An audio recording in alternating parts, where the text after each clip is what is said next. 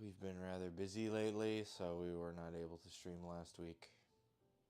Just one of those. So, here we are again, going with some Italian food. I didn't manage to rehabilitate the bread starter, but I managed to get some additional starter from a friend. So, I've gotten his back before, and he's gotten mine. And so here's our starter, and from our friend, and here's the one that we were trying to do. So this one's obviously more alive, and this was like half the size before. So this is actually really good to use right now. But today we're going to be making ragu genovese, which predates the discovery of the New World. So it has no tomatoes in it. Food from a time before the old world discovered tomatoes. Right? So we don't have tomatoes. I'd be tempted to zhuzh it up, right?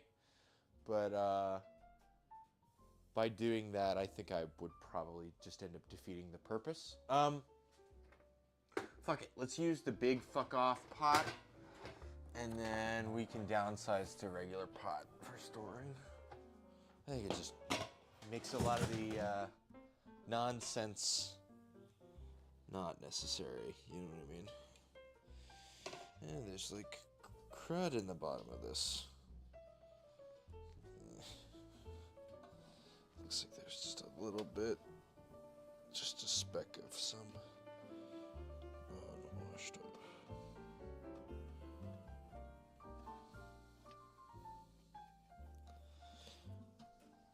Just a little speck mess. That's alright. Okay. And so you can kind of think of this as like almost like an Italian beef bourguignon. Although I think it's more olive oily and like white wine, beef stock, onion, carrot, celery. The risk of making it too much like beef bourguignon, though, I'm gonna add a healthy amount of bacon, and we're gonna try and render this fat and use it to start, because the beef that I am using is top round. It's rather lean, and we're gonna need some fat to get this going. So let's just start with bacon.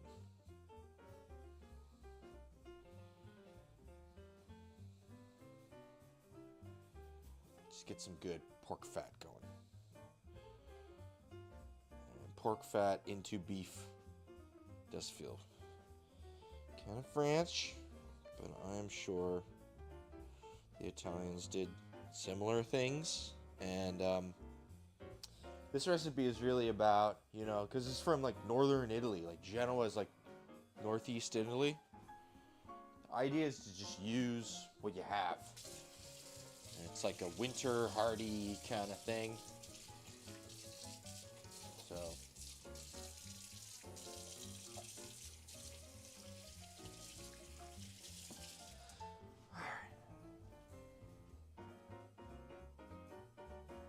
all right.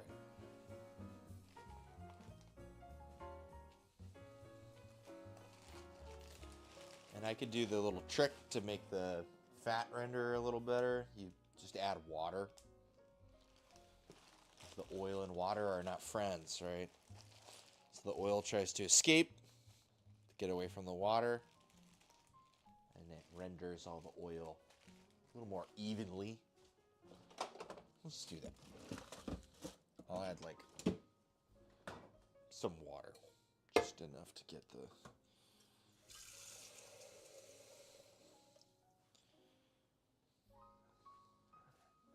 just enough to coat the bottom. You guys are like, what the fuck? What are you doing?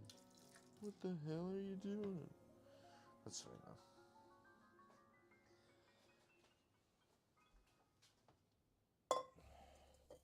We have some radicchio from the yard.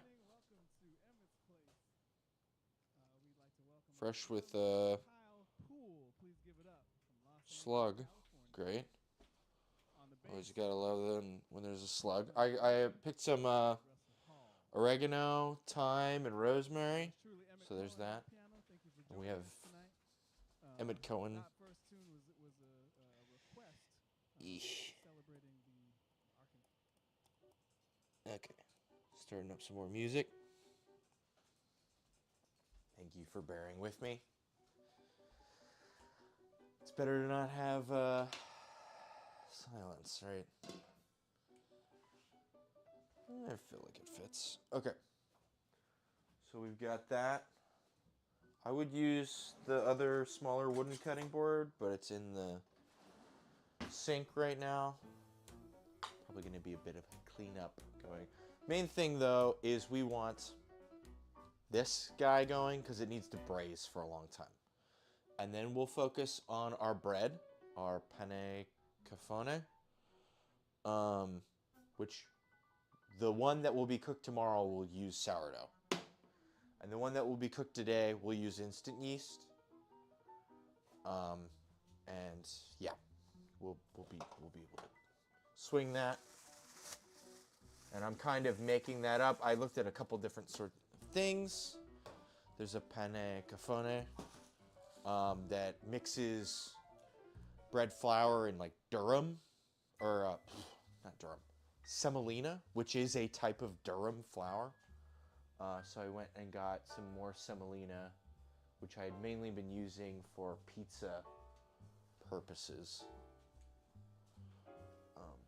So yeah, we'll be mixing in some of that. And basically it's like a house bread. Most of the pane cafone I saw was made in like a pizza oven.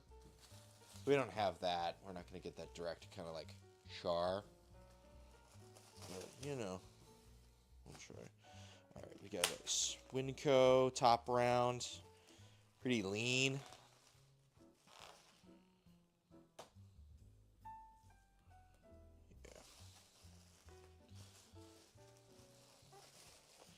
This is going to be pretty straightforward.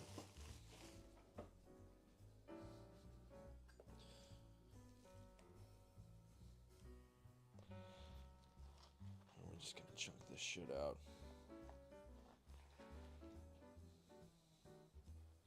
Kind of like you would with a beef bourguignon. Not to sound so redundant.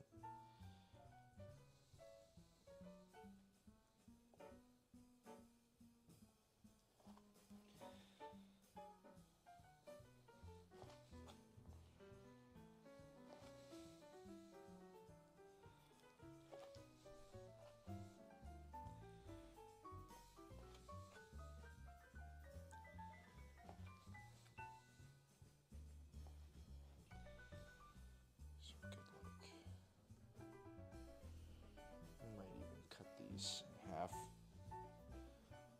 would be so big. Just trying to feel out the size, you know. And there is I have seen some preparations of this where it is served over pasta. But this one isn't going to be served over pasta. And it's just the preparation that I saw kind of struck me. So that's what we're doing.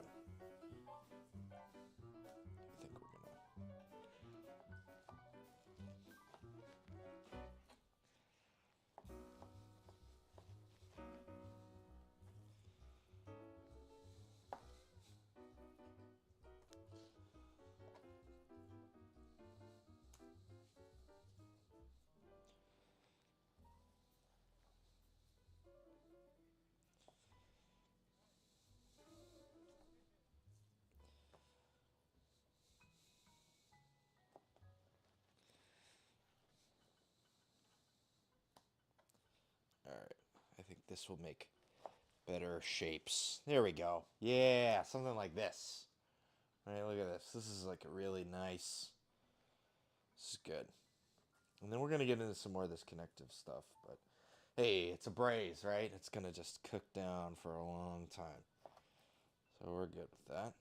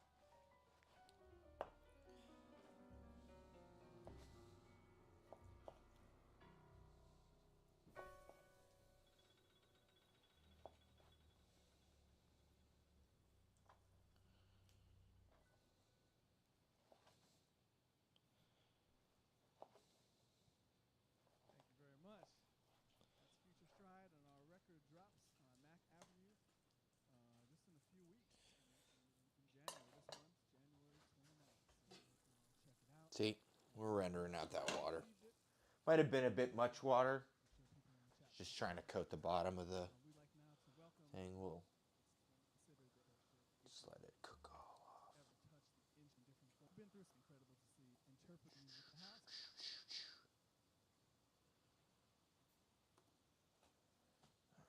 Next song.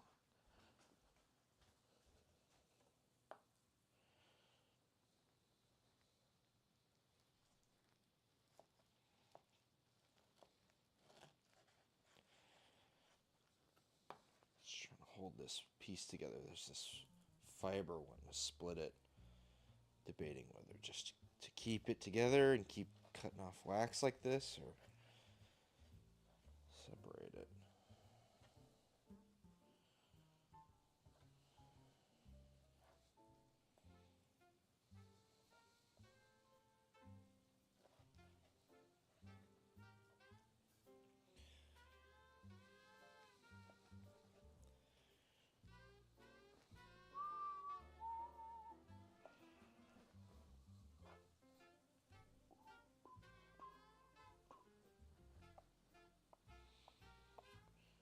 I've heard this song. I can't remember what it's called though.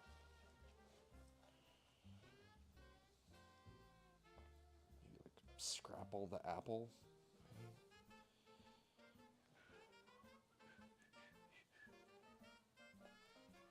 I forget.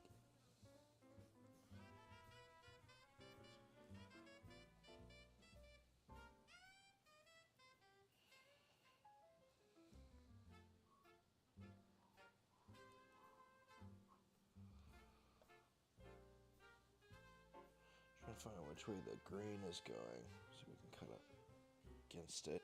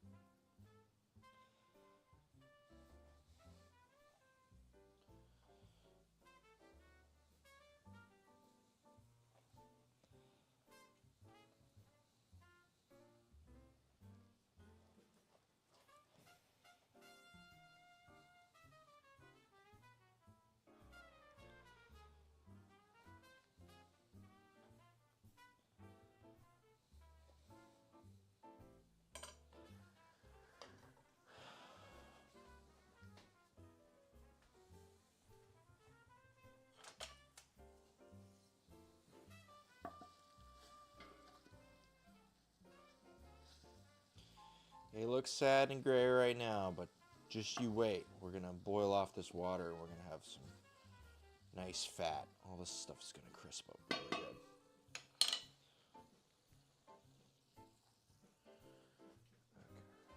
And you know what?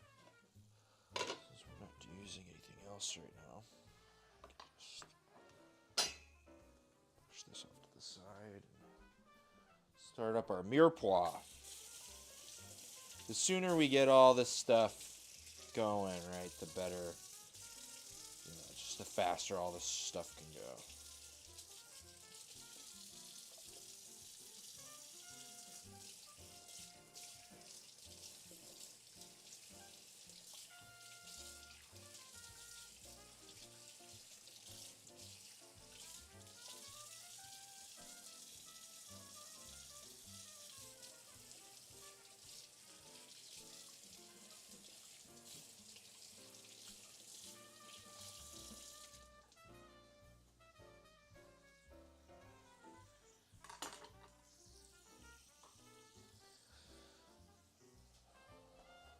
Also, start to get our dough going.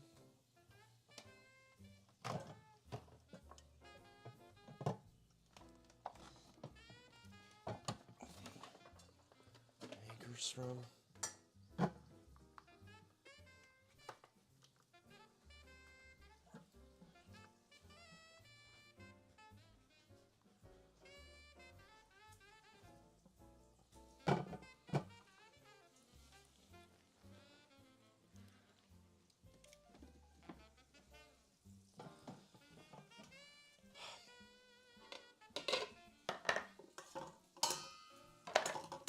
We got an auto lease as well.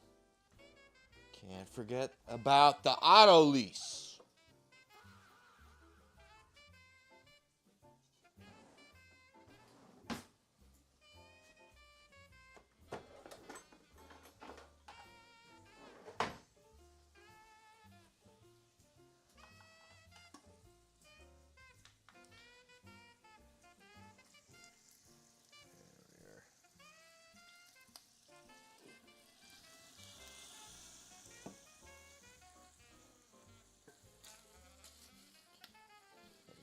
Start to get a little bit of sizzling.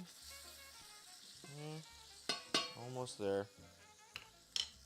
Almost sizzle time. Okay.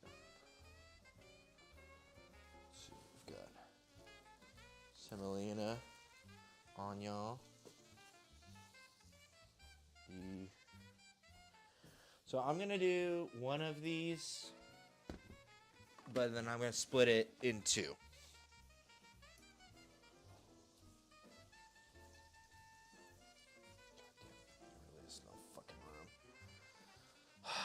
Never any room. Okay.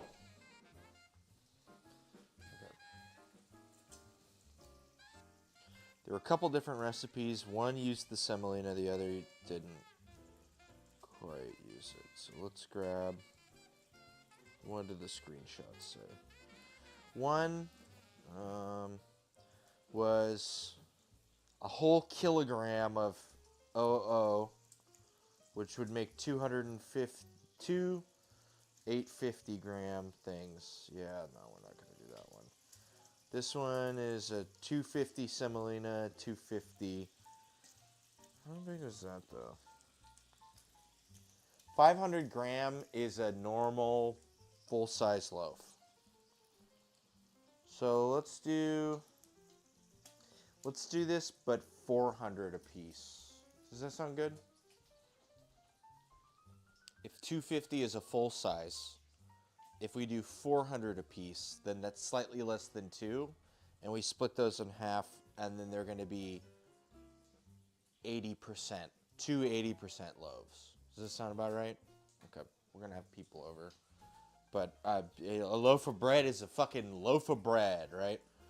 So that means we want 800 total, just still coming in just under the other guy's thing. Okay. And I'm going to split it 500 grams of bread flour and 300 grams of semolina. In the recipe, the guy has it 50-50. We'll just, we'll call it good with 500 and 300. Maybe not all semolina. I don't know. I'm sure if the dude's speaking Italian, he's got a better semolina hookup than Winco, so. So we're going for 500.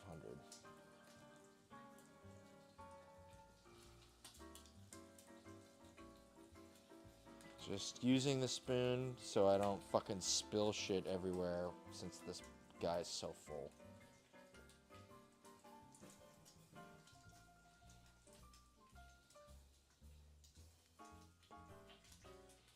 This mixer likes a lot of material anyway, so it's good.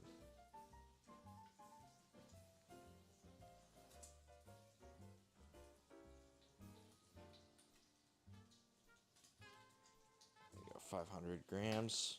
So half a kilo.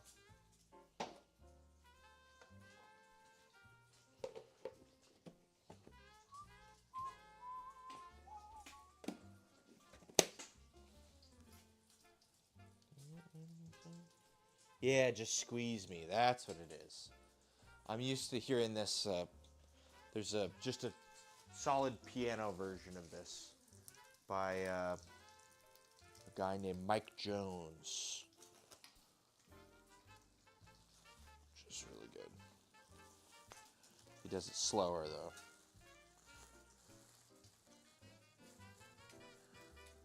Okay.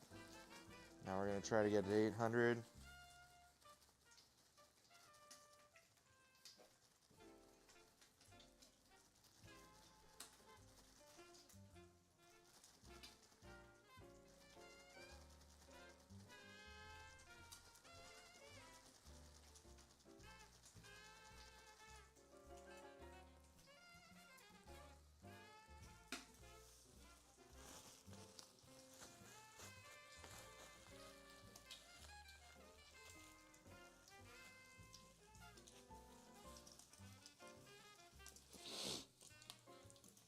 All right. Semolina. Flour. Just gonna give it a quick sift to make sure we get it all together.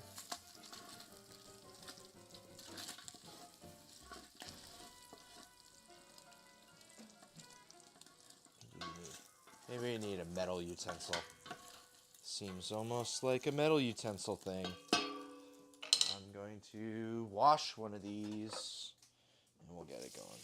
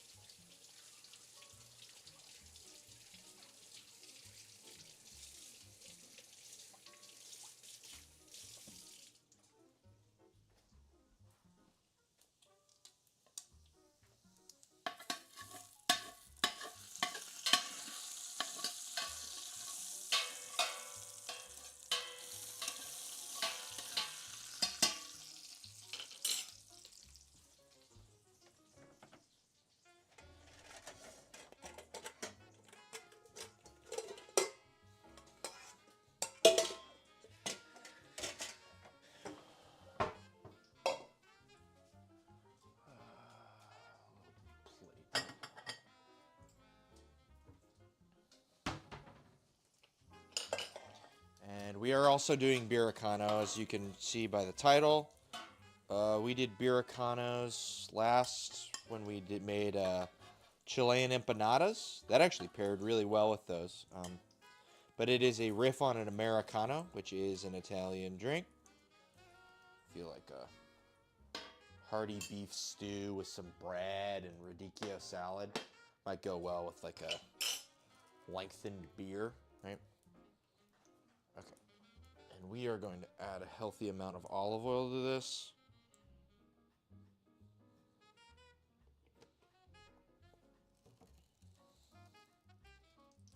Okay. And we're just going to go in with the meat. This fucker.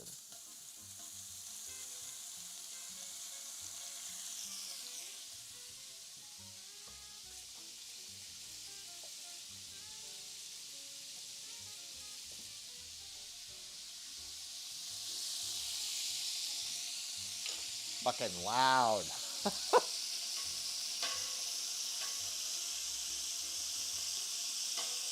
Just trying to get pieces that are not so touching something to get so touching something, and they're going to stick for now, but they'll go until they don't stick, and then they'll be movable. All right. What was I going to say? Dough.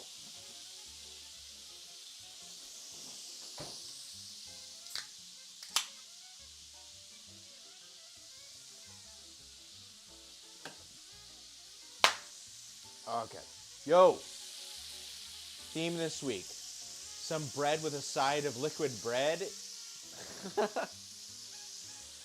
not liquid bread. I guess beericano is liquid bread. So yeah.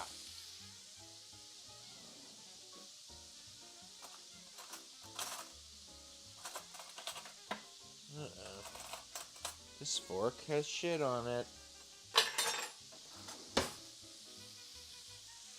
Sorry. This stuff is loud.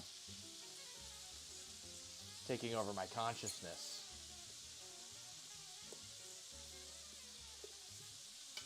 And we've been pretty busy lately too, so I'm just kind of, I wouldn't say out of it, but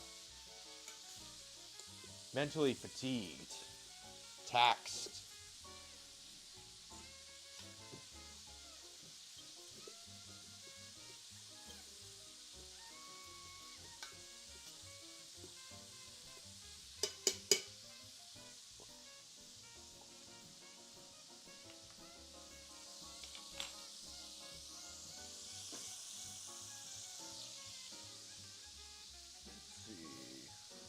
Water. Agua.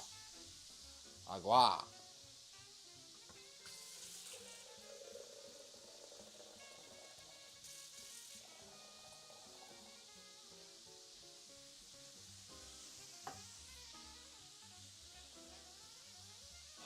Okay, so since we had 800, and it's 500 to 350. So I need to do the math again. 350 divided by 500 times 800. I can do that. 560.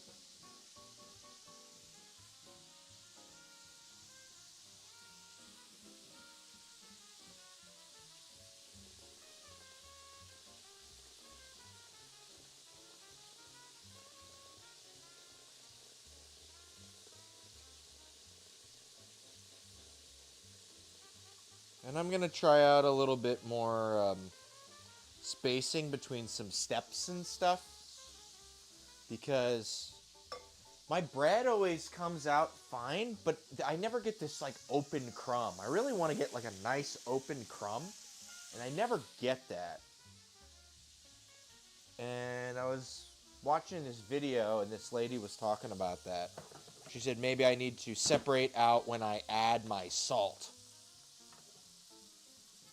So we might hold off on adding salt until, I don't know, after the bulk ferment, maybe? Or partway through the bulk ferment? I don't fucking know. That was for focaccia, but I'm sure it stands for most bread. Go. We'll just let that run forever. Lots of noises now. People coming in.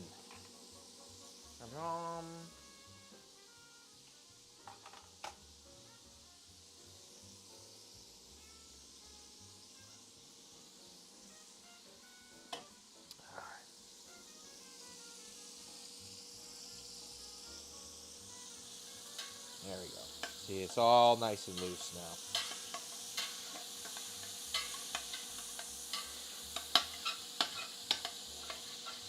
Making sure we scrape appropriately. And we distribute our goods.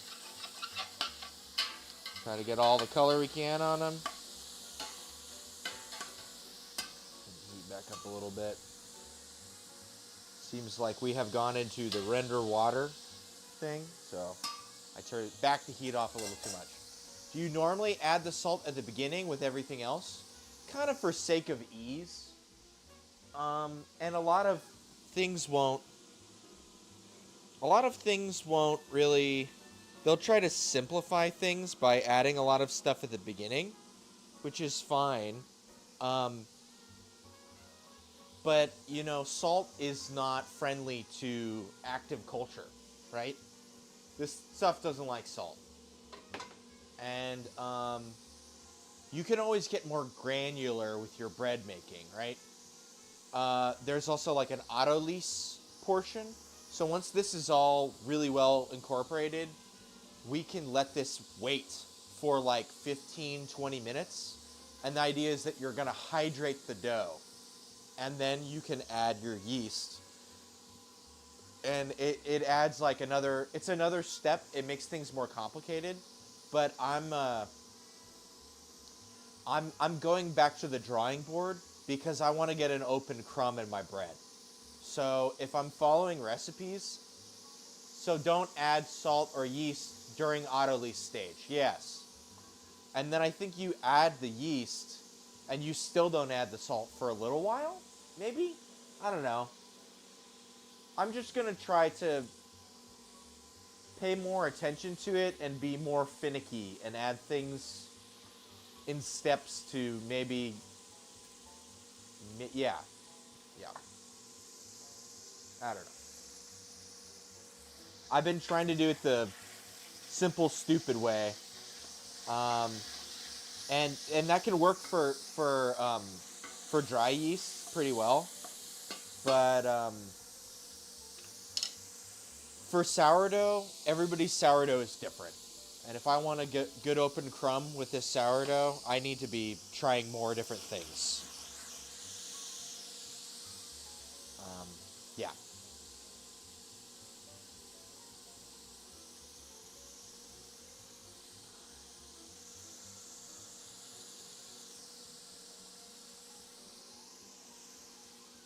All right. And then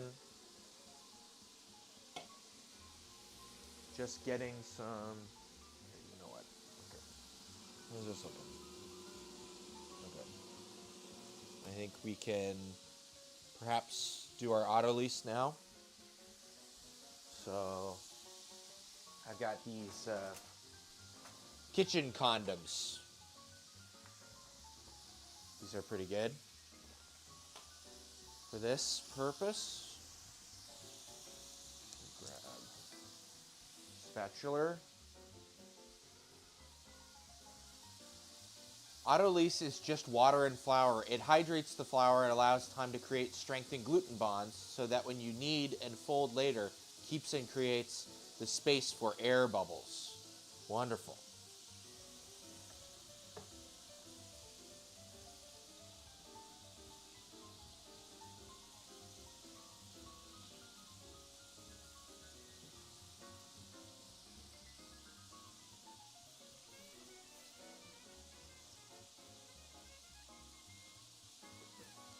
Well, let's commit a little harder to doing that than we normally do.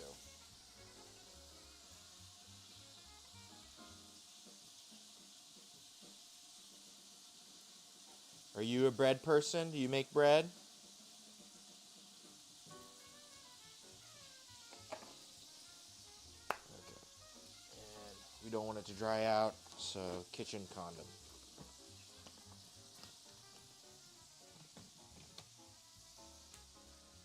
Awesome. You are a science person. But if it's salted after hydration bonds, then it doesn't impact as much. And bread is my favorite science food. Okay. Cool. Science is cool. Well, it's not cool, but it's interesting. Let's be real. Most of us aren't cool, and we'll never be cool. But that's fine. I don't really give a shit. Right? Like, Miles Davis is cool. and he was a pimp. So, I don't know. What is the price of cool?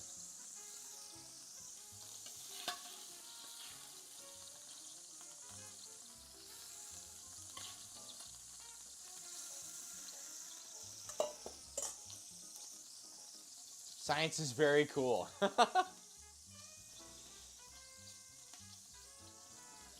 I'd say it's more interesting.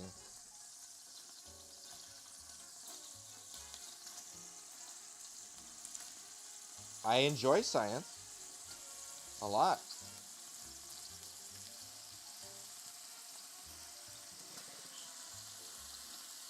Trying to sprinkle this meat around.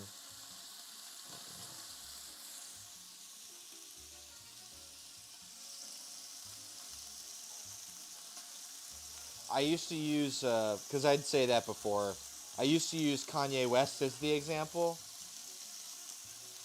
of cool, because he made like a bunch of people think that like dad sneakers were cool. Like that's someone who's cool. But he's kind of gone crazy. But maybe it's still a good example, right?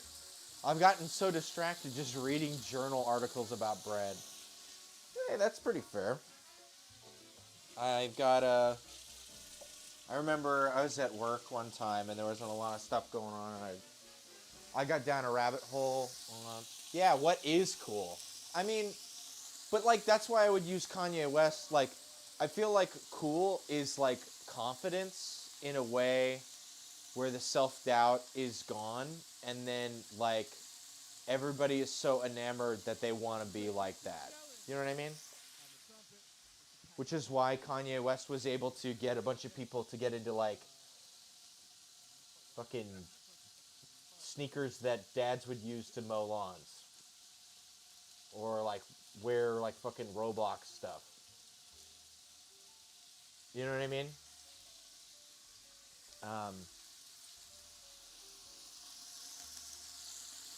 but then it's like you live by the cool, you die by the cool, right? I don't know. Maybe I'll never be cool, but someday I may be wise. As fucking cringy as that sounds. Just like, I don't know. So it's like a longer term version of trendy. Kinda, I don't know. It's like about being confident in your own skin, and also that being a thing that everyone wants to be, right? Like there's a lot of people who are confident and in their own skin, but you look at them and you go, yeah, that guy's doing him, and he should keep doing him, and I don't want to be him. And then there's other guys that are confident in their own skin, and everyone looks at them and they go, I want to do whatever this guy's doing. You know what I mean? And that's what cool is, I think.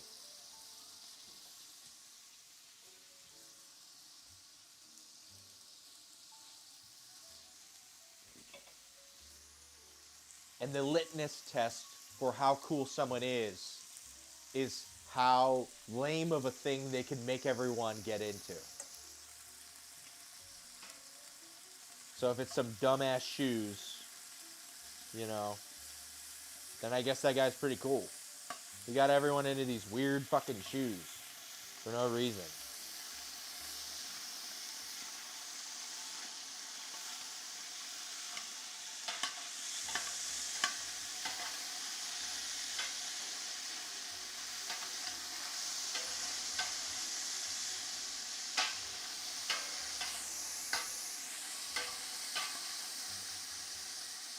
It's pretty aggressive. Ah.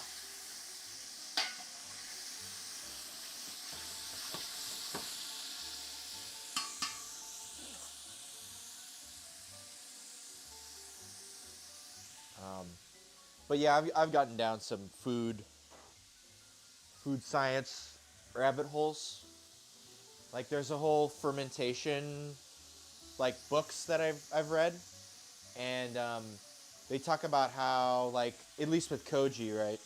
We really want to be fermenting either carbs or sugars or proteins. But fats are always it's kind of the danger zone, right? Because fats can go bad, they can go rancid. Um, and there's other reasons for that. But they were talking about what the fats break down into, right? And they break down into esters and alcohol, right? And so I was wondering if there was a way.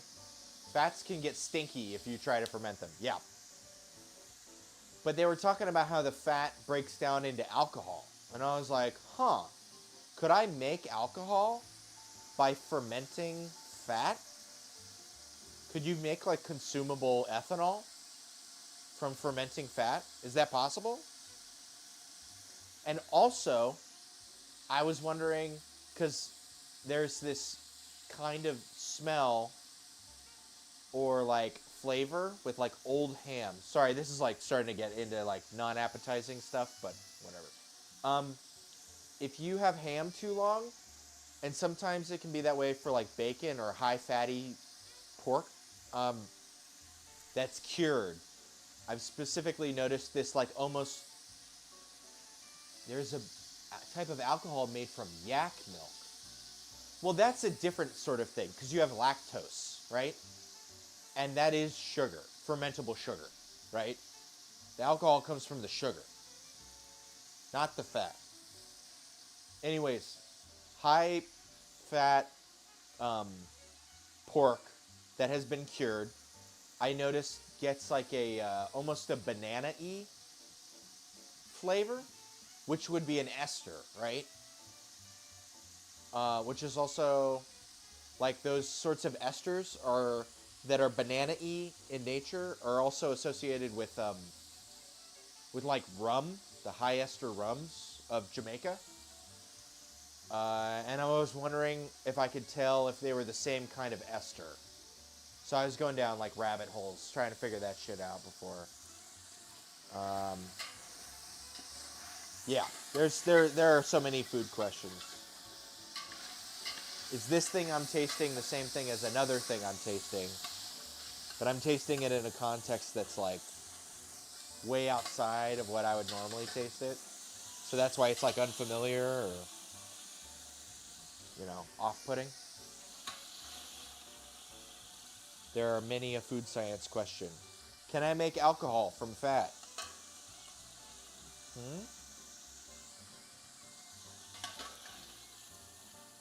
I think people are doing that now with, because you make curds and whey, right?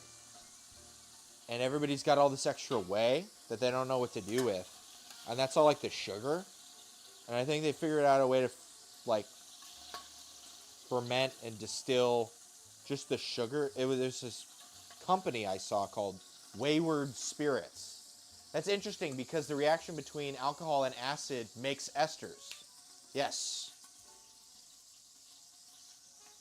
The esters I'm used to, though, are from carboxylic acids with the Jamaican rums. And there's a whole thing with that. So, and there's this kind of crazy thing with the, they call it like dunder. So basically, like you would with like a sourdough or whatever, you have like a starter for your ferment, which is used from the back set. The stuff you would pull out of the still. We'll have a little bit extra. And so that stuff that's pulled out of the still that doesn't make it through the distillation process is kept and added to the next batch.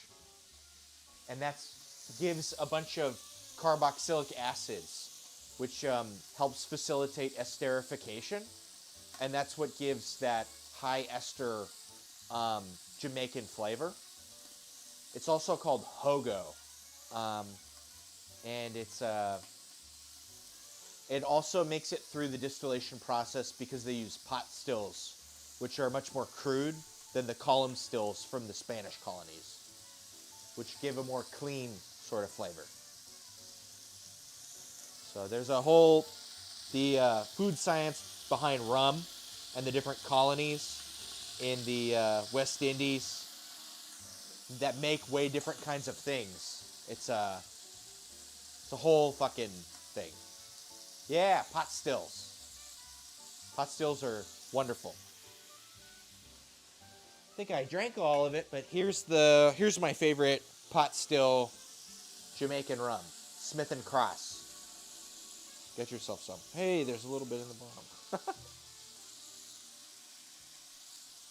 Yeah.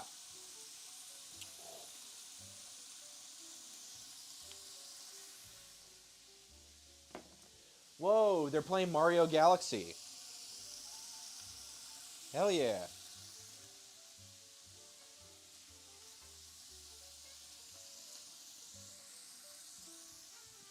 Cool.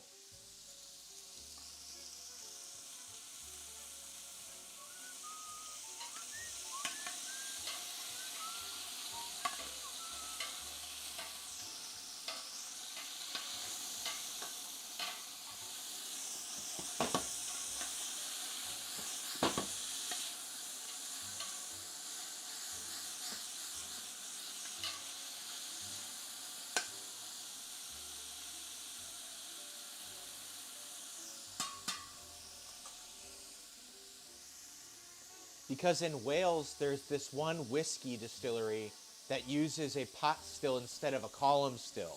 Yeah, yeah, yeah. And see, if you're trying to hold on to more of the characteristic of your mash, you know, pot still's a really good way to go. The problem is you can't get it to as high of an ABV. But, I mean, there's ways to get around that. I think there's a thing called a thumper, which you can use to facilitate kind of a double distill in one go. But that was mainly used by like moonshiners. And it's like a reheating kind of secondary stage. Yeah. Most of them use column stills though. This is true.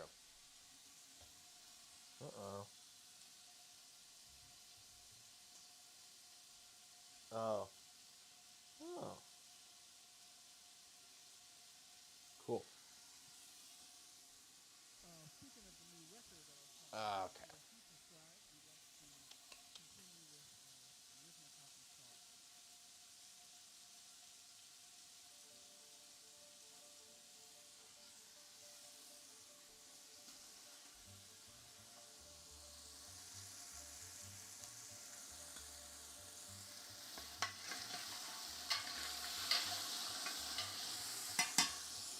Anyways, I should probably be getting into more of our mirepoix again. Getting distracted, which is good. It's good.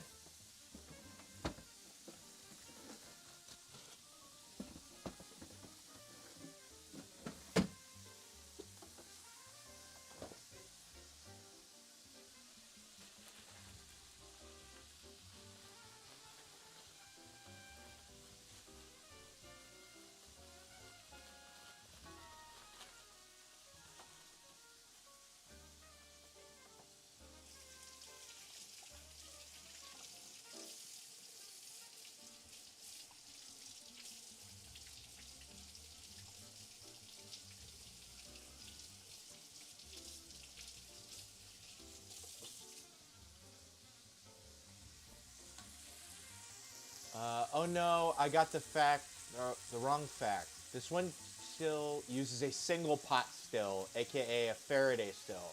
Apparently, most pot stills have multiple pots. I think it's one of those where, right, the more you have, the more processes you have, the more you end up stripping a lot of the flavor. So to make up for that, I think there's a fair amount of copper used in the process. That's why all those types of stills emphasize copper quite a bit. Because there are extra compounds that aren't particularly tasty that those people don't want. But copper tends to draw sulfurous compounds. So the copper holds onto all the sulfur compounds. So that way you don't need to distill as much. And you get more of the flavor at the other side, sans the sulfur copper compounds, or copper attracted. They use copper pots. I'm reopening a bunch of old tabs. Sure, yeah. I'm a bit of a novice. I haven't really done any distilling. I've got a friend who works at a distiller, but I haven't had much time to delve into that physically, anyway.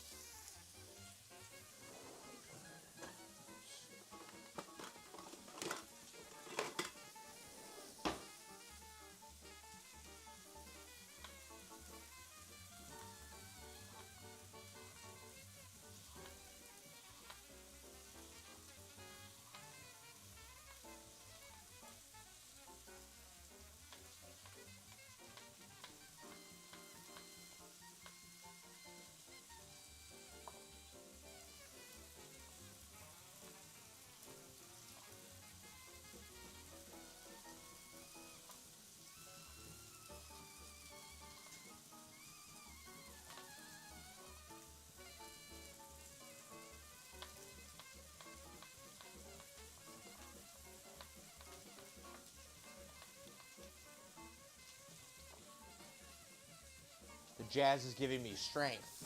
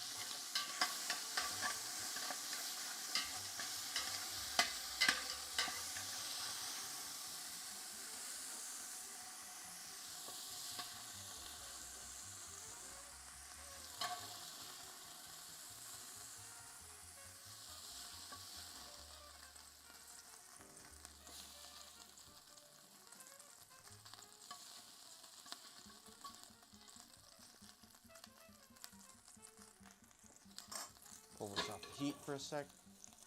I'm also a novice in this, but I happen to be reading about this specific plays 2 weeks ago and found it really interesting, especially with the high ABV. Specific place, sorry.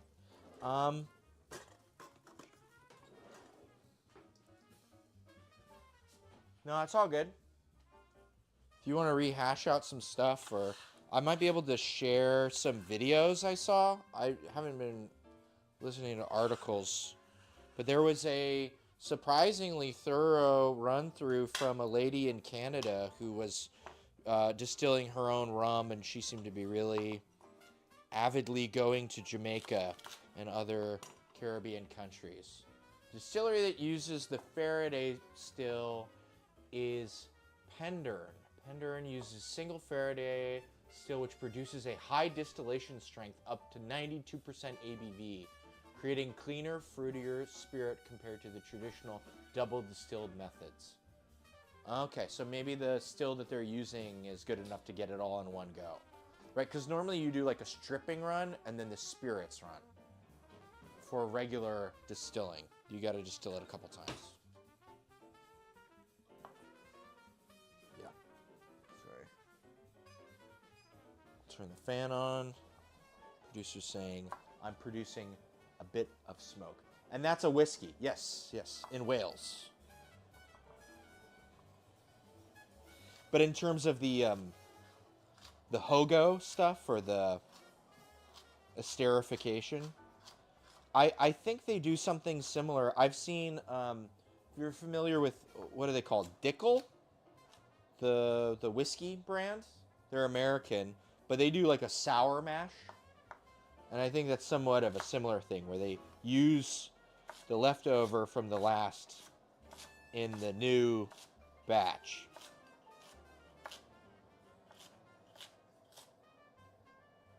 It has a copper pot beneath a column, looks like. Yeah. So I think the emphasis there with the single pot is the single distillation. And then they've got the really large column to do all the work of the 2 distillations in one go. If I were to guess what the selling point is.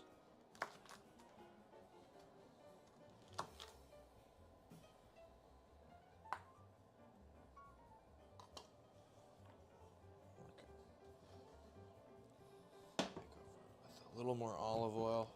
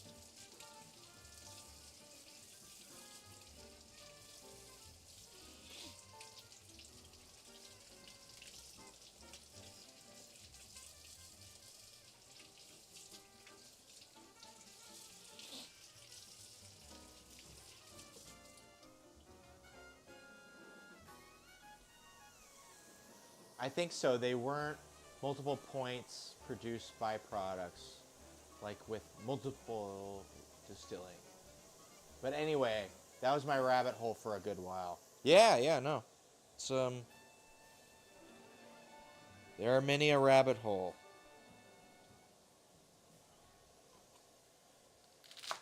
To be interesting is to be interested. So I'm gonna try to keep as much of these tops as possible. Just get rid of the ones that look.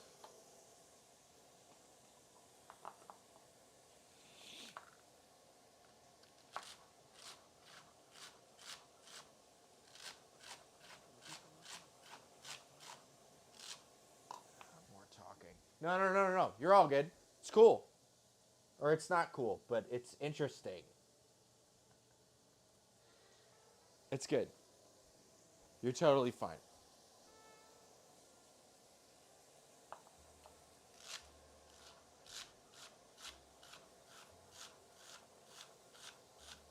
It is cool in the looser definition of cool. Let's say. So you're partial to whiskey, then?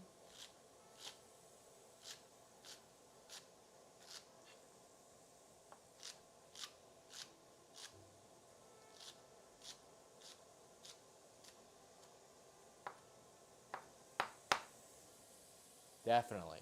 Cool.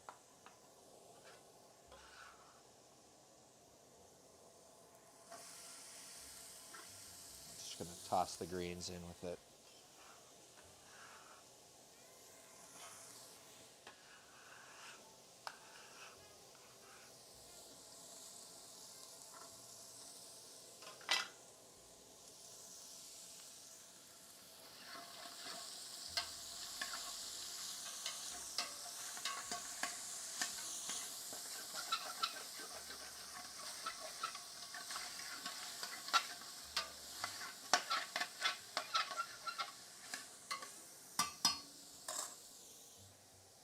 Not gin. Everyone I know loves gin. Well, I like gin more than vodka, that's for sure. But I'd say gin is lower on the list for me. It's probably rum and whiskey, and then and then and then gin and tequila are kind of on a similar level, and then vodka's like last. I like slow gin more than vodka. Okay. Yeah, I've had some good slow gin.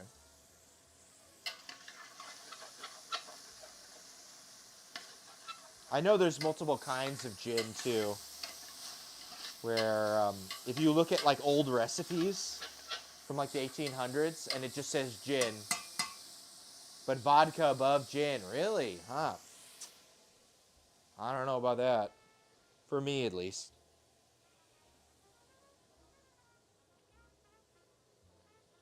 God damn it. Smeared my glasses, and now I can't get them straight. Suppose that will have to do for now. Okay, from here, we're just going to do an ungodly amount of onions, like we're making French onion soup. That's the main thing, right? There's no tomatoes in this, so onions do the heavy lifting.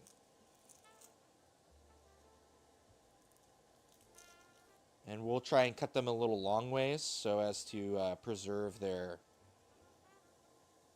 texture, like you would in a French onion soup.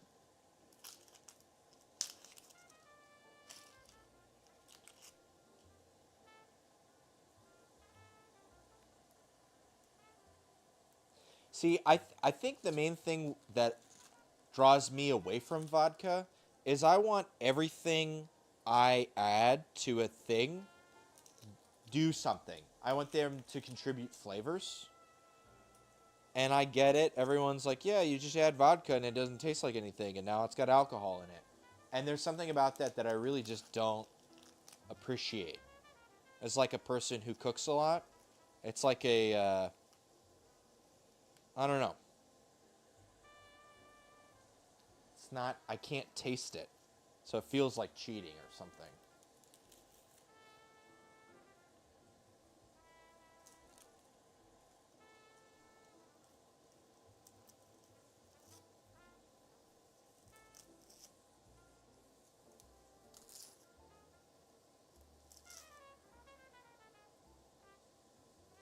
Have you ever had like a bramble?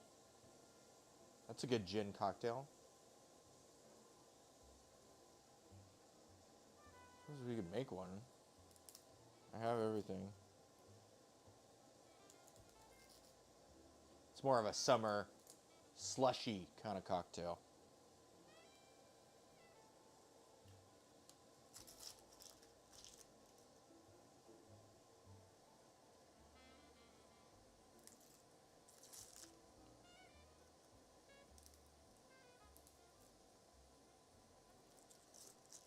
That one is lemon and blackberry. And gin. Hell yeah. Are you based in the UK? Or are you an American? Or perhaps a Slovenian?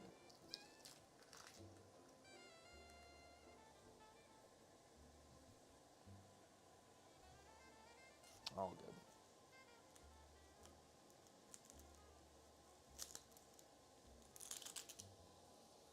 No stickers in our compost. Thank you.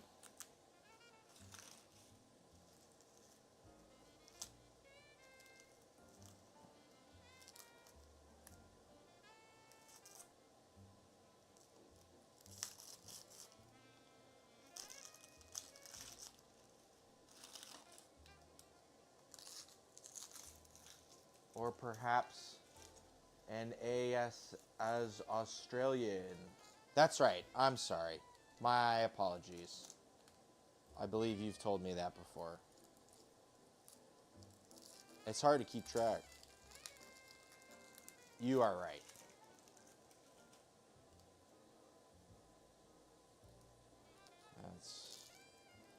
That's correct.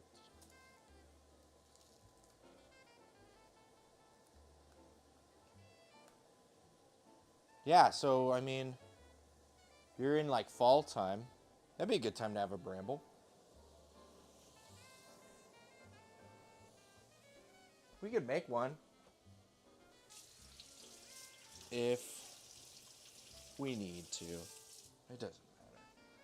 I've been trying to not drink so much on these streams because, I don't know.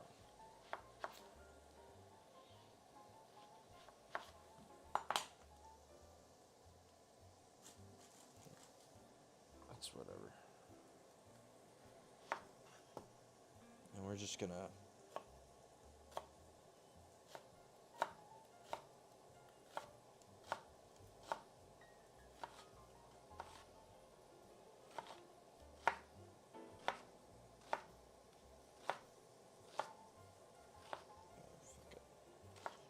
do the fucking... I'm a dummy. I can't commit. Just gotta remember. Kenji said that if you do the over diagonal cut all the way through and flip, you get a better standard deviation of piece sizes. Not from the UK, only from Australia. It's totally okay. I made a poor attempt at being funny, turning what you said into my answer. All good. Yeah.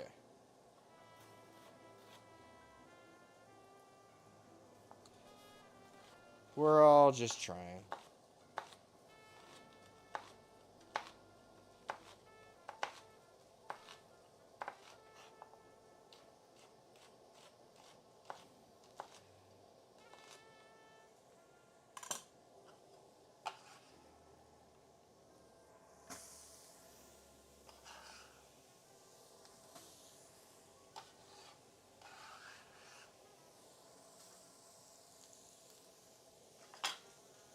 You're right, actually. That's one of the few gin cocktails I've enjoyed. Weirdly, I'd always considered Bramble a winter drink, and I'm not sure why. How did your friend's birthday gaming session go? That actually went really well. People had a good time. The Jjigae went over really well, and everybody liked the cake. It was really good. It was a lot better in the big version. The demo version, I forget what it was. Maybe not as much frosting or something. Or, well, anyways, the demo version didn't taste nearly as good. But on reassembly, much better. And then we only made it through, what, Act 3, I think?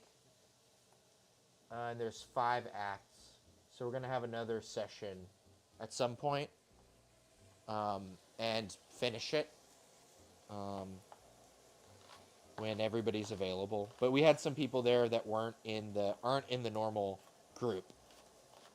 You know, because they got kids and stuff. So we got to wait till they're available, and then we can all pile on and...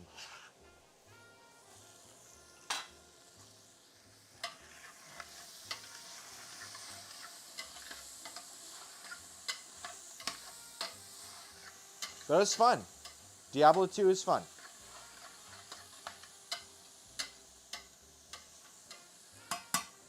So the funny thing is creme de moire actually calls for,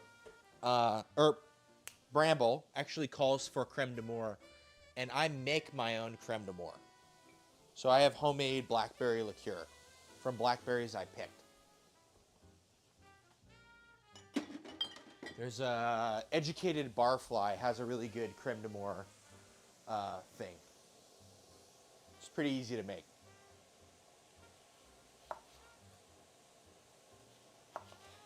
I went to this, speaking of slow gin, I went to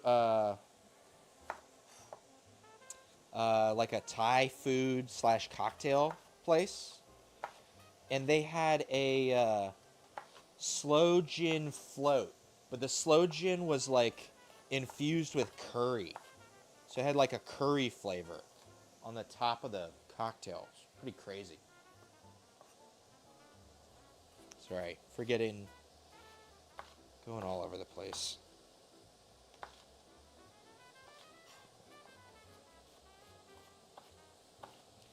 But yeah, you can make. Do you have blackberries in Australia? Do they grow like weeds everywhere?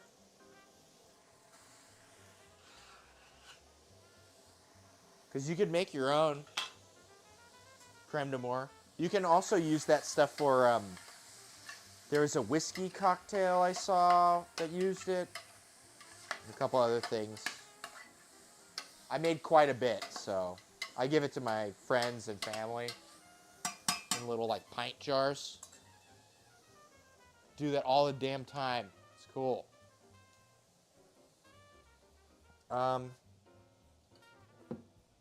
Yeah, here's the main deal of creme de menthe I have. It's in a monkey shoulder handle.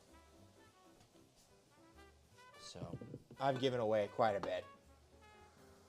Oh man, that is starting to smell really good. Anyways, we should probably do some bread stuff and then I'll go back to cutting onions.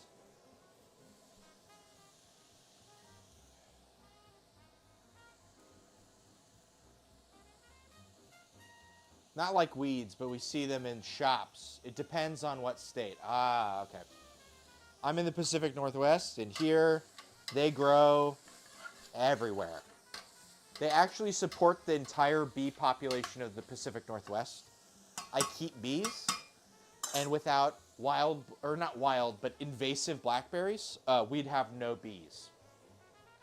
They're the main source of nectar for the whole Pacific Northwest, you know, thing. Okay, I'm debating, do we go in for the active dry yeast or do we go for the sourdough? Let's go for the active dry yeast. So I'm going to take the other portion and we're just going to put it in like one of these. And I'm going to take about half the weight off. Do you make mead? I love mead. I actually haven't harvested the honey. I'm a pretty shitty beekeeper. But they love my garden. So everything gets pollinated. I want to do mead. I would like to. Okay, so if we remember, it was 800 and 560. So that makes 1360. So if we're just under 700, that would be the weight that we want.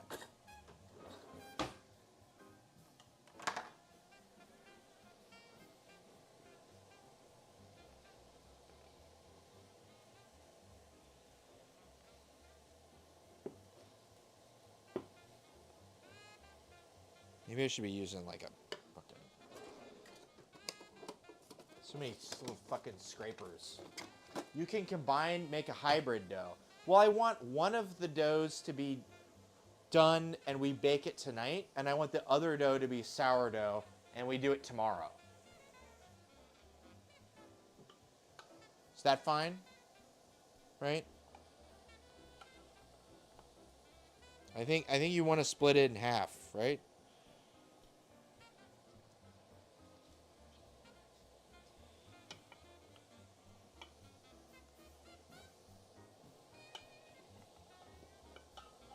Doesn't want to get out though. Fucker. Come with me. Okay, get in the fucking thing. I'm realizing that this fucking semolina is quite a bit of... Okay, this is 718, so we're over half. I'm just gonna grab some out with my fucking hands.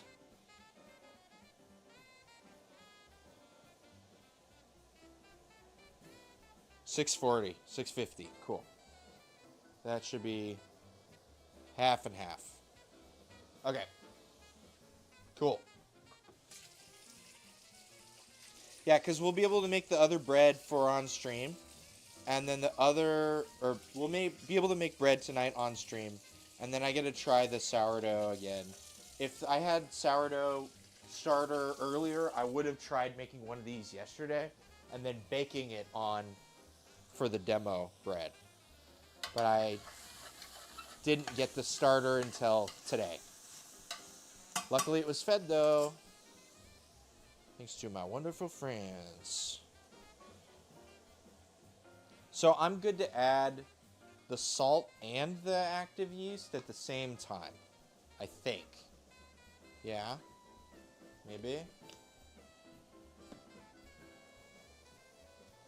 Now I'm wanting to skip steps now that I did all the long way.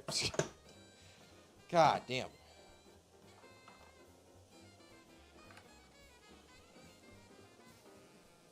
I'm gonna ruin it. I just know.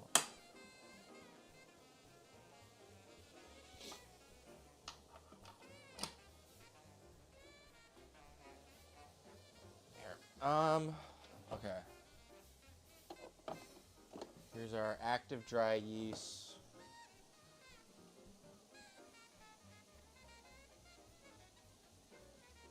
And then bucket. We'll do it in the warm water. And then we'll add it to whatever. Be warm.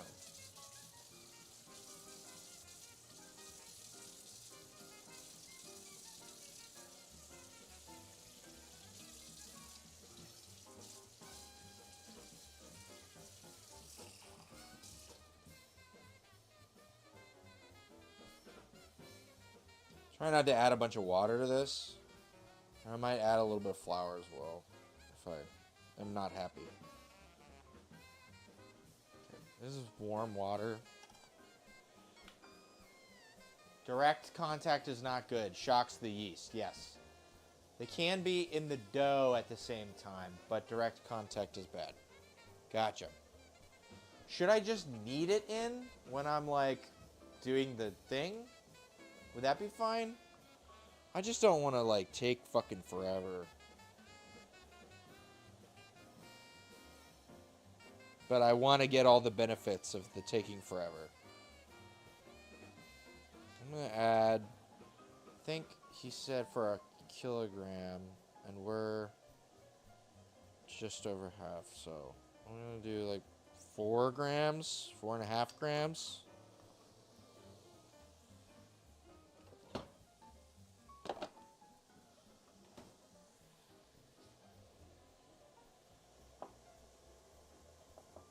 And I'm actually going to add just like a 3-finger pinch of sugar. Just be alive. Be alive. I demand it.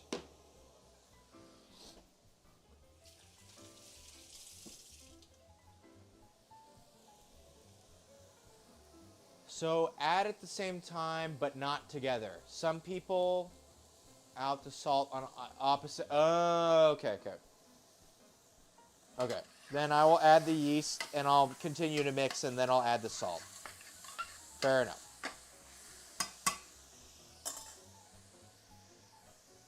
And I gotta re-ratio out some salt too. So that would be, uses 11 grams of salt. So we're gonna do the same thing again, but for 11.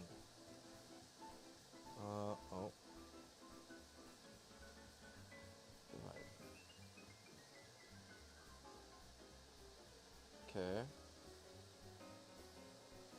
Divided by 2. So we want a little over 8.5 for per loaf. Okay. I can deal.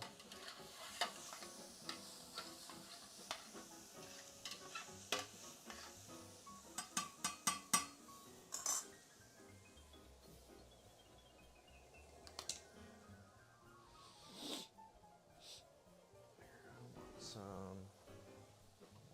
Coca-Cola.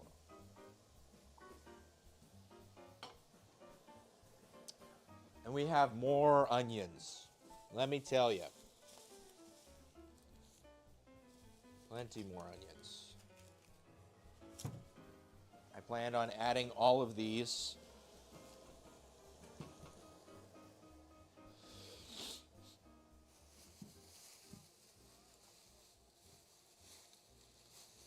And we've got a couple 4 massive shallots we're going to add as well. All right, singing time. I'm always a little on the fence as to whether singing is a good idea on the stream, but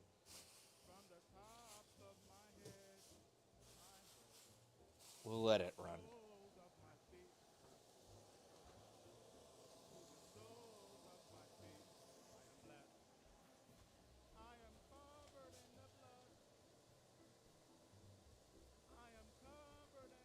Damn, this recipe got layers.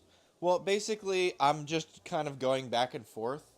I could cut all the onions at the same time, but then I wouldn't be doing the next step of the bread.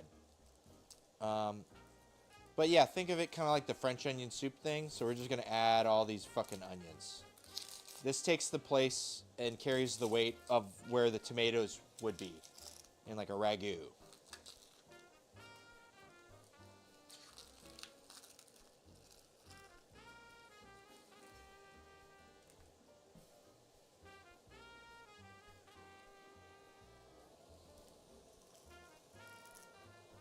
I'm just going to liberate the stickers from these. Sometimes they sneak a couple stickers on just to piss you off. Later, when you're re-stirring your compost pile, you just see fucking sticker. God damn.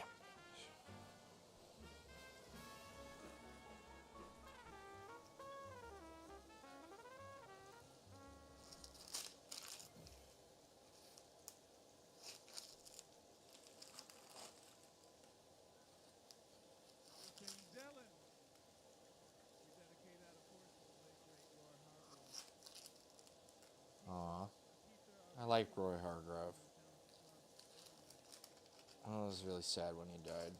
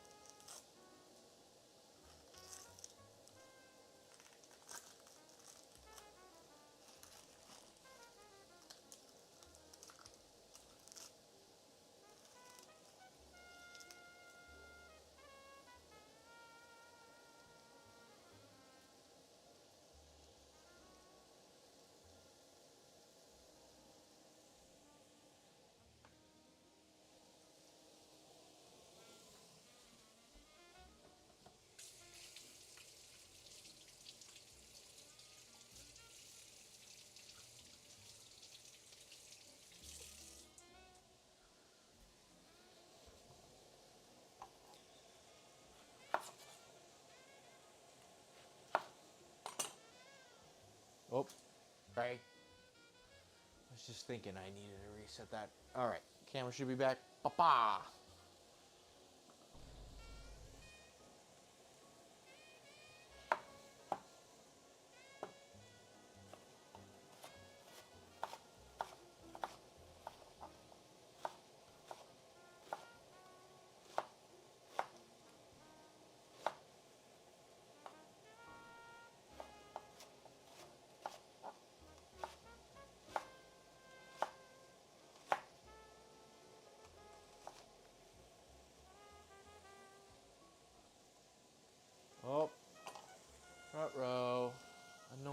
person.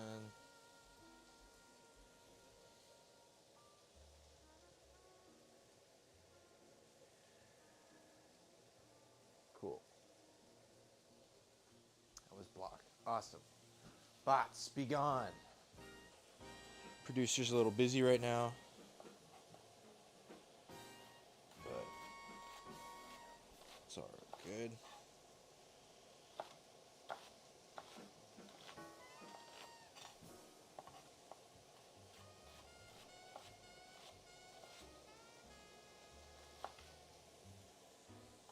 Would you like to ban that?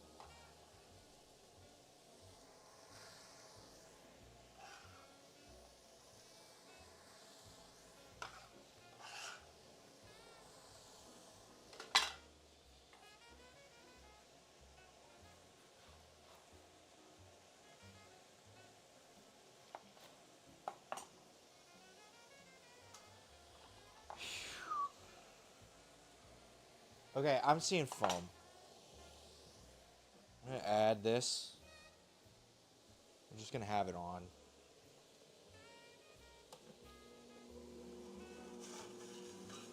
I'm just gonna add our yeast. Get in there. Yeast. And we'll just let it go for a little while. And then we can add the salt separately.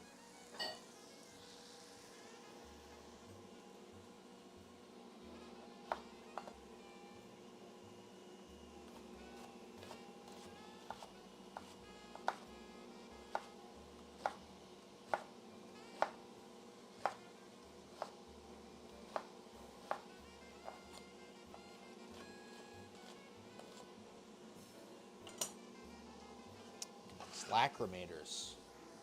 Parts that get in your eyes. Ah!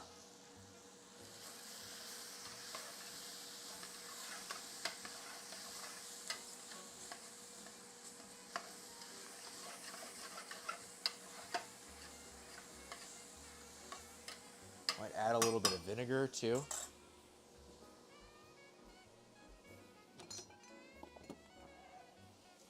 Just kind of on a whim. They definitely had vinegar before they went to America.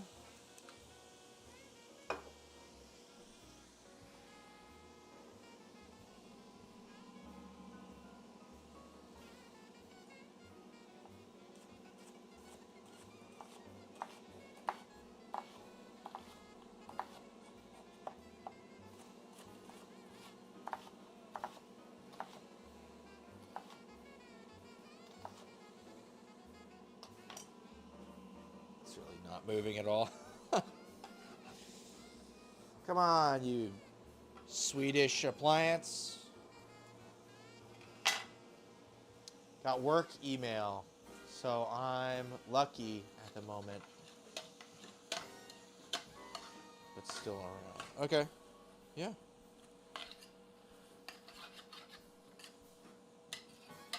I appreciate the conversation. Thank you for being so conversational.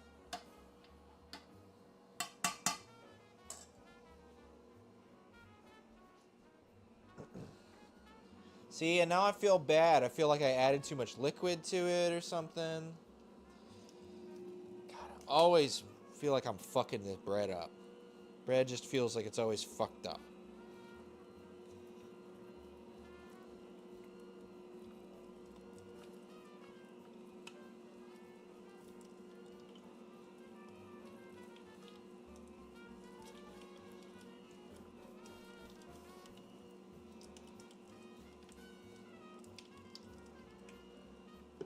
Should I have added more flour to compensate for the fucking liquid I added with the yeast? I don't even know, man.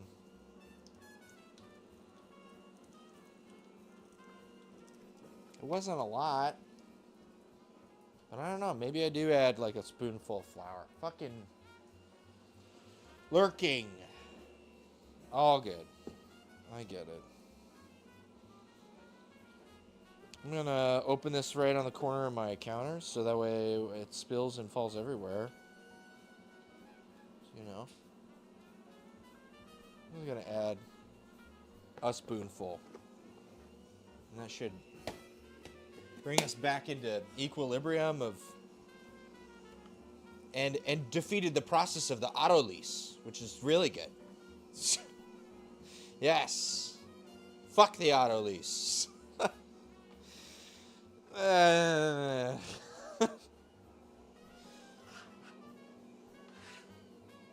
Howdy.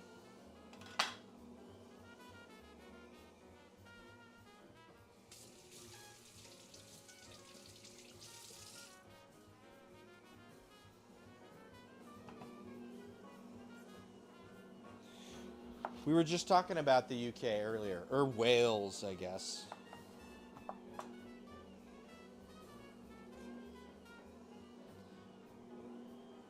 There's a whiskey in Wales that uses a single pot still.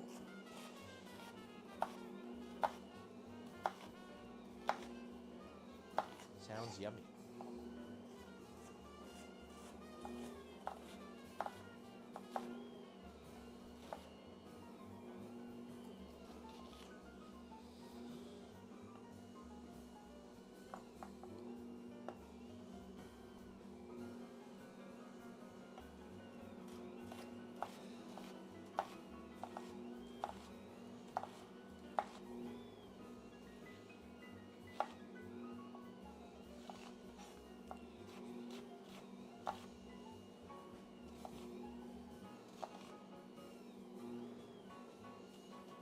Uh-oh. Musica. Faraday still. Thank you. Which is a type of pot still.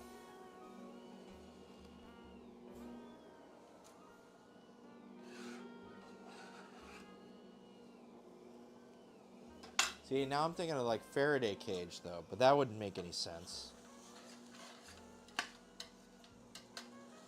Unless charge plays a dominant role in distillation, but I don't really think so.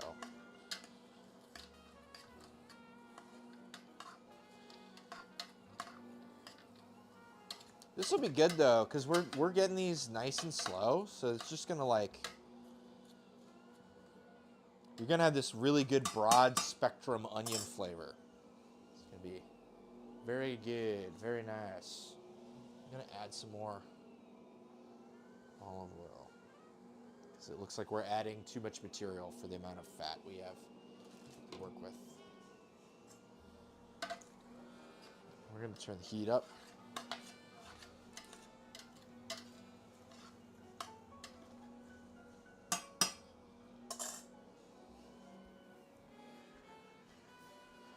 Hey, this looks like a fucking loaf. Yeah, money. Okay, cool. Let's do our salt. We wanted like 8.5 grams. I think that was the amount. And I guess we have to add it in like this. So we'll just... Oh, that's 10.5. 9. 9.5. Give me salt.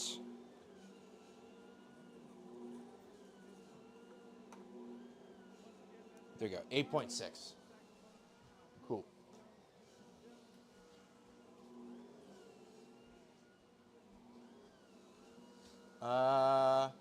He's a descendant of the other doctor that made the Faraday cage.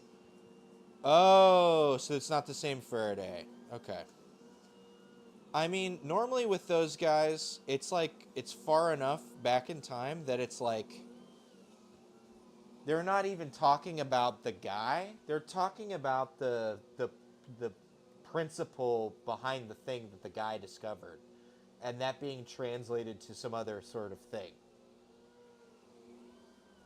You know what I mean? Like, there's so many, like Euler did a bunch of shit. But, like, there's a bunch of shit named after Euler because of, like, the math it underpins how the other thing works. Even though Euler probably didn't... I don't fucking know Euler. Who knows? That's just kind of what I figured. But if it is a different Faraday, then I guess Cool. Hell yeah.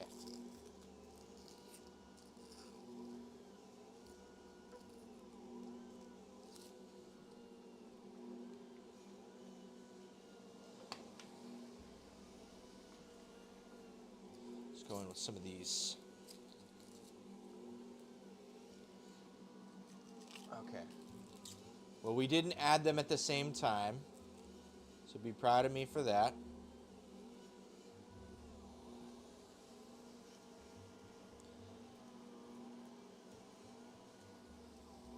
The salt and the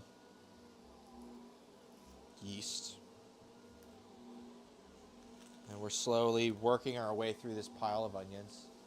Yeah, that's true. I don't know if it's the actual cage guy or the theoretical concept guy, but I thought the same as you and looked it up and it said they're related. Ah, okay. Cool.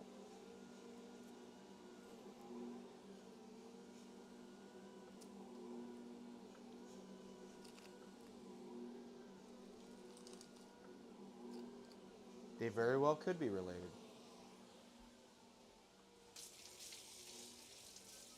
Here's another interesting distilling thing.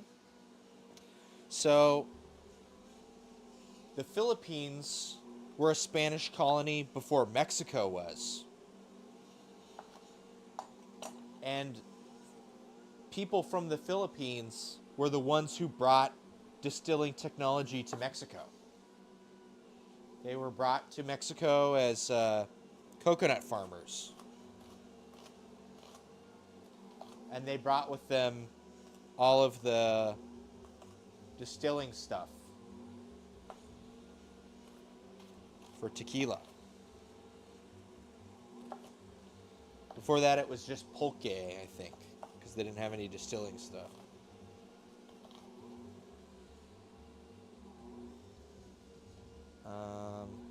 Yeah.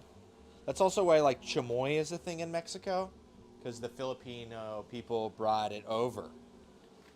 Because they have a lot of, like, fermented plum stuff. And so the Mexicans took it on, and that became chamoy. If you've ever had chamoy, it's pretty good. I made some. I have it in the refrigerator.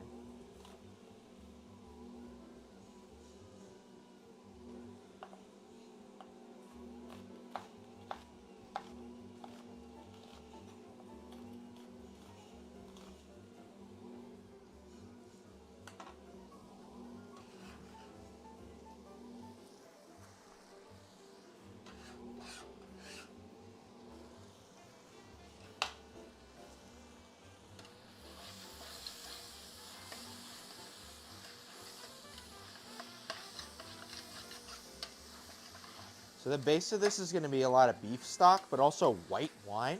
I think I'm going to play with deglazing as we go. And so I need to grab a bottle of white wine here. Let's see, do we have white wine?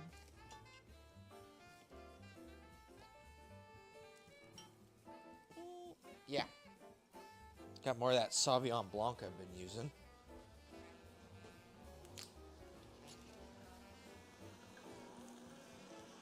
Just drizzle a little here and there.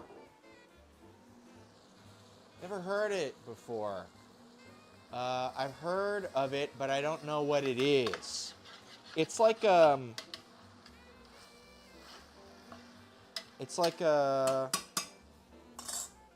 made some. I have it here. Oh, it's still good. Should be good. Actually, you know what? I used this a week ago. I know it's good. So this is chamoy. It is like made from like sour fruit and hibiscus tea and sugar and like salt. So it's like a salty, sugary, sour thing.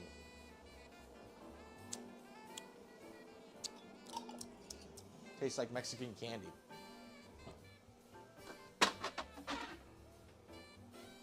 That's chamoy. People use it a lot in like margaritas to line their glasses and stuff. and in other sorts of things. Candy.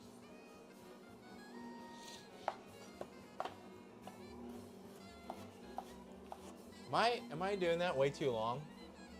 Yeah, maybe. Maybe I am.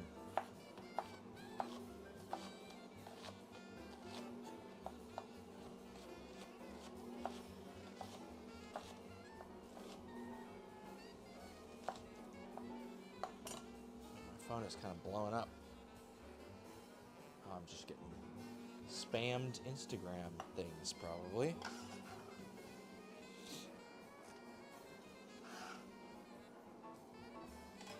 Yeah, you should look up chamoy. You probably would like it. Do you like tequila? Do they have tequila in Australia? Okay. So this is going to go in a thing that's going to go in the refrigerator. Or in the fucking oven while it proofs. Fucking. Ugh.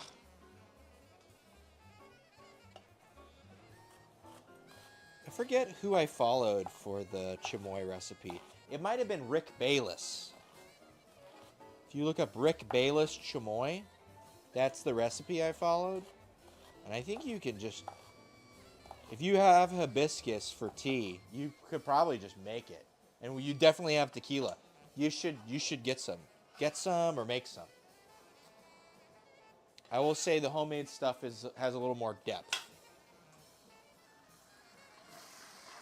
But I could be partial. Whew.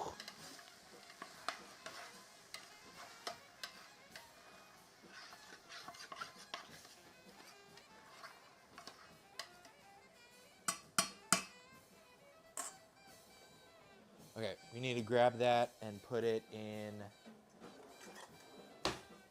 fucking bowl.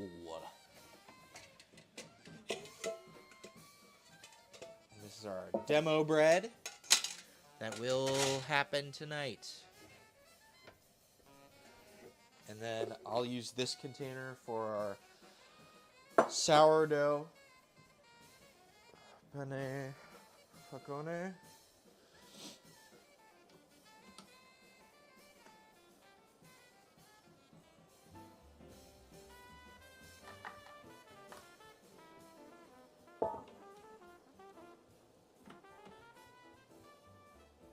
That's fine.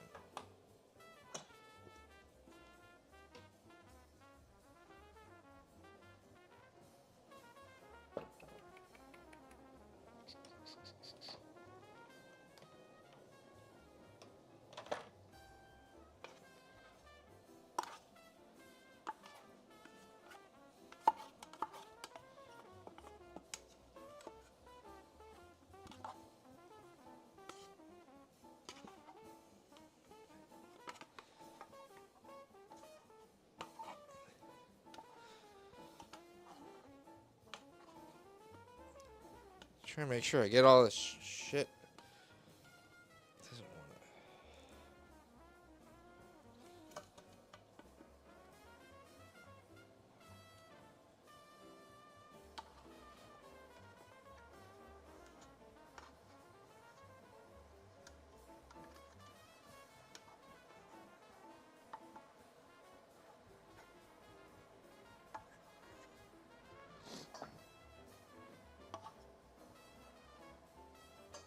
Okay, and then I cover this, and that's ready for bulk ferment.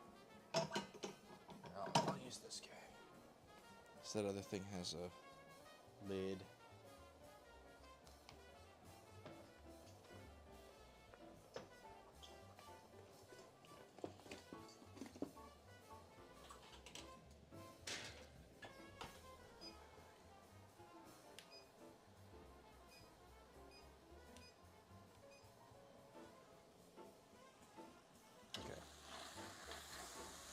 Sure we're not burning this. Really beautiful fond on the bottom here. Add a little more of this Sauvignon Blanc. Probably going to use most of this bottle by the time we're done. Okay, here's our other bread that we're going to use starter with.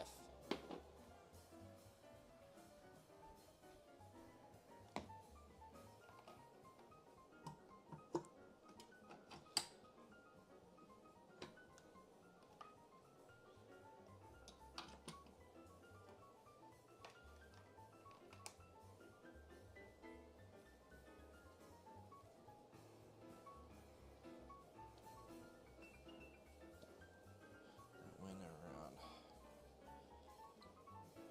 8:50, 8:45, we'll call it.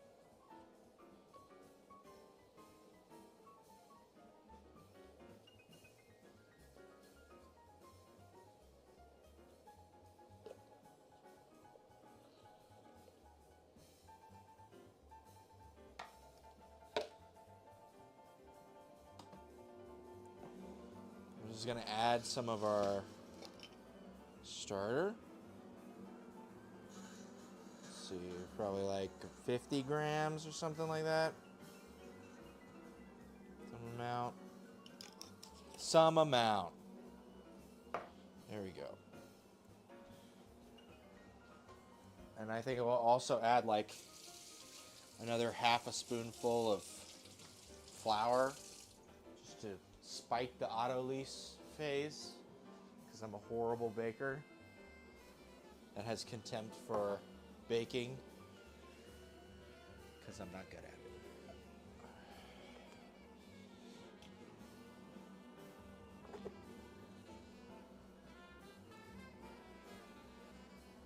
Just to get that consistency back to where we want it.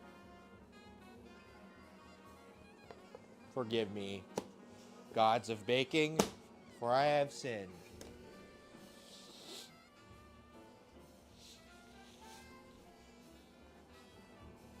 Okay, and we just have these two guys left for our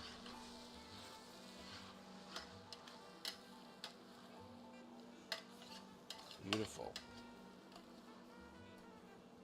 It's looking really yummy. Okay. I think I'm almost ready. There's enough like solid matter in here that we will not burn this. I mean, we can cook with it all kind of in here without burning stuff. I think that was the main thrust. All right, and that was that stream. That was a good one. Hell yeah. We're playing some Mario Galaxy in there. Pretty cool.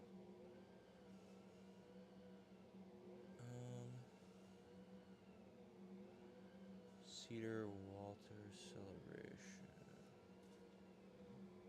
Hello, everybody. Good evening. Thank you for joining us here at Emmons Place.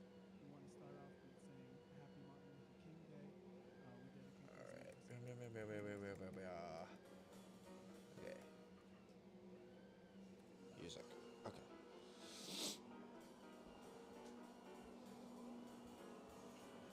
Okay. And I'll let that come together into something a little more consistent here, and then we'll add our salt and also get that in the thing.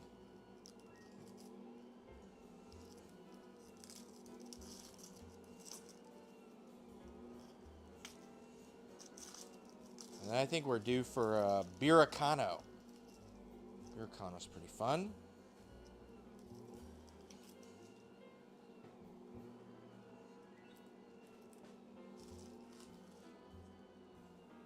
It's a good winter riff on something that's normally for hot weather.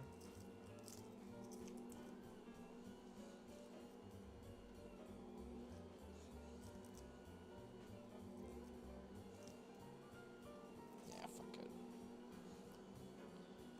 They can peel off just that layer.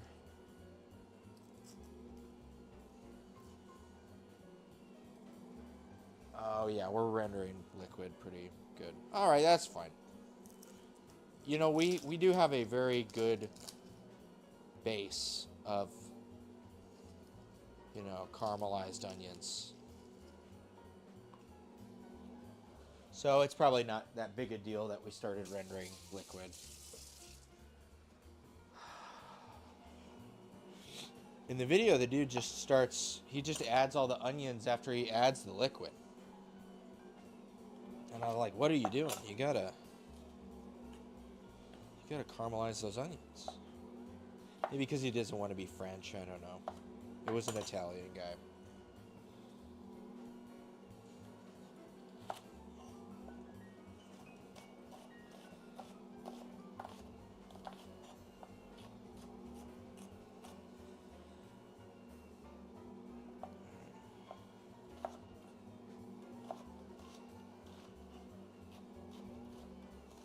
So I'm gonna flip that around. Whatever.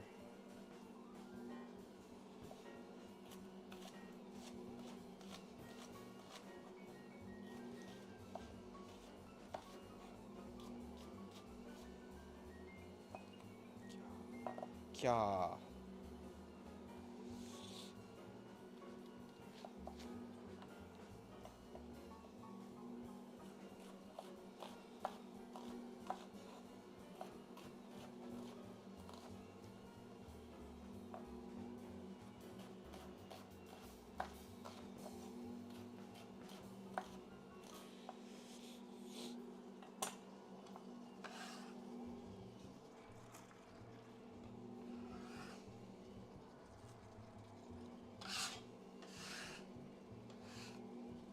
Okay, that is our mass of onions. Oh.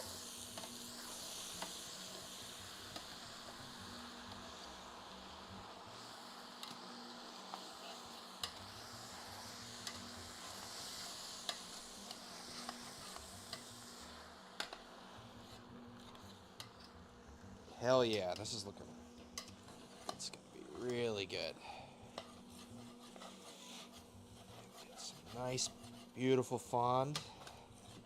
Good, healthy color.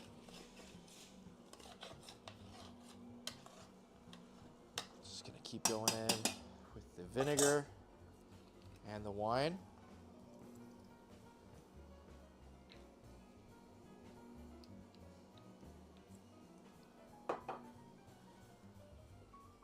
I think we're good to add our salt to our sourdough for tomorrow as well.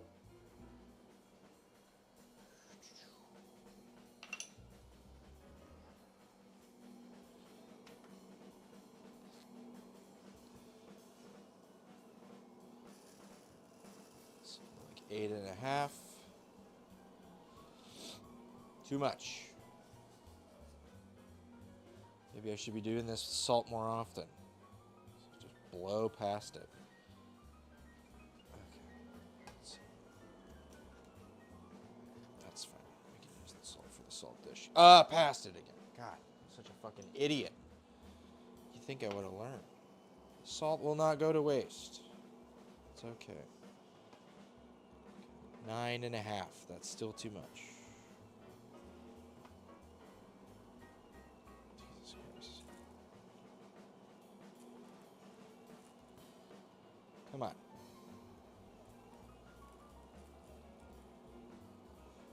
Salt. Work with me here. How? I feel like I'm adding way more than I put back.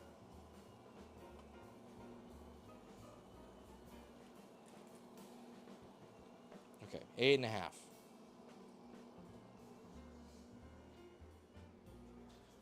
Whatever. Sprinkle it. Sprinkle it.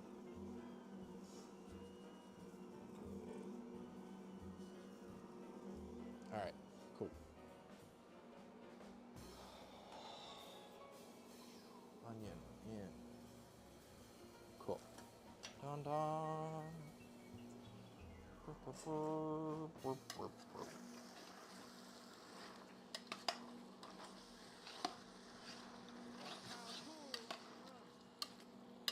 Okay. Now, welcome to the masters of our music, someone that is so integral to the scene, to the lifeblood of this music in New York City. Someone who's Thank you, Emmett. visited us. Thank you. Ah, wonderful. wonderful drummer. Cool. Hell yeah. Let's see. Beericano.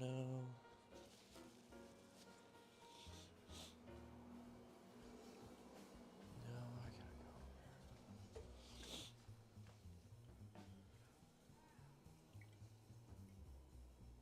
So an Americano would be sweet vermouth and Campari, or some other sort of Amaro, lengthened with. Why was Salt Bay? Oh, this is why Salt Bay was invented. Yeah, he doesn't have to measure anything. He just fucking does it by feel. Yeah, so we're gonna do sweet Campari or sweet vermouth Campari, but instead of lengthening with soda water as you would with an Americano, this is a beericano. So we're gonna use a lighter beer. I have a Pilsner here. Solid Pilsner. Another kind of lager would be good as well.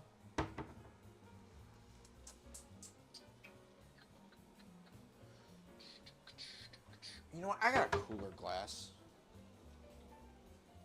Let's see. Let's use this fucking thing.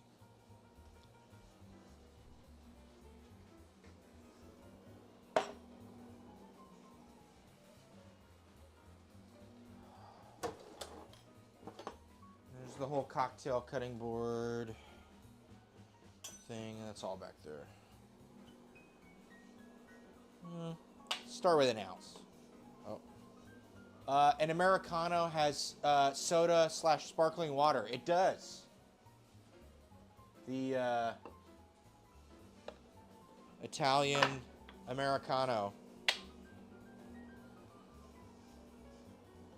But we're using Bidu.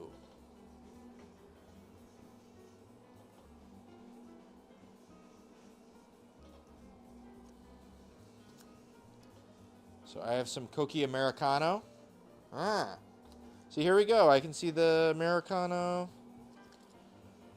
Americopa. Half an ounce, 1.5 ounce of Cochi Rosa. 2 ounces Coca Rosa with soda water. Yeah. I thought it was just a long black with extra water. I feels like there's a lot of Americanos. The mixed drink. Not the coffee thing. They are both called an Americano. Let's just start with an ounce apiece.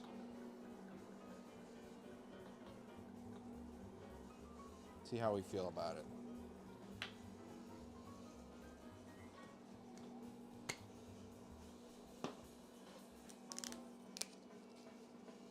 That's why it's called Cochi Americano.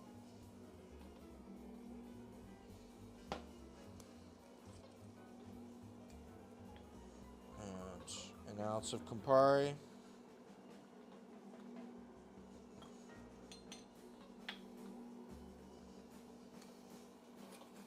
Try to keep things on the cutting board so all the tumblers don't smell like fucking, or the jiggers don't smell like onions.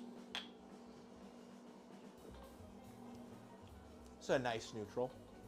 I had no idea there was an Americano cocktail. I thought you were just planning on throwing beer and coffee. No, it's a thing. It's like a low ABV sipper for, hot weather in the Mediterranean. But it's not so hot where we're at, and it's wintertime. So the beericano is a good, I know it's not so, up to the top, but yeah, beericano.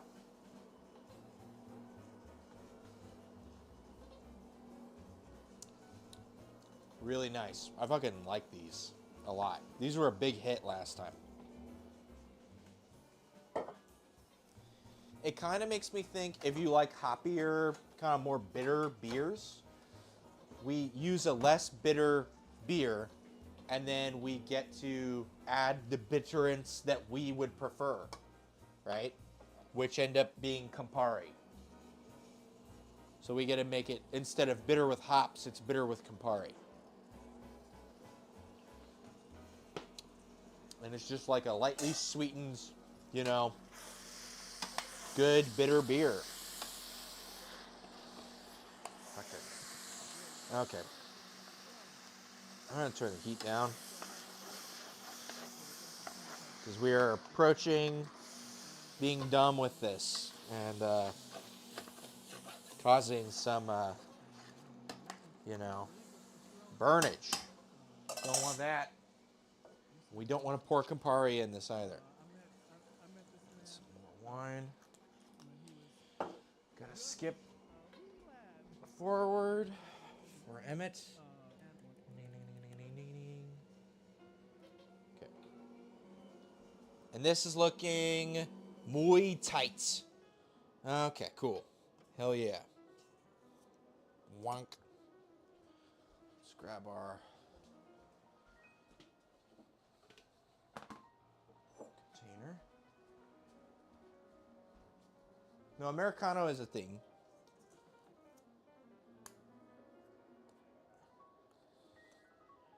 Feel free to check me too. If I'm wrong on stuff, I'd like to know I'm wrong.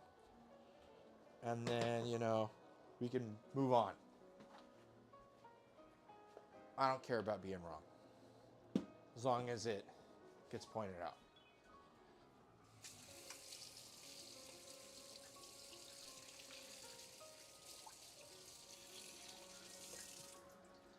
Okay. This will go in as well. Okay, cool. And I think we can just move this over there. I don't think we need this anymore. Kind of free this up. Thank you, Ankerstrom, for all you do. It's a pretty good bread machine when it comes down to it. I think it mostly complains when we don't give it enough stuff. And I try to make the teeniest amount of stuff with this thing that can make, like, you can throw like 3 kilos of flour in it and it'll just power through. And you're like, what about 300 grams though?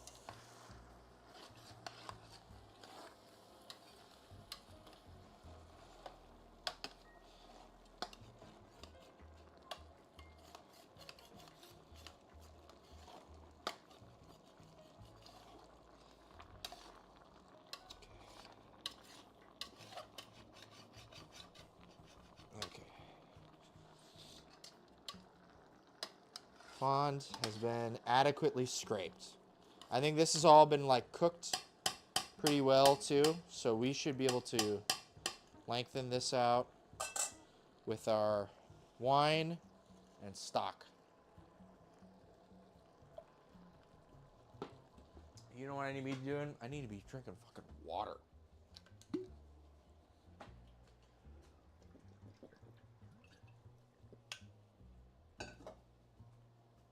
It's not just all Coca-Cola and beericanos. Okay. I also have this bouquet of herbs, which I think we should be adding some before we commit to liquid phase entirely. I say after I poured a bunch of wine. I guess there's more wine to pour in it. Probably still. You know what? And I didn't add any garlic either. Ooh, big faux pas. Had to add big old fist of garlic in there.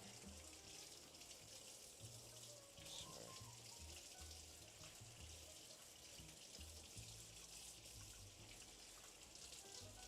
Just rinsing off this oregano, making sure there's not a lot of yard debris.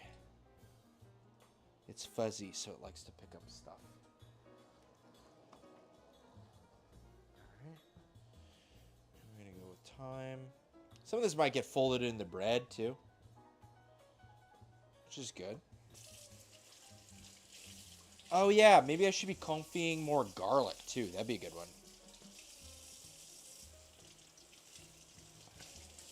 Hell yeah.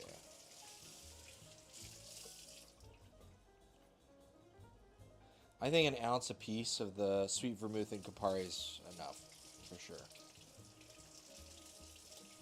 It's been a while. I think that was back in like October when I made that.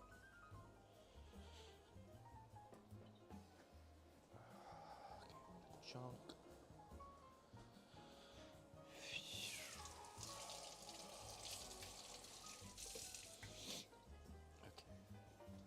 Our herbs, our herbs are rinsed.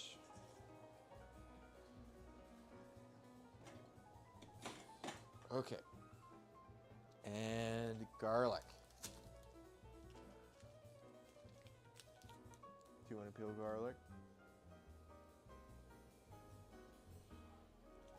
Kinda, yeah. What's up? Container. Yes, I can get you a container.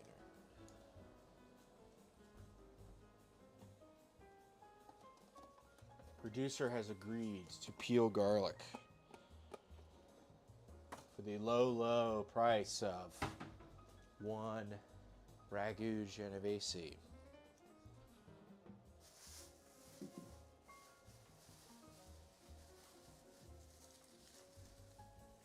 I suppose while you do that, I can clean up some. Yeah,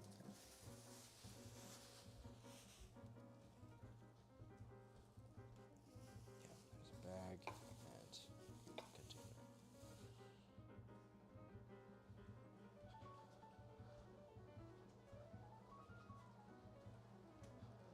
All right. Forgot you gotta like 3-finger. This is kind of an awkward, but also like really ergonomic. I don't know. Somewhere between perfect and like unwieldy.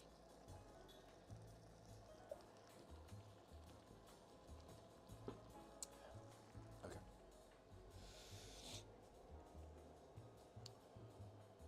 If that makes any sense.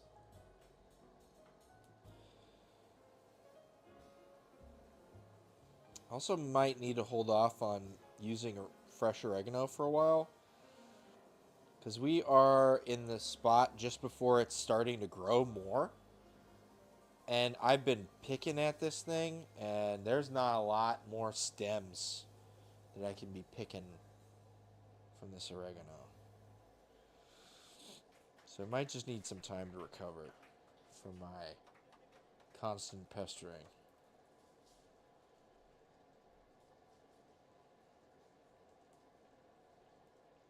Is this thing on? Yeah, my name is Julius. Paying tribute to the great Cedar Walton today. It's his birthday yesterday. I never got to meet Cedar, unfortunately, or see him play. But his music has been a huge inspiration to me. Being as huge of a fan as the jazz music that he was, and also him as a pianist. As a person, I'm a big fan from, the jazz classical.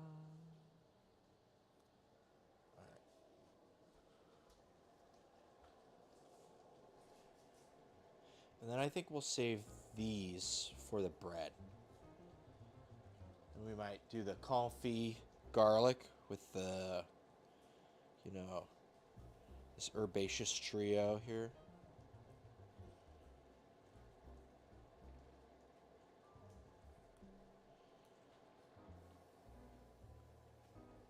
And that thing is like running at me. I haven't really eaten a lot today, so that kind of makes sense.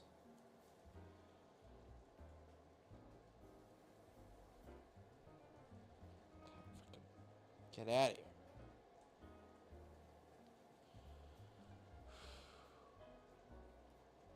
Ah.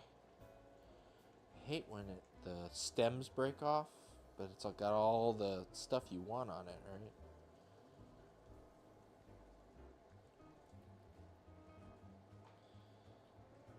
Like a real ginger hand.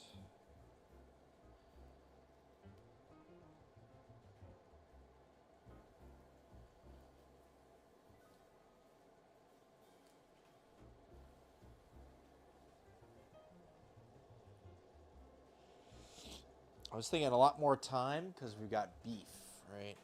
Beef likes time quite a bit.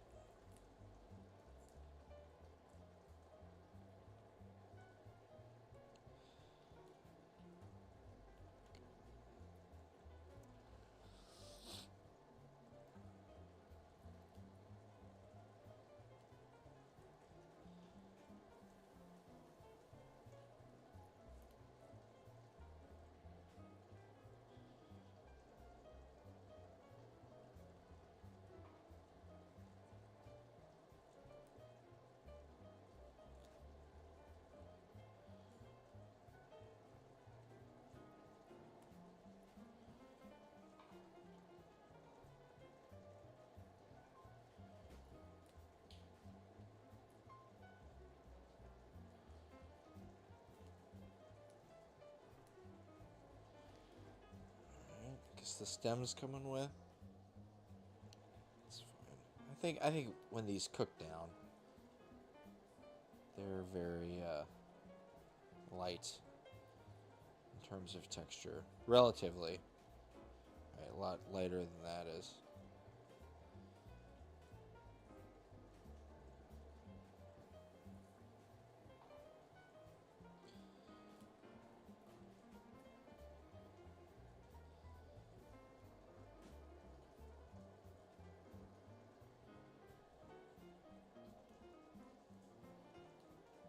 Ah, Jesus Christ. Jesus Christo.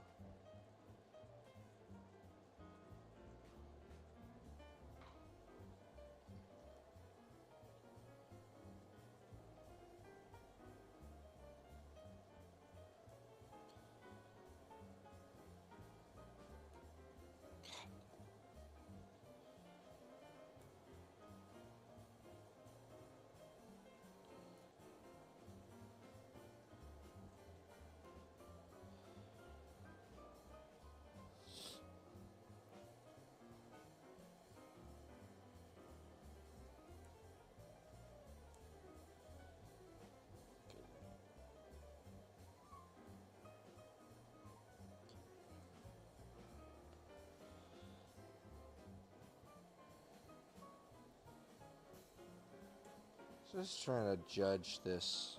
How much time? How much time do we have?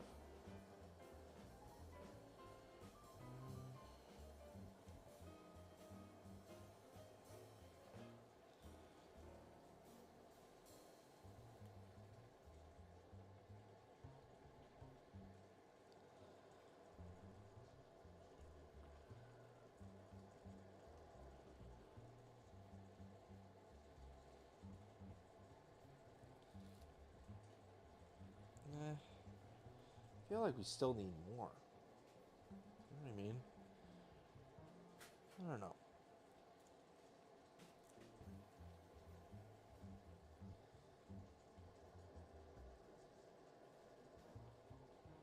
Okay, after this, that'll be all we take for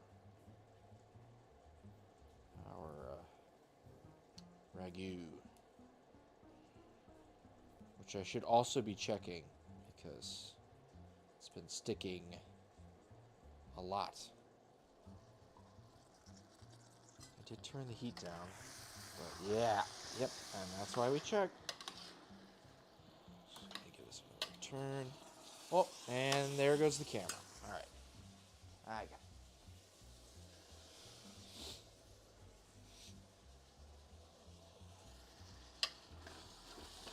Yeah, we're all good.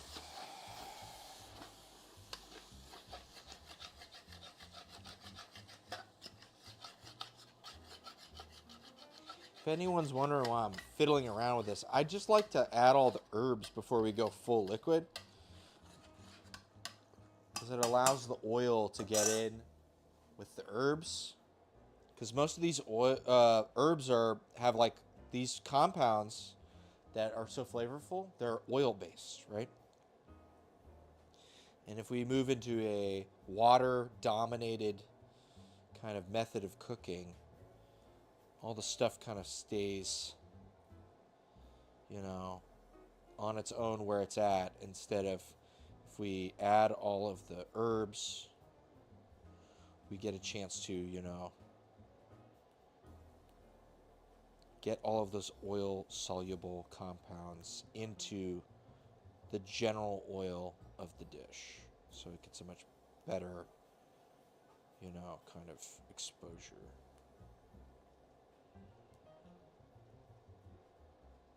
Or maybe I'm just being particular.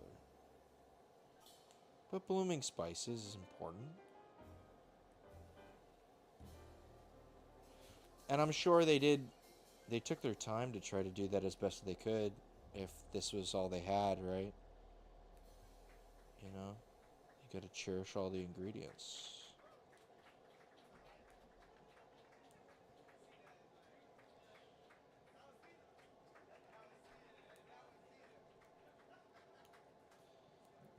Orange Julius.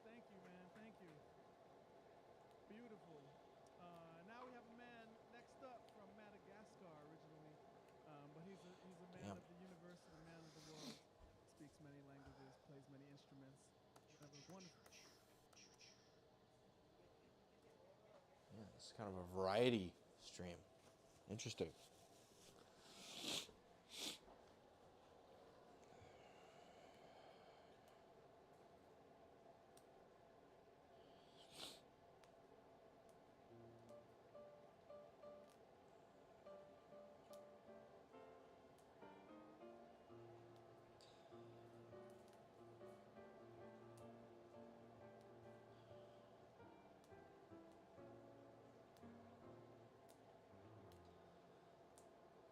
I feel like that's enough. I want to commit to the whole thing, but like sometimes it's enough.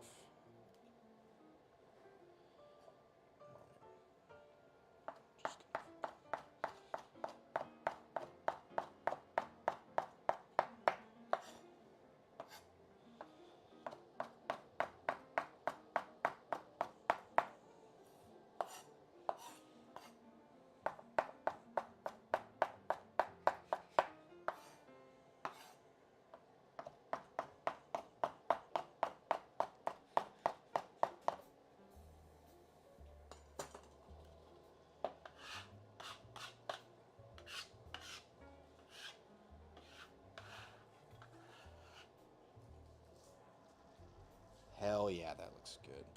I hope it's enough.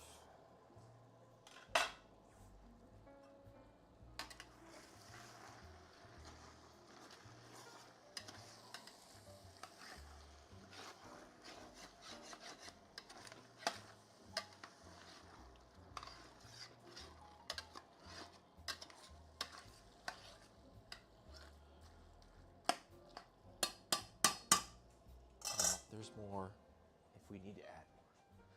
Let's see how much garlic producer is. Huh? Oh, okay. Thank you.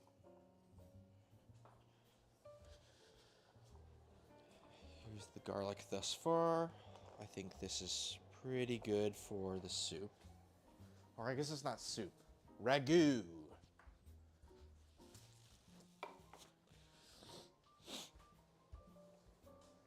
It's kind of that in between a saute and a soup, right? That's the thing with curry in Thailand, right? Curry isn't a word, but the thing that kind of is most closely associated is gang. So, that's just bad. So you have like pad thai, pad siu. It's very like a noodle, something noodle. And then you have, tom, which is more of a soup. And then you have gang. But we always just hear curry. Because I don't know why. But that's that variety of things. But it basically, because you have like dry curry versus like other kinds of curry, I think it's basically categorized because it starts with like an aromatic paste. But most of them turn up somewhere between a soup and a saute. Right? And I guess that is kind of a ragu, right? Or I guess it's a sauce. But to call it a sauce would be odd because I'm just going to pair it up with a salad and bread. So sauce feels kind of out of place. Whatever.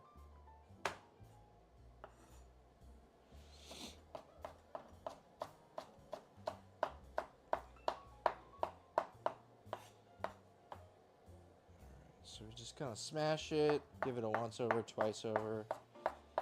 I probably should have added this a little while ago, but it's going in now. At least we didn't forget. Just a lot of stuff. Sorry if I'm blathering. This thing really was more than I thought it would be.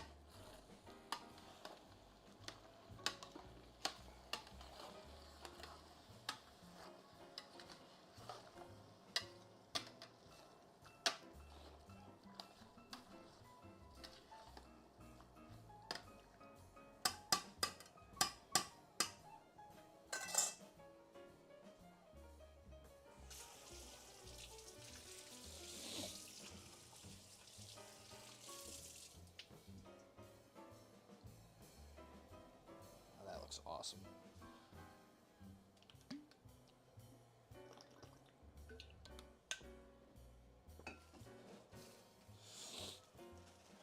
Yeah, all these onions getting to me.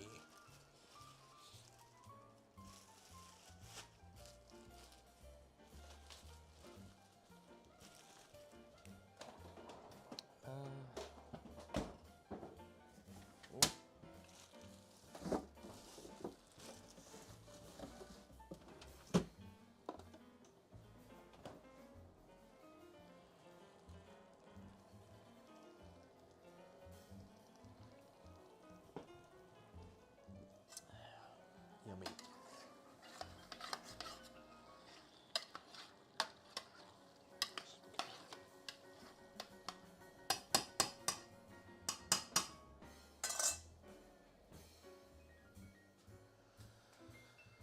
All right. Instead of doing the whole thing off to the side, lots of times I like to just add the better than bouillon straight up and then just add the liquid. I think it does about the same amount of stuff. So I'm just gonna add a big old spoonful of better than bouillon.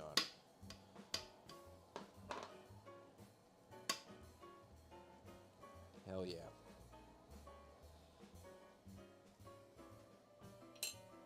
And we are going to add our agua and vino.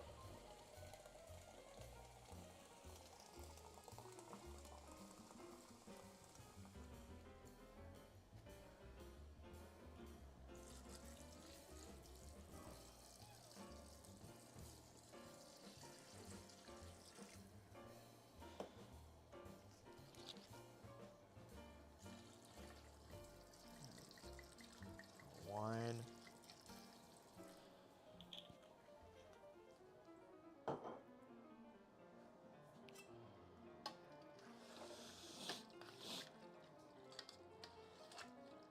All right. Soup. See, this looks like a soup, but it's gonna thicken up.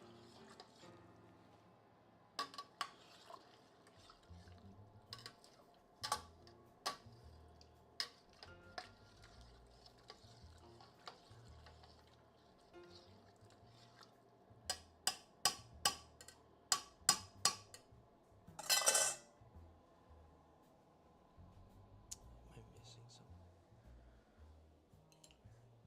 Waste not, want not.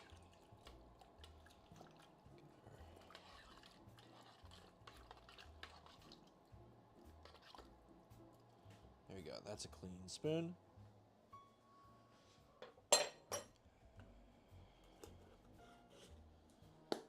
Boop.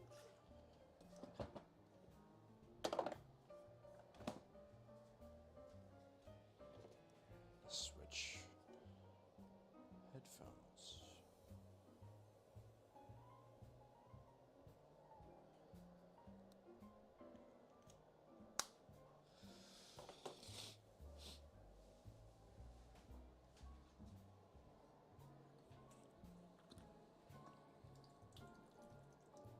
Ah. Oh, you know what I totally forgot to add? Black pepper. I'm such a fucking idiot. Man, big dummy. I'm going to add some balsamic.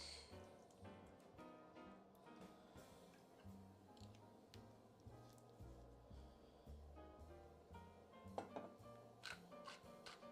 we'll add the black pepper now at least.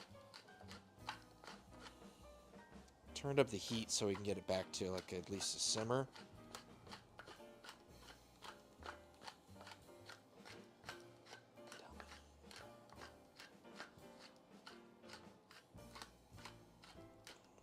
I'd imagine. Healthy amount of black pepper.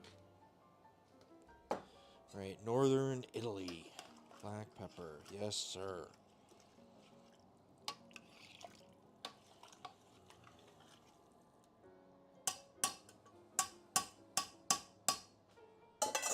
Entonces,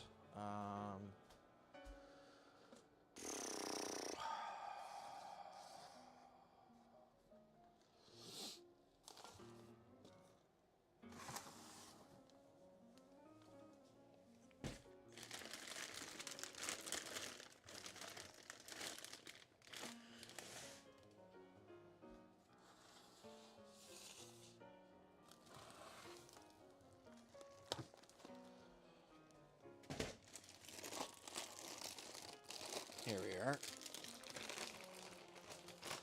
Sister got me these giant bay leaves. Let's add a couple of those. 3, 4. Fine. I'll take it. 3 or 4 works.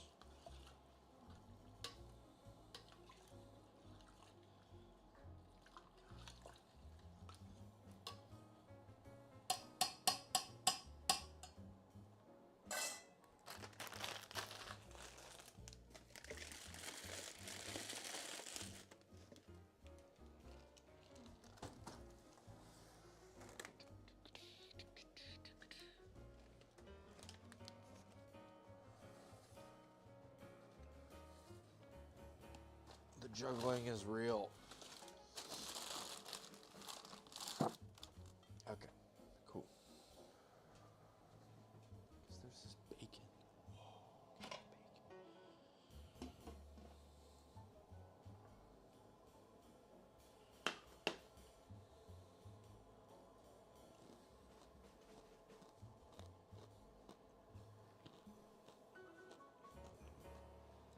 Little snack.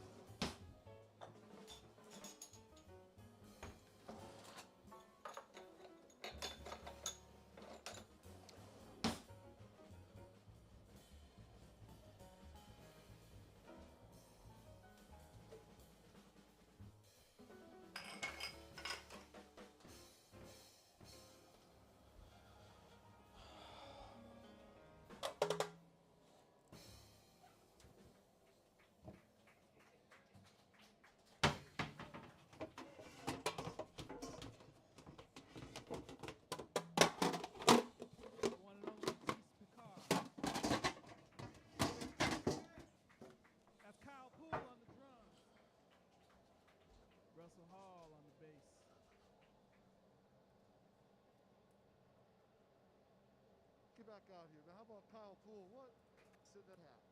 I was with this kind of play and there and blocked Hall and Tony was doing Mike drive. It's during COVID, so they're all wearing masks. It's kind of sad. The music is very good. These people are definitely dedicated to making music. I said, Duke, man, sit in, please. Please.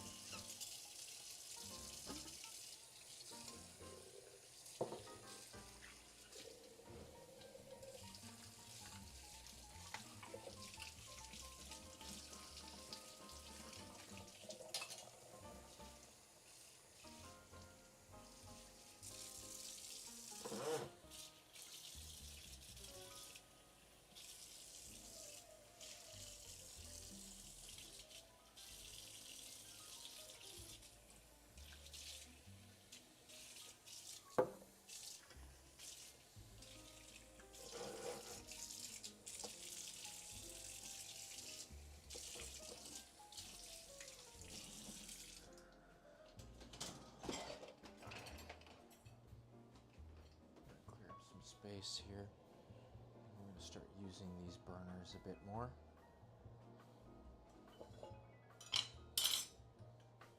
We're going to clean our pans. Those are cast iron and carbon steel, so they need a bit more attention after they're clean.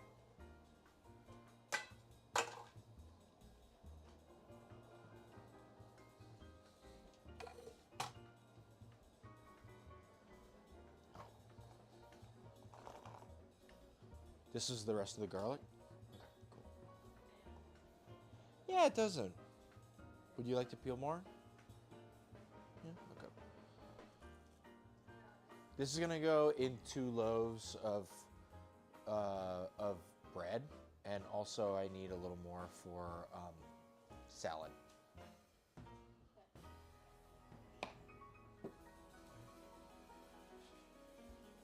Thank you.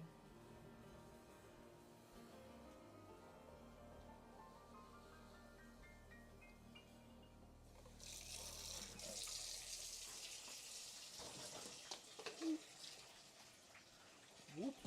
Joe Farnsworth. Russell Hall in the face.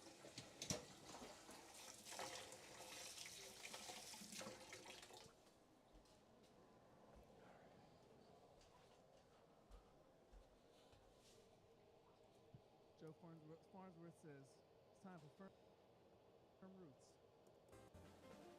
Okay.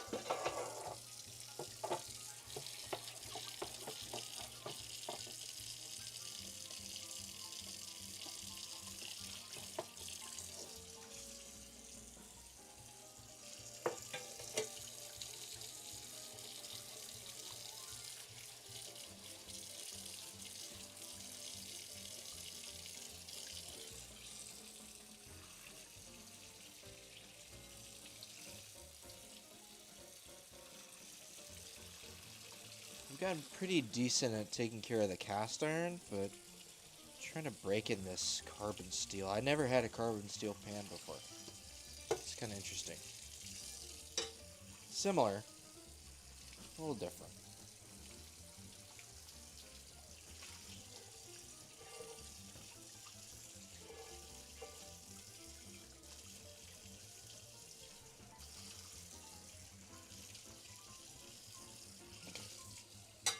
I think that's pretty good.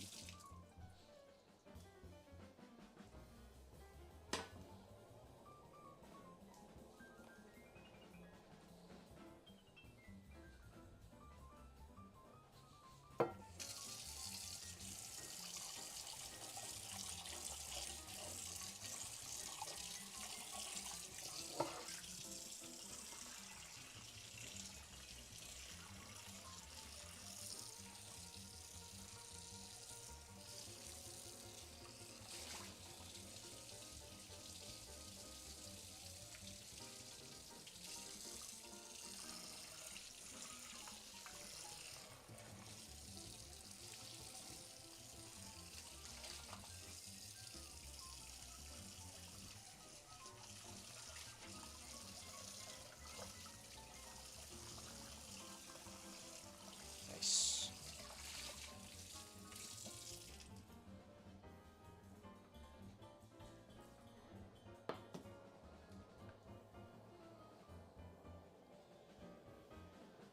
Okay. The kitchen mostly picked back up. We've got this radicchio we want to turn into a salad.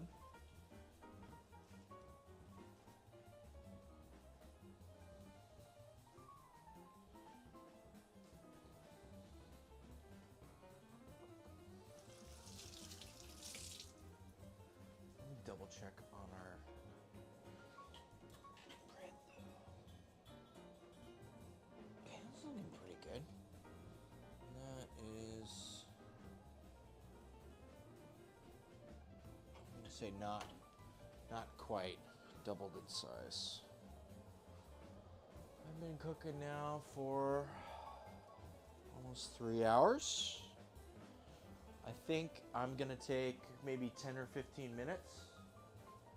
And then when we come back, I think we'll do some shaping. Oh, you know what? I need to be confying some garlic. Let's get that started. And then we can take a little break. When we come back, I want to start shaping the bread, and I'd like to have some confit garlic to, you know, toss in there.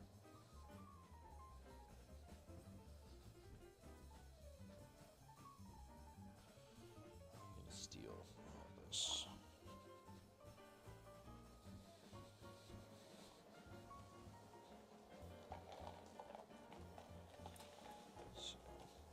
And we're just gonna lightly, right? Confit doesn't mean, oh, you deserve a break. Thank you. You know, if I've learned anything over the past several times of trying this out, it's best to do it slow and slow. So we'll just get some olive oil in this little saucepan I got. And then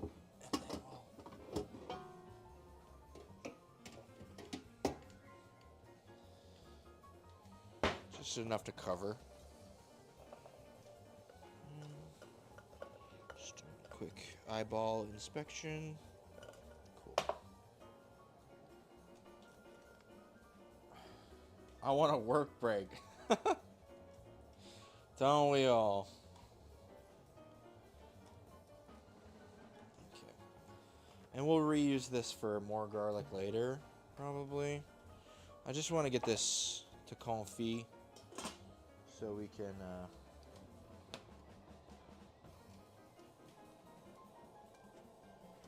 can use it for shaping our dough that we'll be cooking tonight. All right.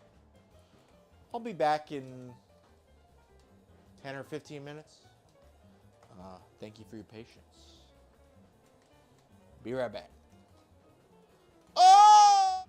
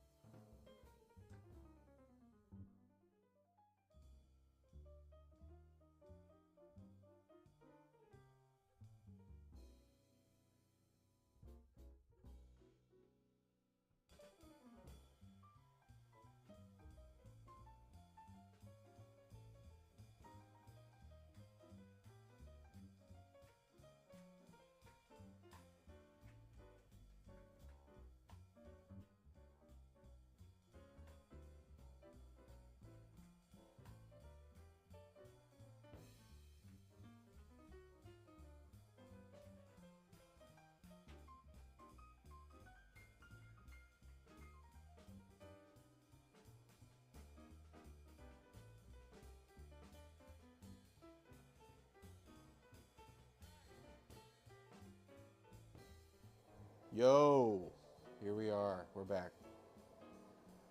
We've got our garlic confiting. We've got our genovese. Smells really good. Kind of getting this seasoning for these pans. Whenever the confit's good to pull off, then we'll pull out the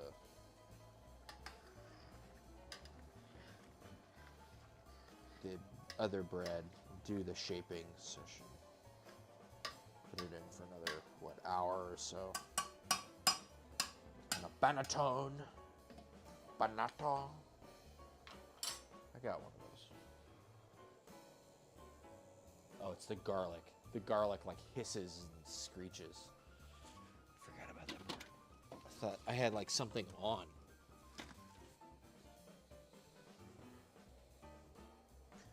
We've got a panettone here, and I use, what do I use? Non-glutinous rice flour.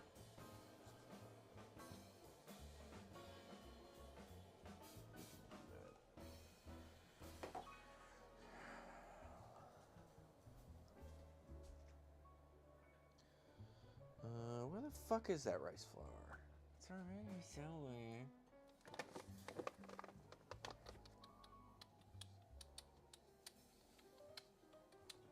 Here it is. Sweet rice flour. Great for baking.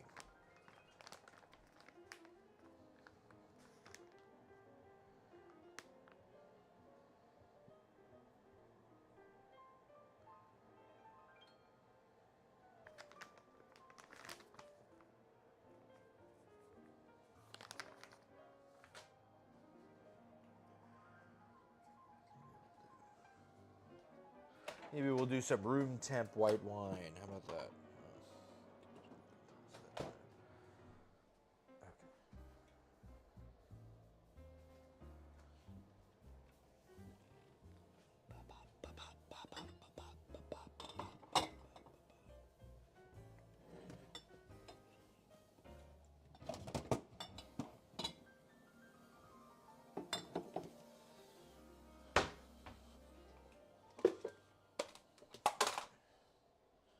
Start processing our radicchio.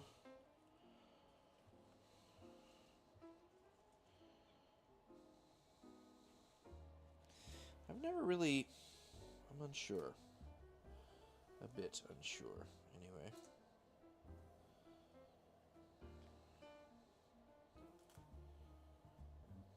These outer leaves look pretty funky.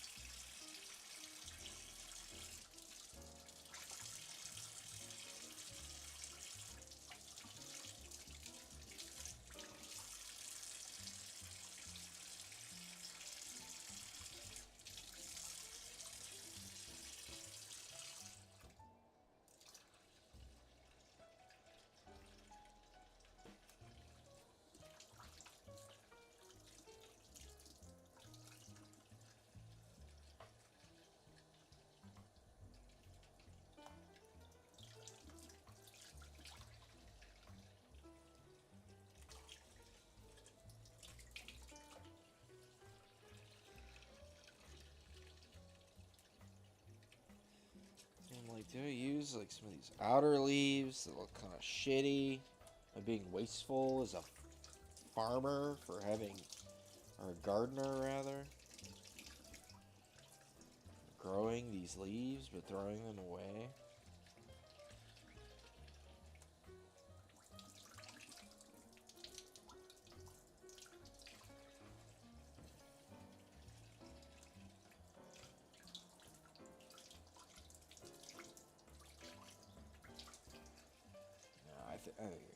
getting it.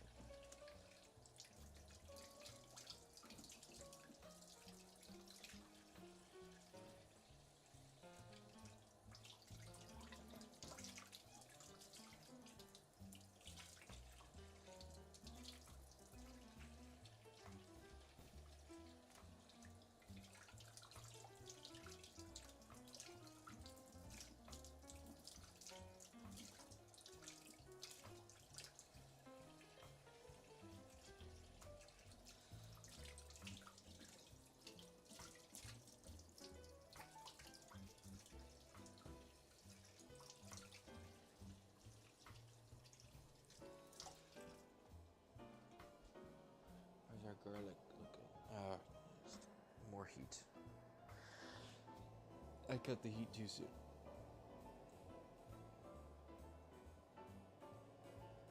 Turn it back up to 3.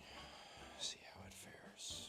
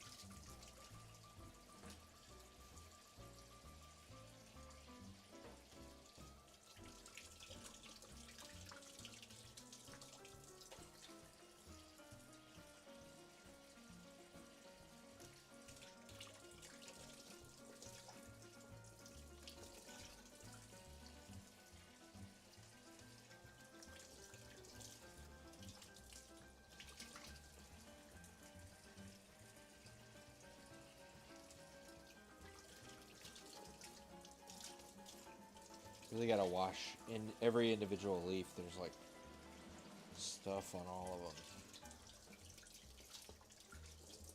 I don't know how they get them so clean at the store. I mean, there's still shit in them, but like not nearly as much as this. All the lettuce at the store is pretty relatively clean.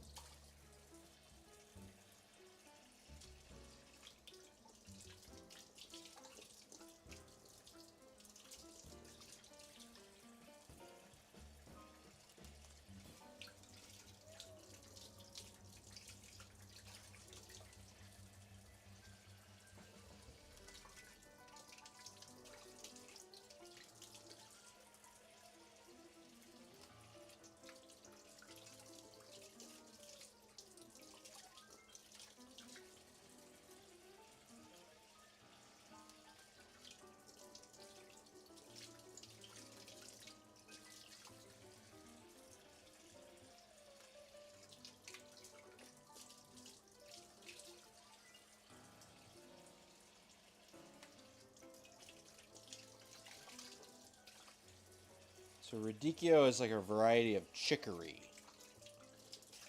I believe. Some of these inner leaves are looking really nice, though. Very uniform. The green to red is very appealing. Looks super, I don't know. Something from like a Pokemon or something.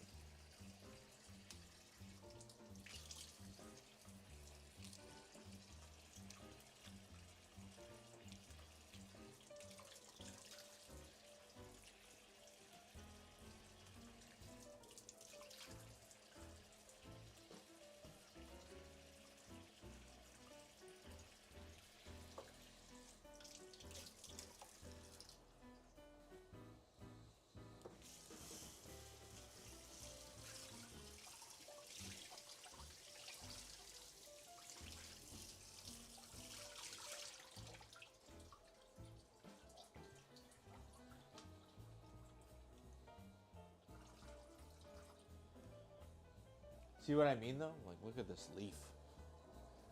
Look at this. Very cool. Super awesome looking.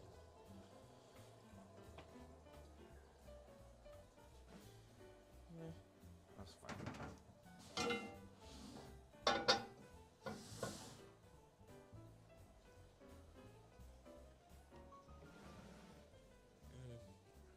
Dummy. It's right over here.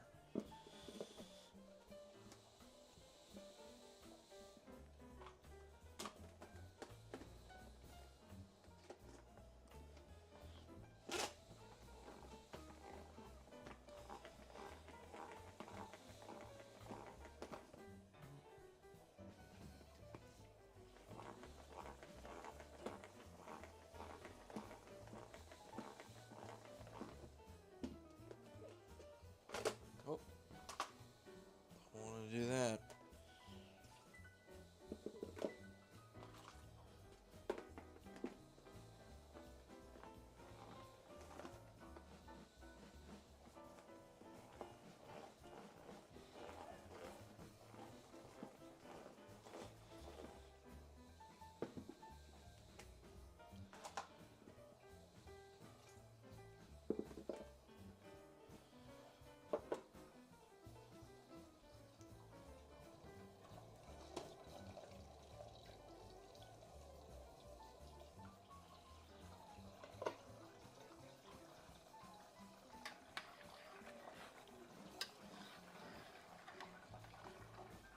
Smells really good.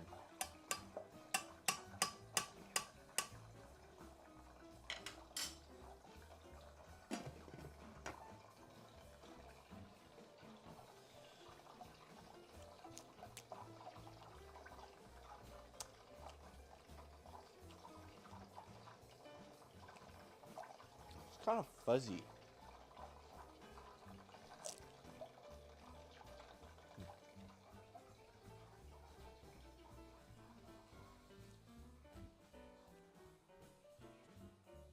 Try it.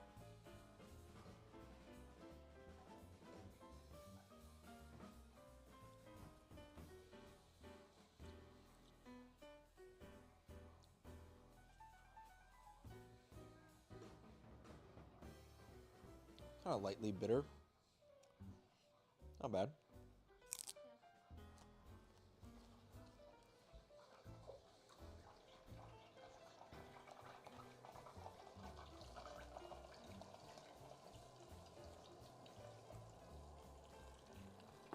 Okay, these are pretty confit. Let me just confirm. A little hooking.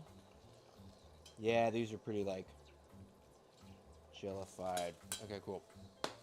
Awesome. I'm going to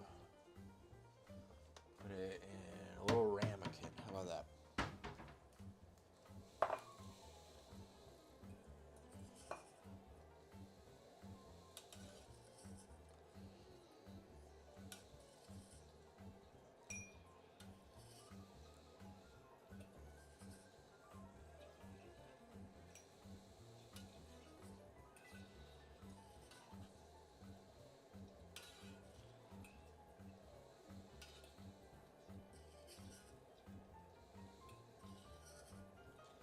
Lightly confit.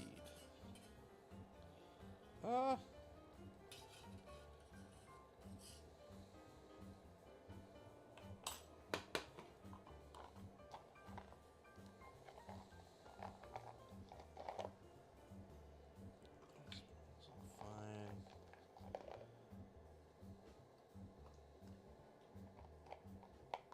And then this will be for the salad. Okay, cool.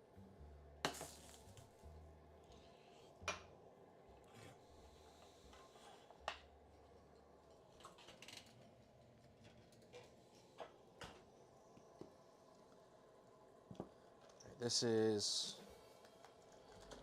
looking like it has bulk fermented.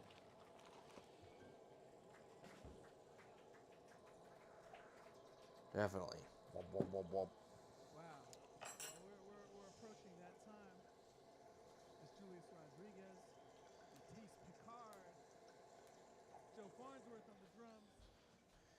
Russell Hall on the bass. That's Kyle Poole on the drums. For Martha.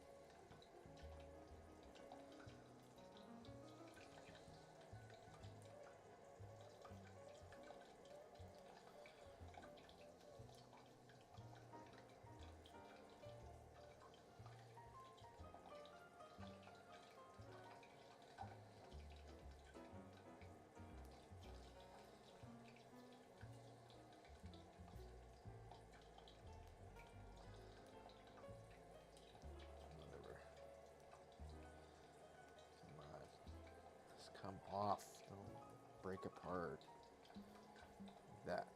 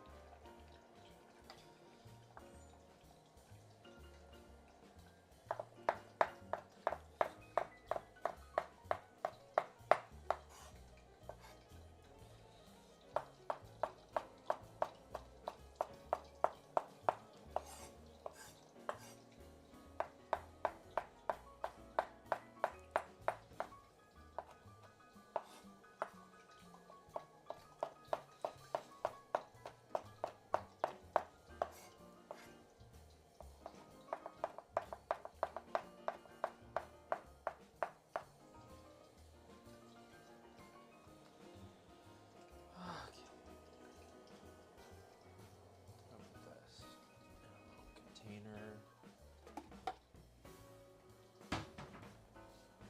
Gotta love all the little fucking containers of stuff.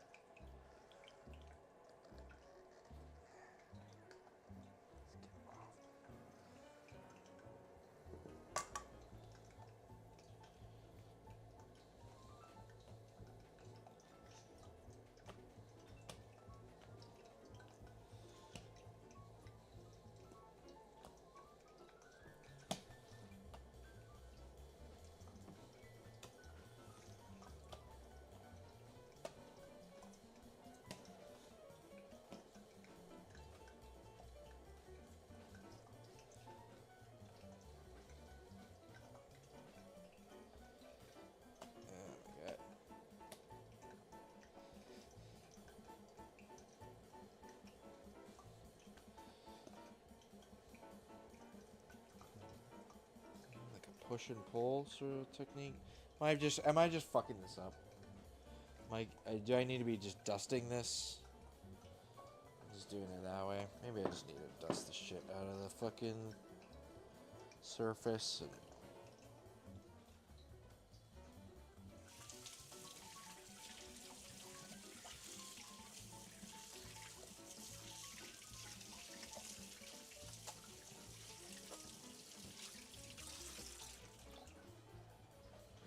try to be a little more conservative with our assumed skills, huh?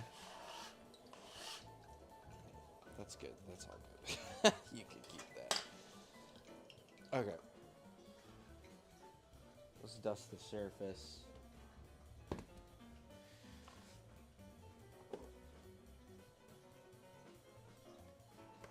got AP flour as well.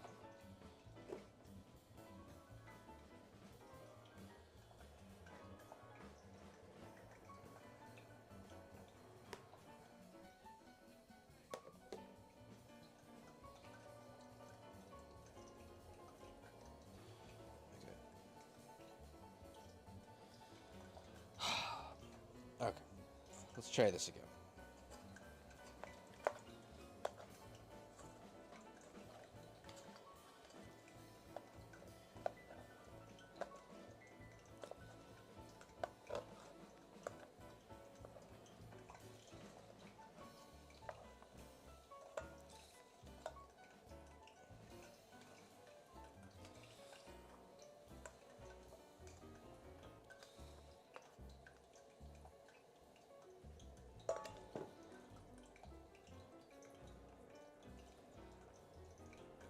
Great.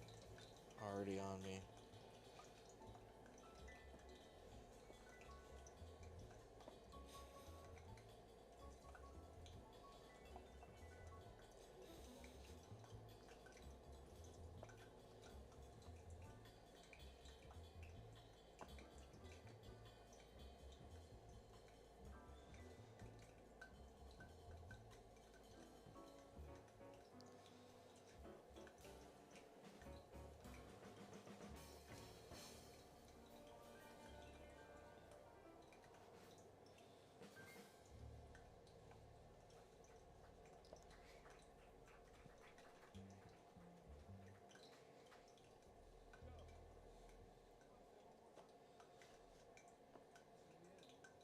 We want to hear from you, Joe.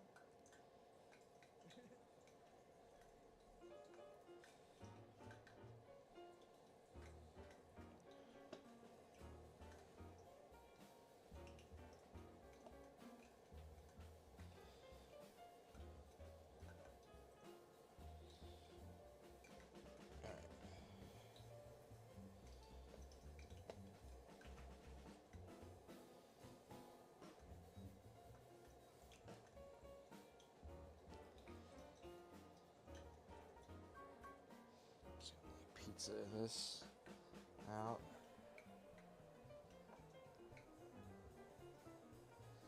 Just a little bit. Just trying to get it kind of a little more spread apart so we can layer this stuff over here. Just get in there. All of it. Get it all in there. Yo! Honestly, try sprinkle all over the surface, then some on my hands. Yeah. I think that was when I first started. Okay, sorry. Producer is better at looking at the chat sometimes than I am. Yeah.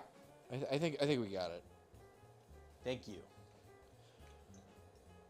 Agreed.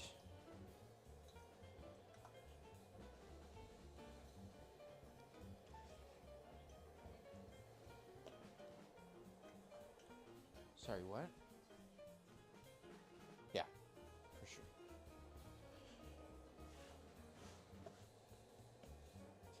I just forgot if it was good or bad to do that for this step. I don't know. But yeah.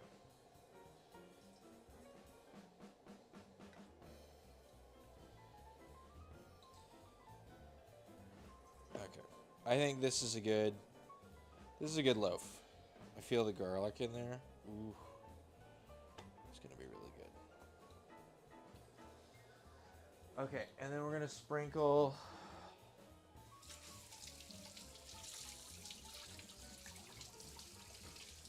some this non-glutinous sweet rice flour.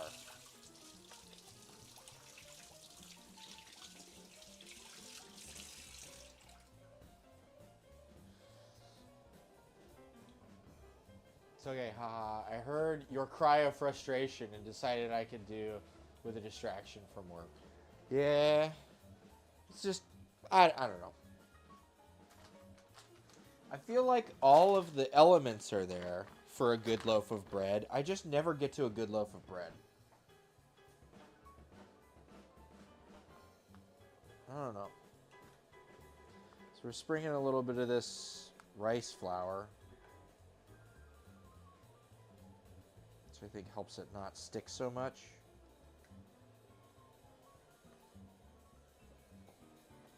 Now I really want to confit some garlic. I bet your kitchen smells amazing. It does smell very good. This is true.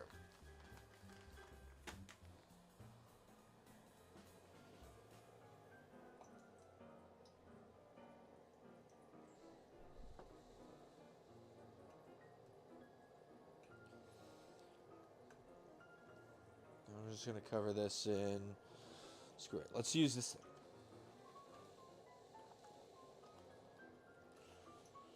This will go back in for another, I don't know, hour or so.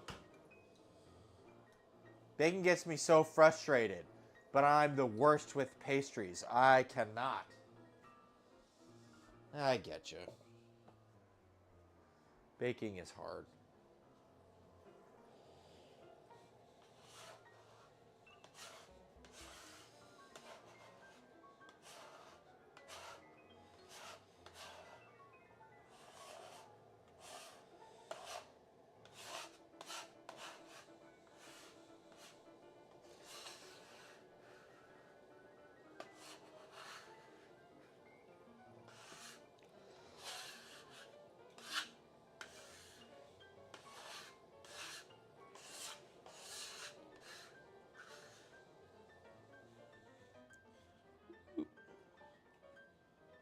Flour, go over yonder.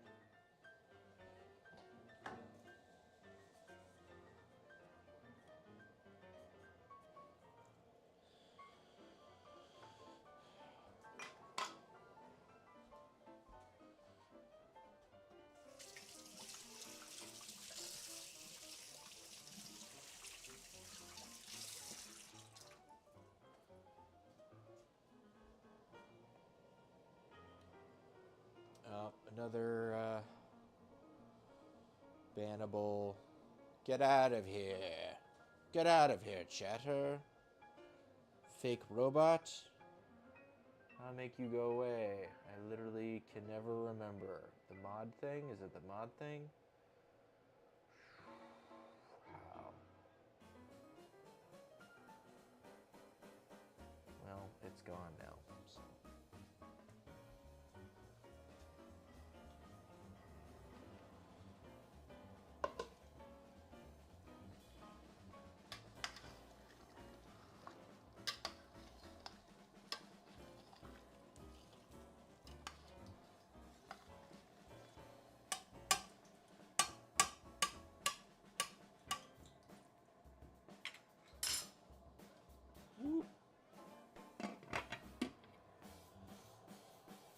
Yeah, this garlic is probably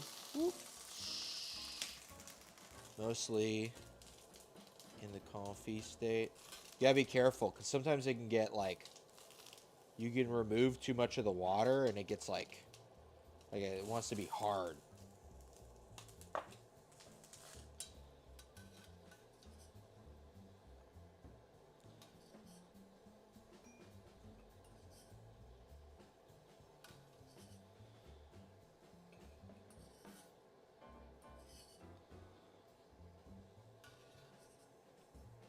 And now we can use this oil for our salad.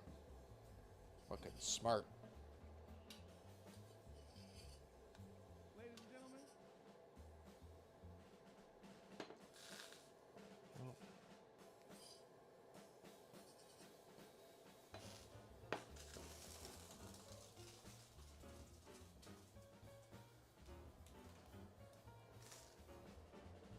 Speaking of which, let's just add some to this thing.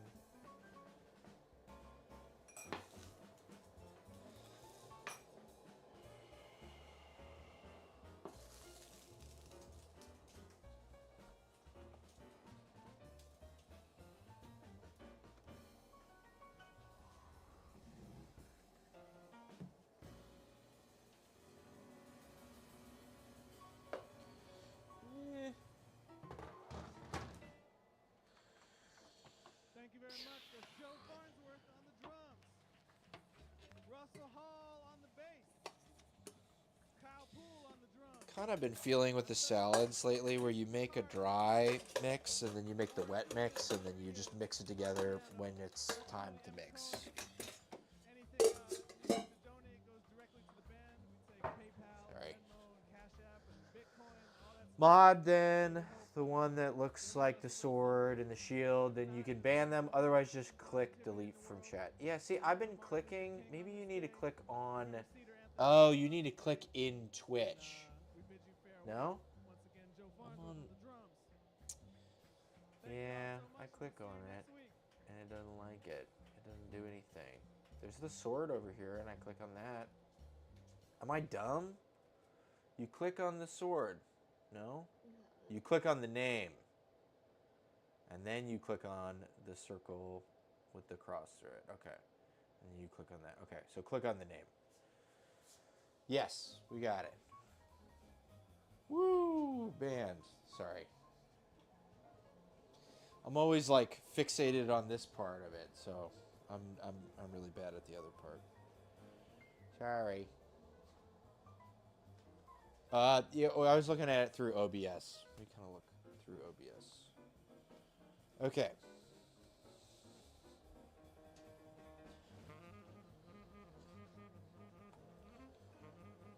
These.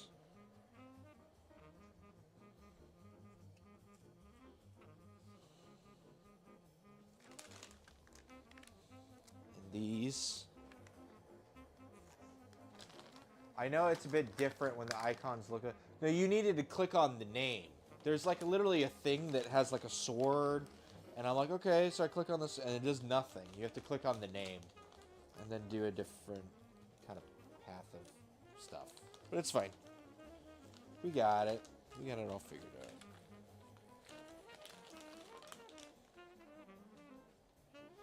All right. Anyway.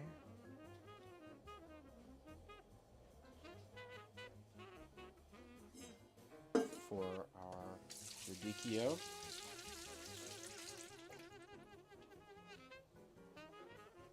I think we're going to do some zesting here.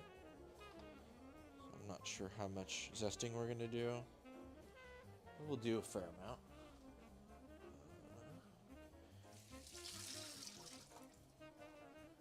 Okay.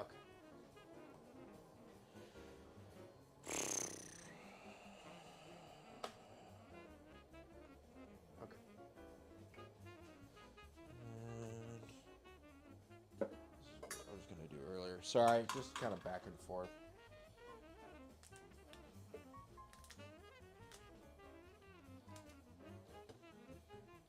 I like to tear lettuce apart with my hands because I find that if I cut it, it like goes bad faster.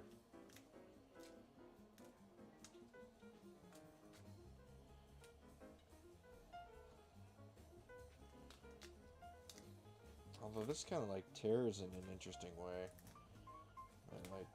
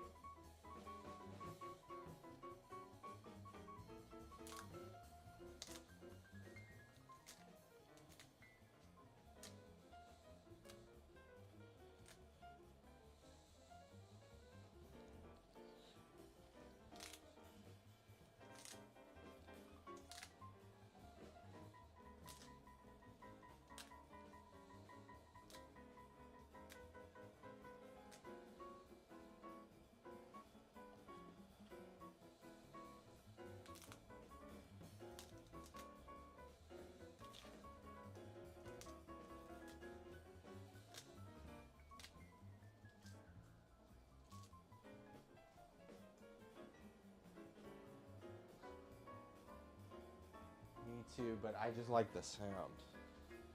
The sound of the snapping.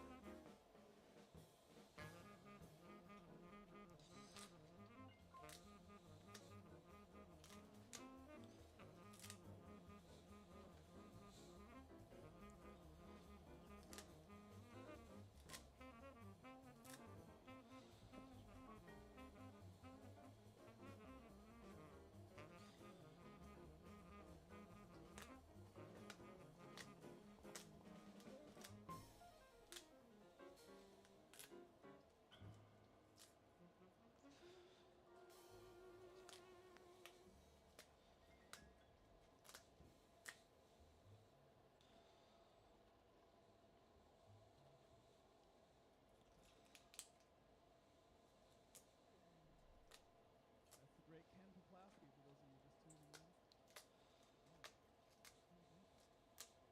Anyway, check out Ike Quebec because he made every record he made was great, and he's a wonderful ballad composer. I know Al Goodman and James too. Beautiful sound and great, just a great artist. And Elizabeth Danquah expected.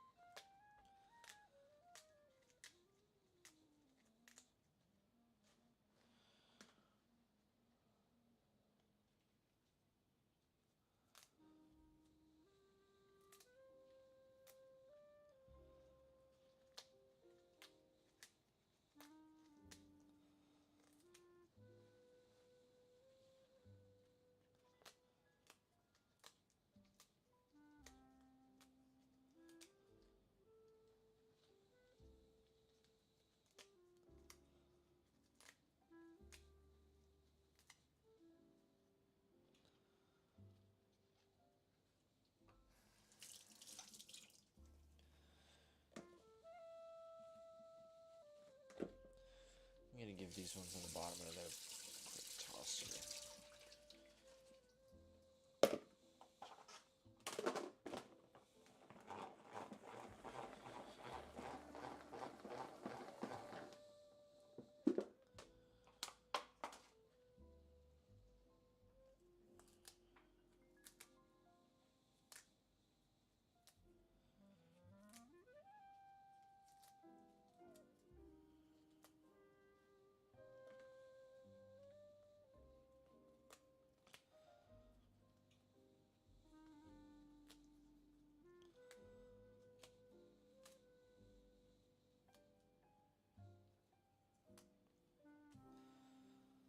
Yeah, these ones actually don't look the best. They were the ones on the outside, after all.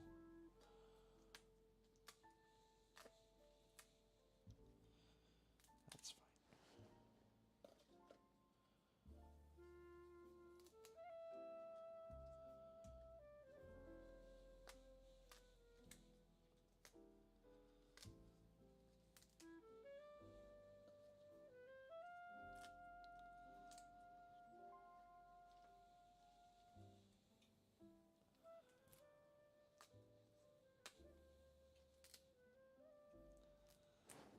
All right. And then there's an interesting preparation for our salad dressing where it wants us to take a fair amount of radicchio and saute it. So we're going to cut it up kind of fine. Maybe just saute it and then you cut it up. I could see that.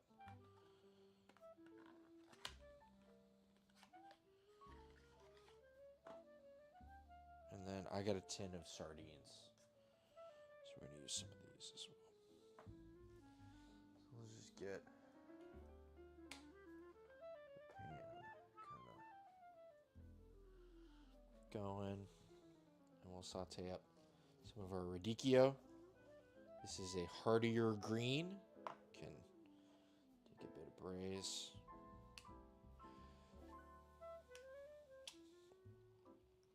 We'll take some of our sardine as well. Just a couple. And we'll saute them too.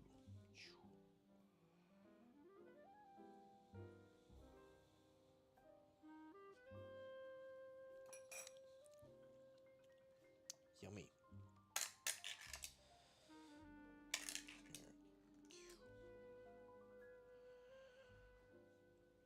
Set this off to the side.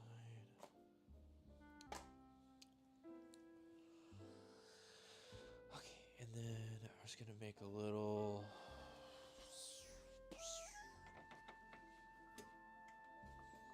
Let's use this thing.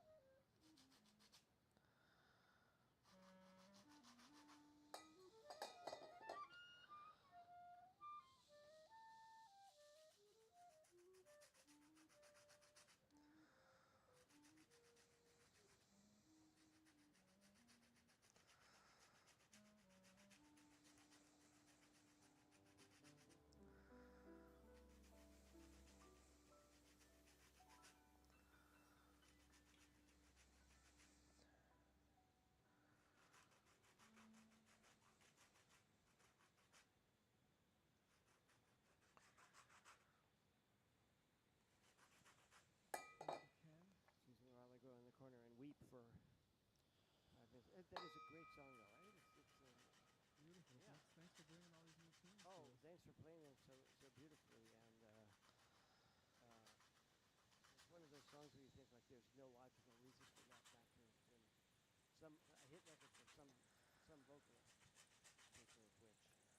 maybe there is one in the house that would record that someday.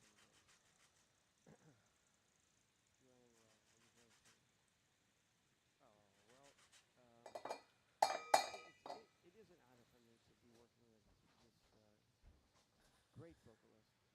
We have to give up on all the Oh, this beautiful. person's gonna sing. I was looking at. Are they gonna sing? They are gonna sing.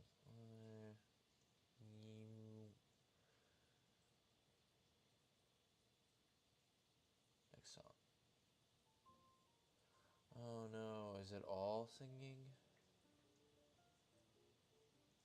No offense, I just like. It is good too. God damn.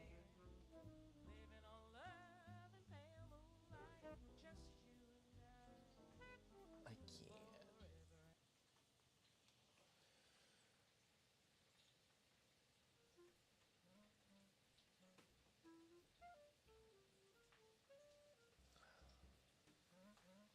Yeah, that lady sings the whole time. Okay.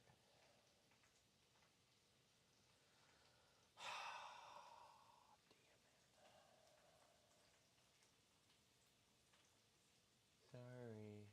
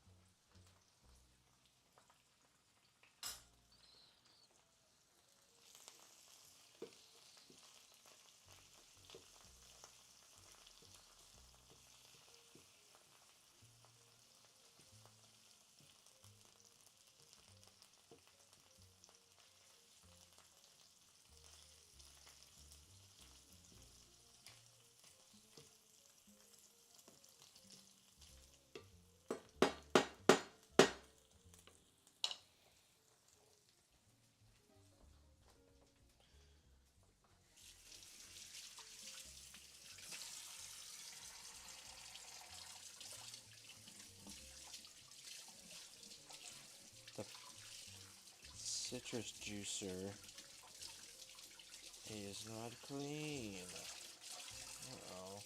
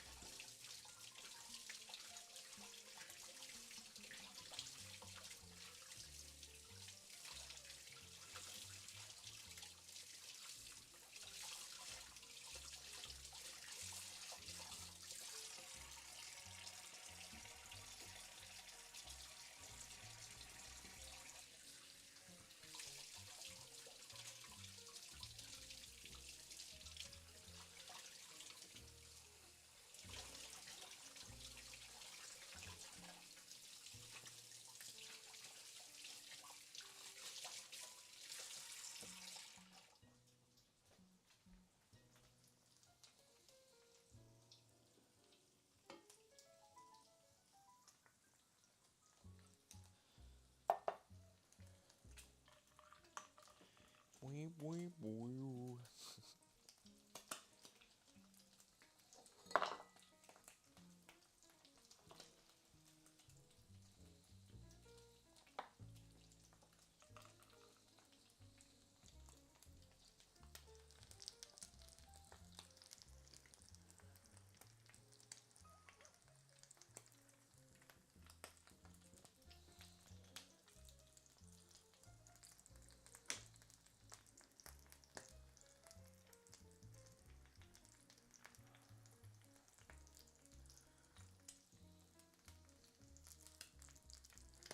I think maybe I should have saved one of the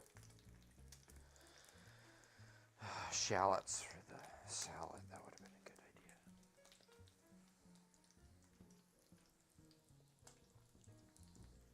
idea. I actually used every onion in the house in the fucking... Woo! Why would I ever need another onion? Take them all.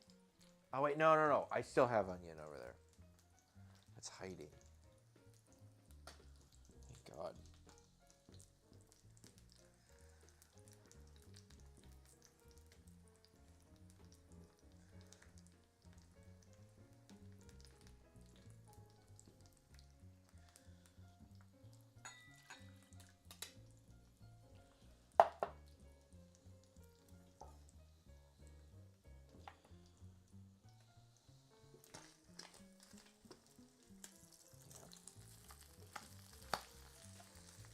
Careful.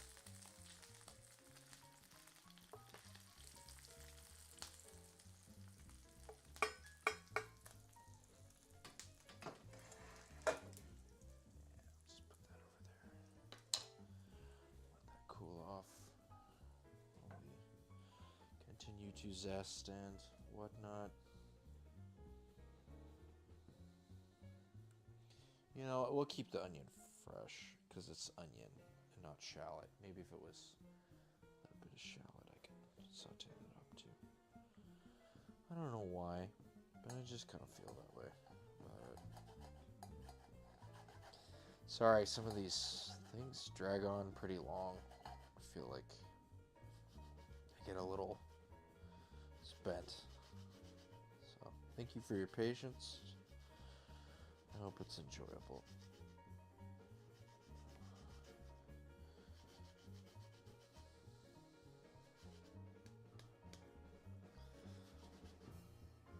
Okay. Much zest.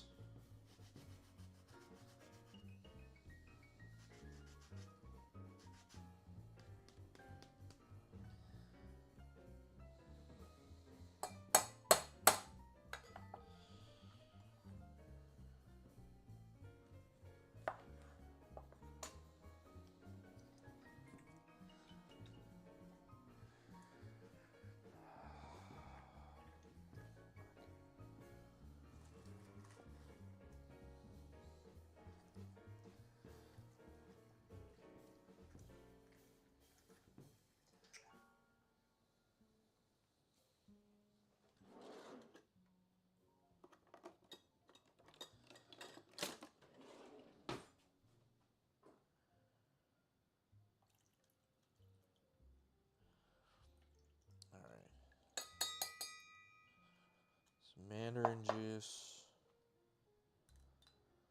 some lemon juice. Let's grab our stuff here.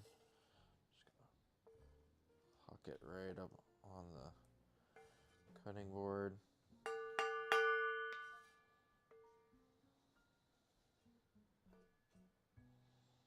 And the rest can go.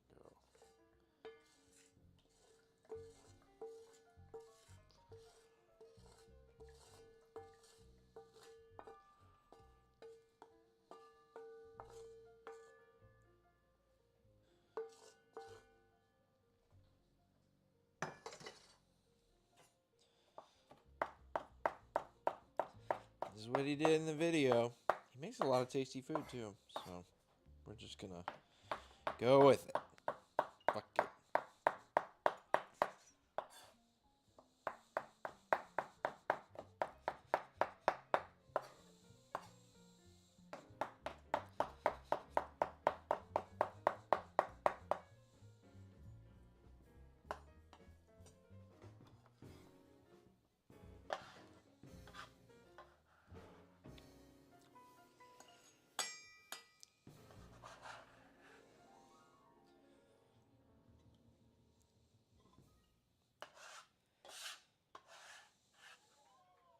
Then we continue to add more oil as we see fit.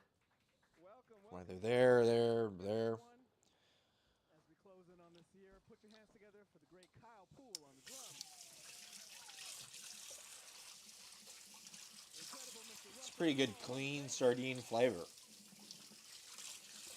I think those are probably my favorite sardines we've had so far. And I know it's anchovies, but I don't really care. Tinned fish is a tinned fish. We'd like to let you know that this concert is sponsored tonight. On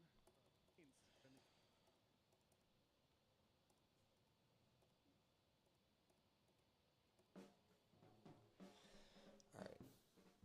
And I'm going to go to the bathroom very quickly. I'll be back in 30 seconds.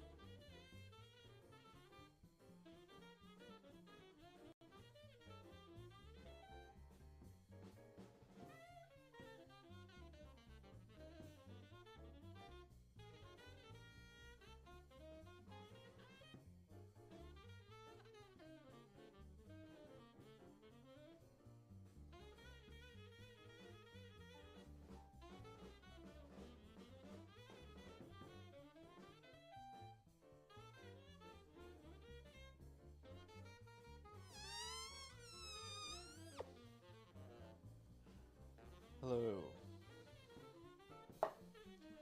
More tasty things into the thing. Let's go. Oh, we've got, what else is there? We have mustard. We should add some mustard. Some of our homemade mustard. Attack it. Get in there.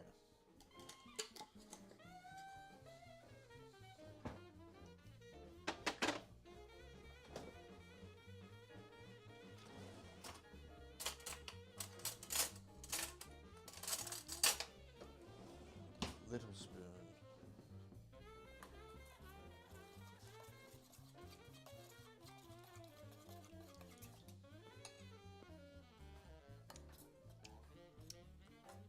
Woo! Jeez.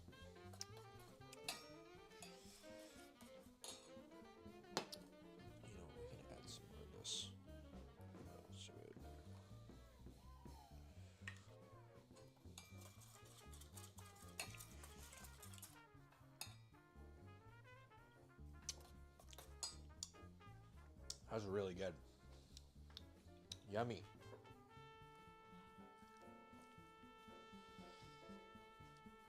Maybe a bit of sweetness.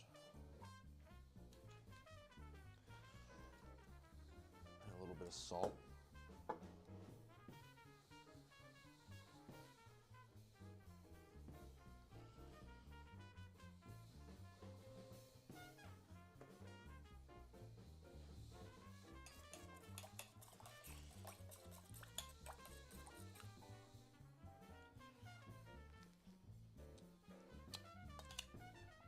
Whoa, that was really good. Still think our oil to non-oil ratio is like, needs more oil.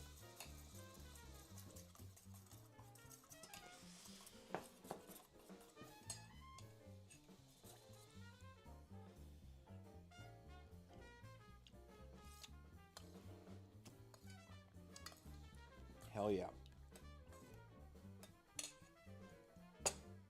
That is yummy. Very yummy. Cool.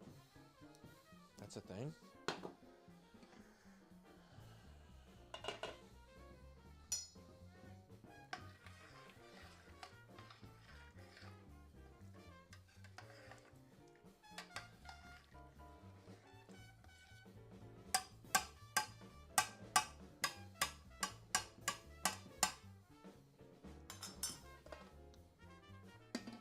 I think I'm gonna go through this second radicchio here.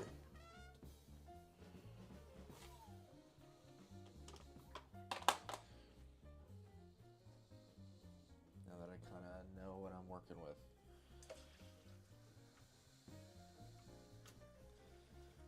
That sucks.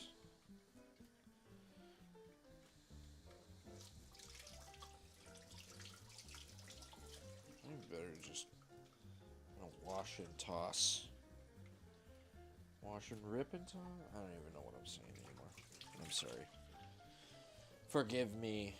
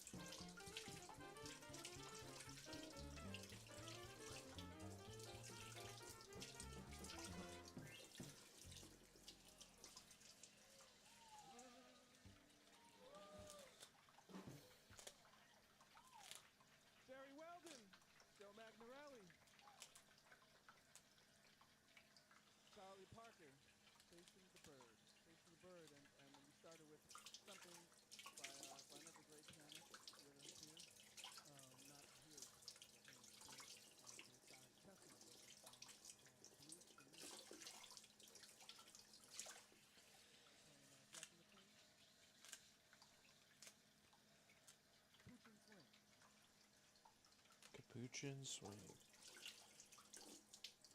I think I played that one before.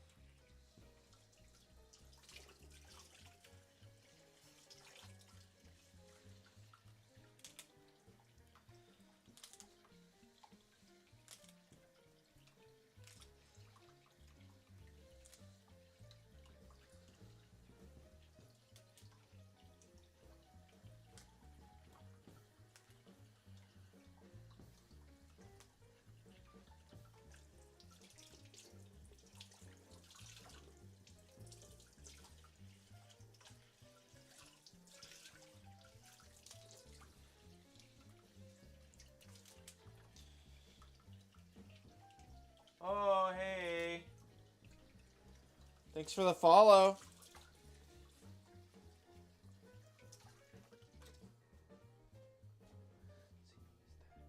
Mike, thank you.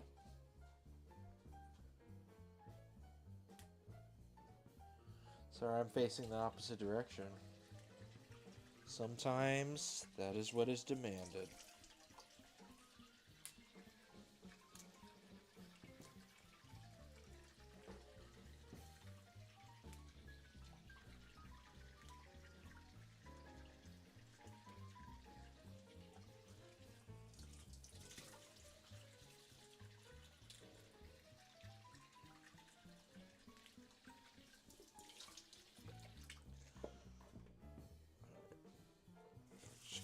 Just another rinse over. Put it in a spinner.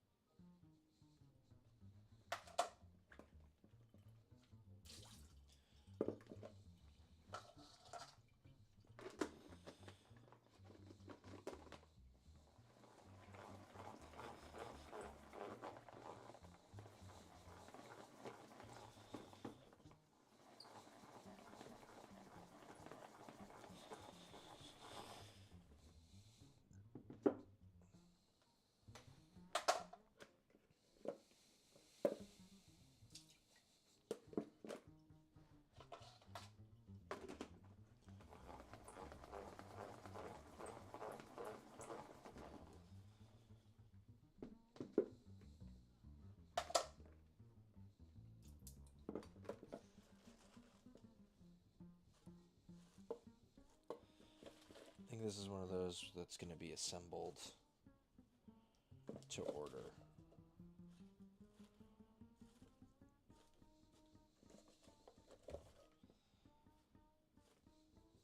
But we've got all our radicchio right here.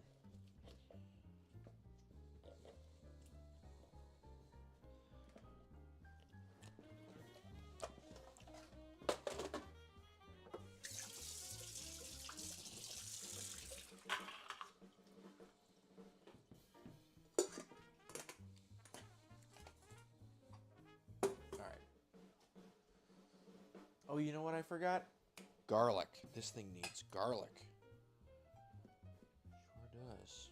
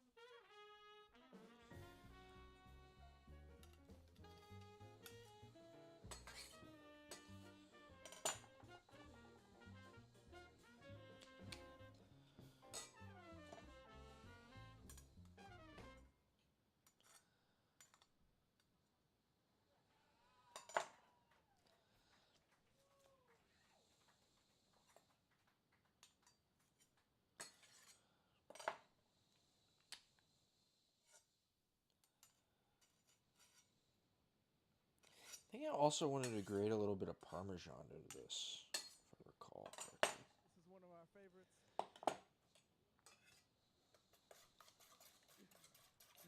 So my old flame. Bit of a nod to Jack and the Clean arrangement.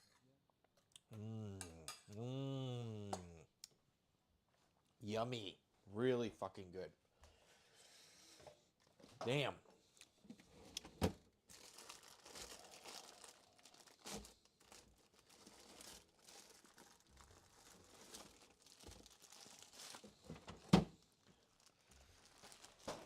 Getting to the end of our Parmesan here.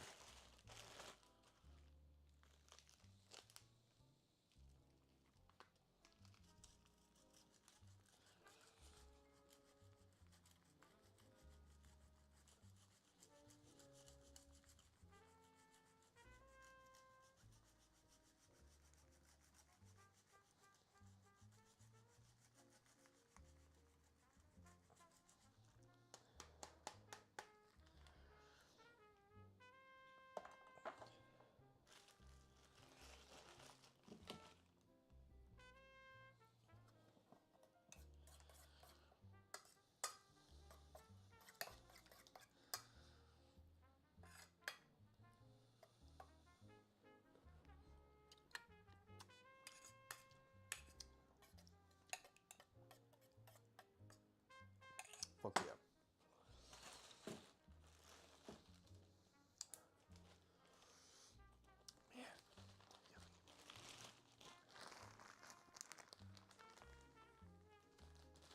It's 11:30. Let's look at our. Whoa!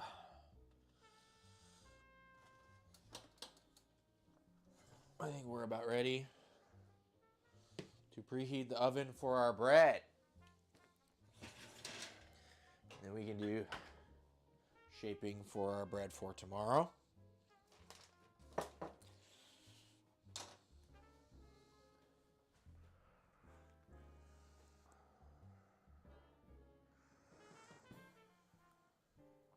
Let's see.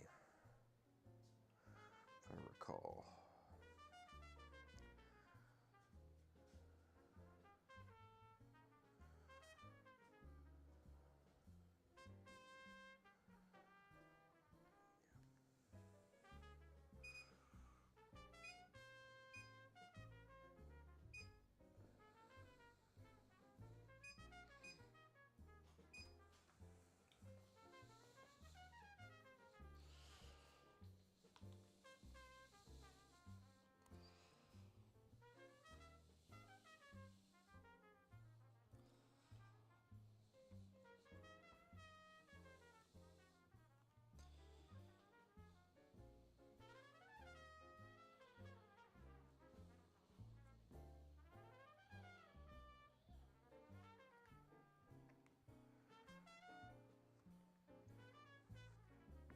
Bread.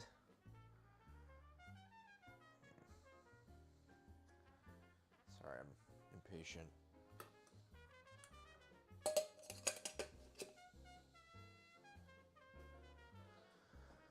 Okay.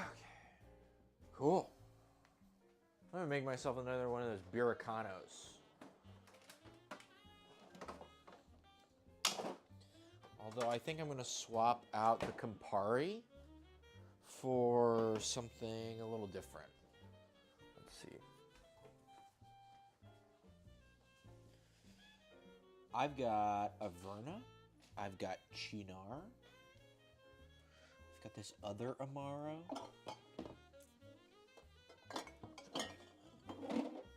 Apologies.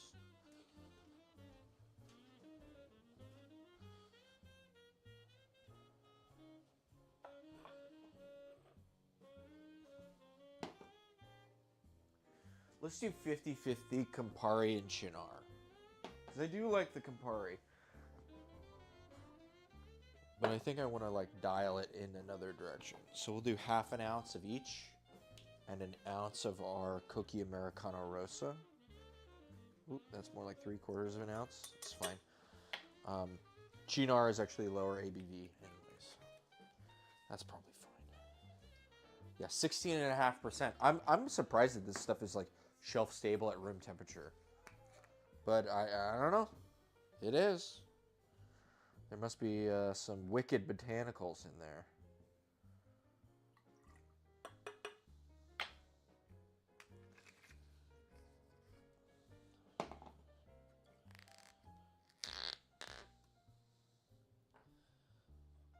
An ounce of our Cookie Americano Rosa. This is some sweet vermouth. Italian.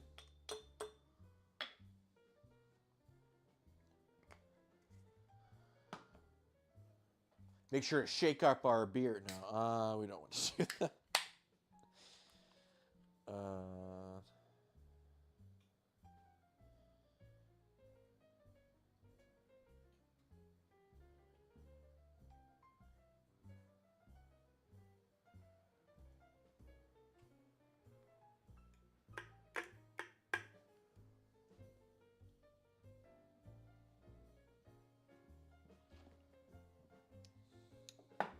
I like that a little better.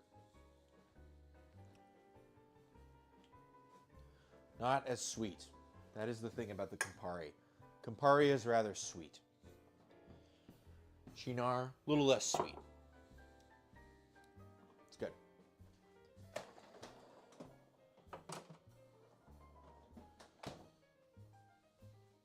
Nice, delightful, light, bitter, kind of Gives it a bit more of a crisp kind of quality too.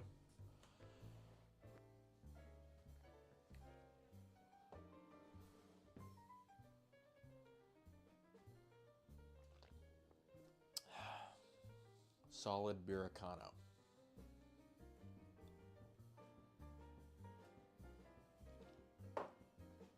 Oh, yeah, that's good.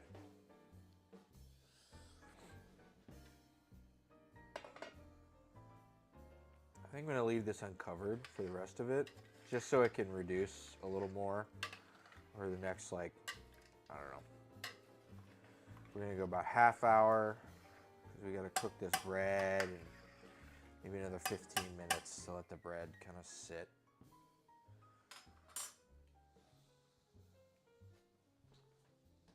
As far as I know, they just bake it uncovered. So we're just gonna bake it uncovered. We're not trying to do the Mega Spring. I don't know. Mega Spring is cool. I don't know. That's the copium. We're not trying to do the Mega Spring.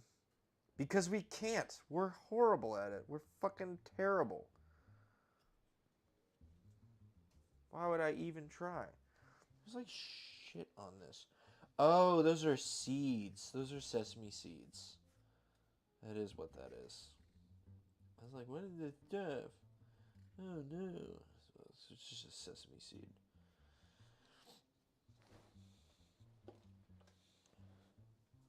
We got our score.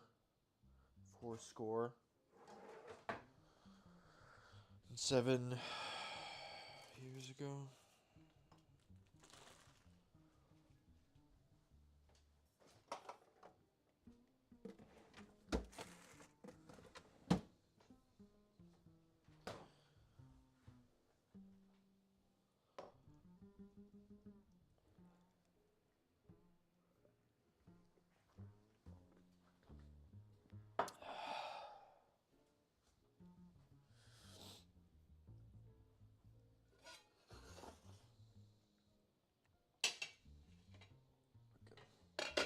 All over the place. That's fine though. It's been way worse. Why do I need the feeling to open that up?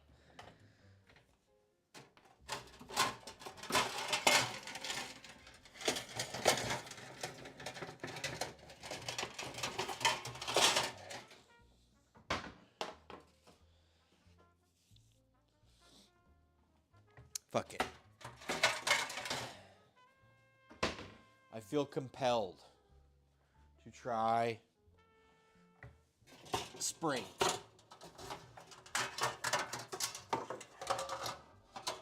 It doesn't all have to be copium. We can want things to be good.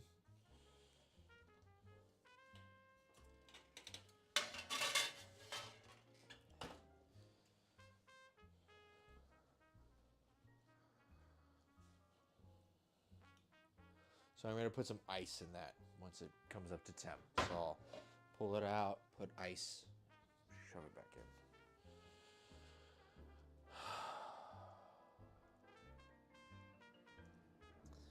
And then I was going to do it with radicchio and cucumber. And then this, just kind of a light, easy toss. And that'll go with the bread and the ragu. You know what? I haven't been taste testing this a ton. I should give this another taste.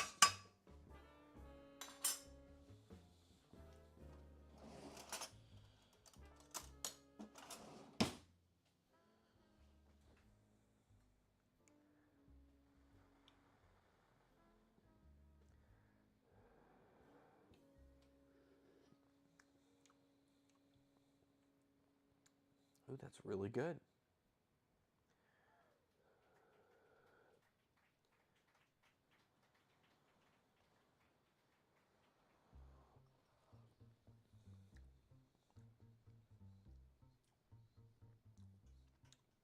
I can see why they added tomatoes, but this is remarkably similar. This is interesting. Huh.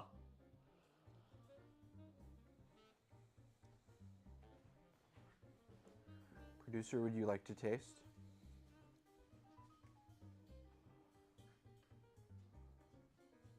You gotta blow on it.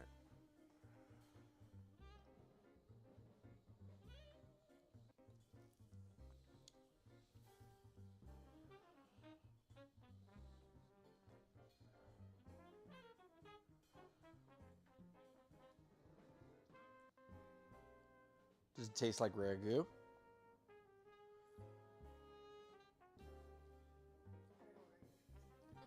Like spaghetti sauce.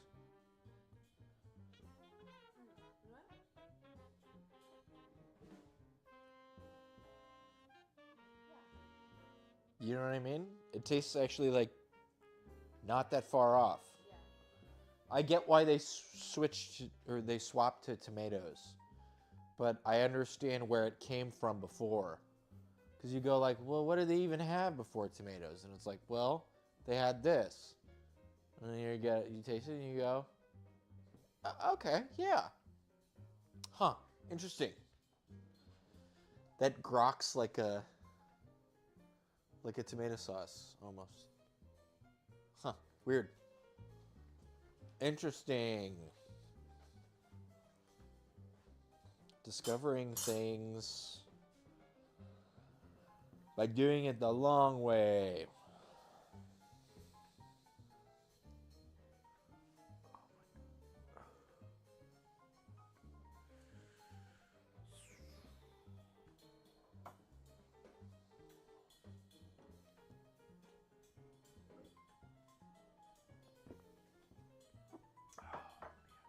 That is too easy to drink, I will say that.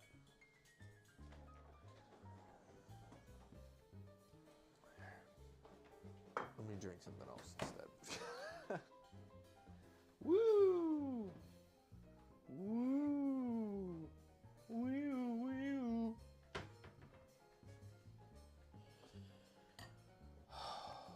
No, that's good though.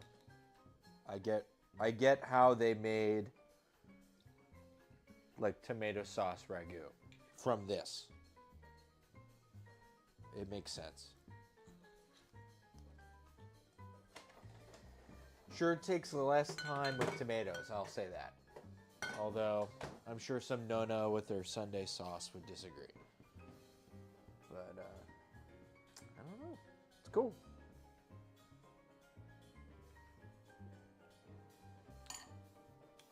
Sauvignon Blanc.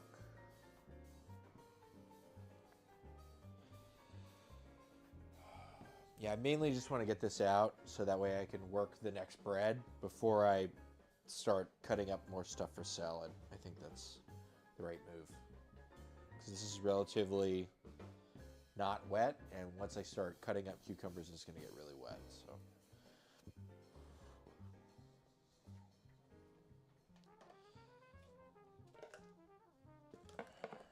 And nobody's here, so who cares? We're just chilling.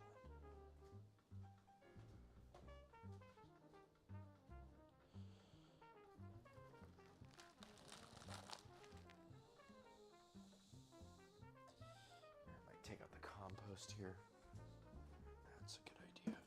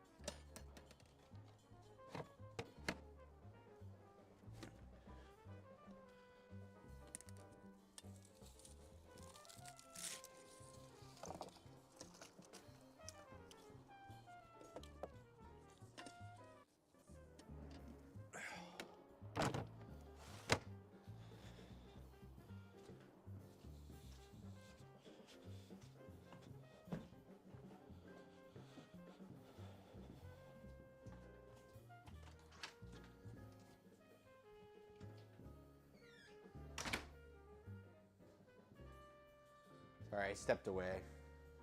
The headphones disconnected. That's my fault. Yeah, and now it's back.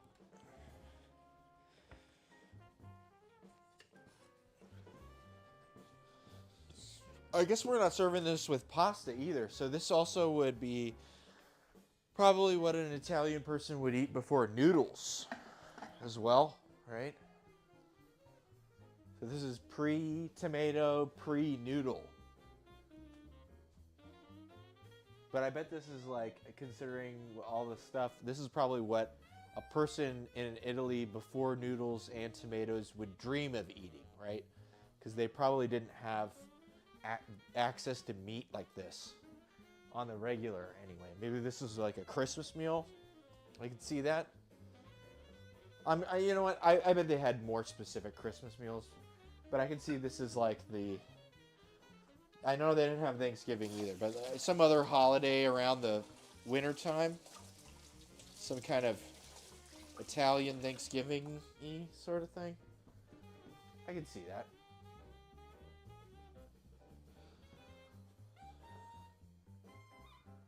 This guy's going. I see the bubbles. I see him going.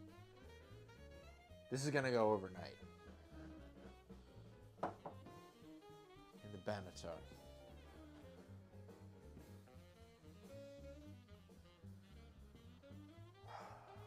Yeah.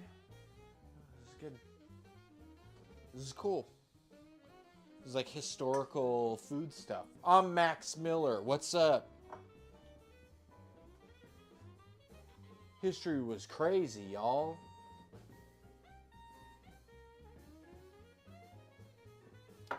Hardtack. Maybe we gotta make hardtack now. Fuck. I don't want to make hardtack. Fuck that. I think that's the difference, right?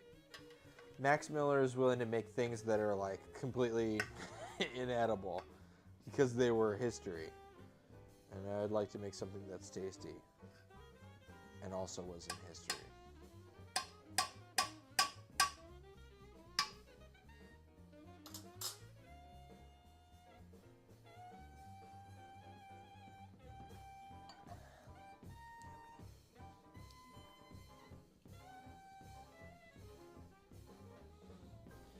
We're getting there.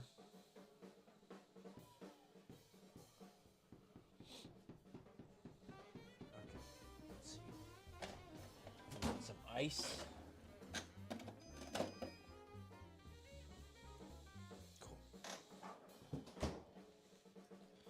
I'm just gonna make this really fucking idiot proof. Because the thing that always happens, I think part of the reason why I fuck up my bread all the time, is the oven is just open for too long an amount of time. So I'm gonna idiot proof this by taking all the shit out. So that way I can just dump it in there. This feels really stupidly redundant, but I'm just at the point now where I'm not happy with my bread and I need to start just like really checking all the steps I'm doing and trying to be a little more intentional. And it does feel like the oven is open for too long a time. So I purposely set the temperature higher than it asked for. Also because I thought I'd put it like really low, but that's fine.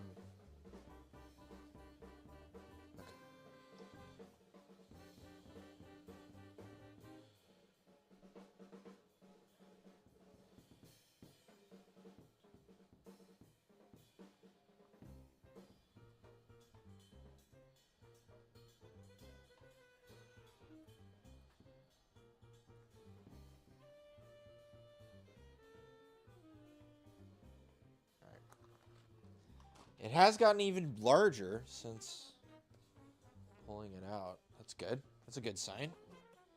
And I know this isn't sourdough, so it's going to be a little more forgiving. I'm just trying to... I just wanted it to be good. So not good at this. You're even going to put like fucking flour down on the bottom. I don't even give a shit. Get on it. And here's the part where it rips in half. Oh, hey, look at that. Our thing worked pretty good. Thank you, Reddit, for telling me about rice flour for bannotoning.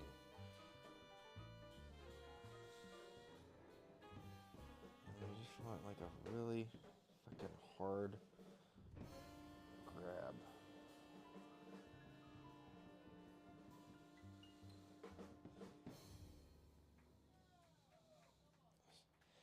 I feel like my razors are really not sharp, but that seems like a good failure.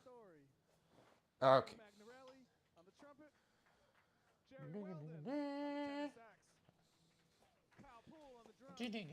Bass. Okay.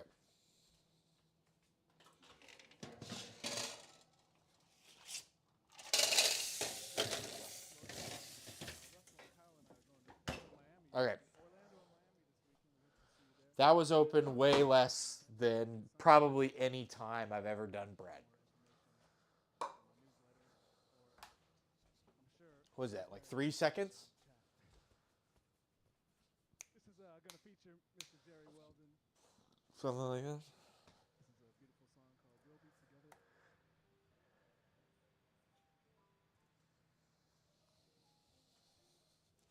All right. We can work our other loaf now. We can shape it and get it in the bannoton. And then we can cover it in the refrigerator all night.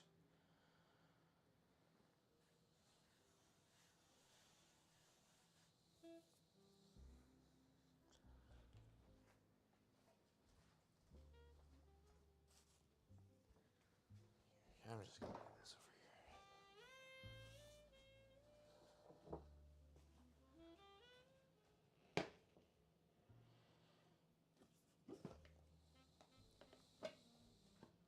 Does this need to proof longer? I almost feel like it does. Fuck it. Okay. It's done something. I think it is about twice as big as when I looked at it last, which is the thing they always say. Wait for it to get twice as big. That looks twice as big as when I put it in there. So we are going to call it shapeable. Which means we're going to fucking shape it.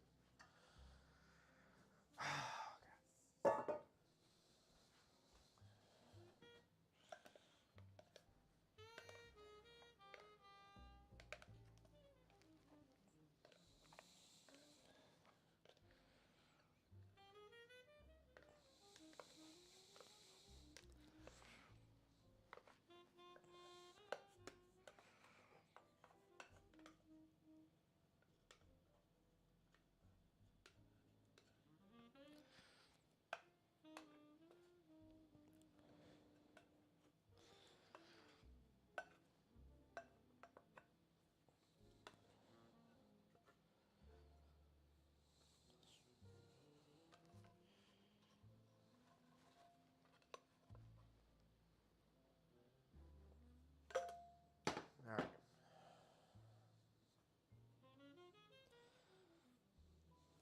Just grabs.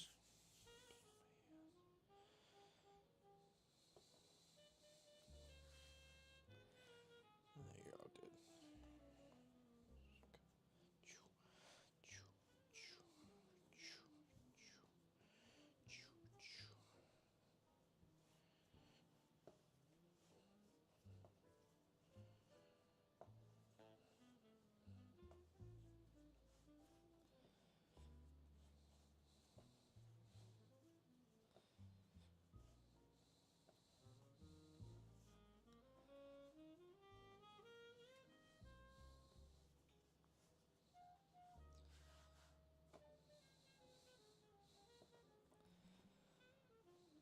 This part is just like trying to like do the structure part, right? We're just trying to get it to want to be a shape.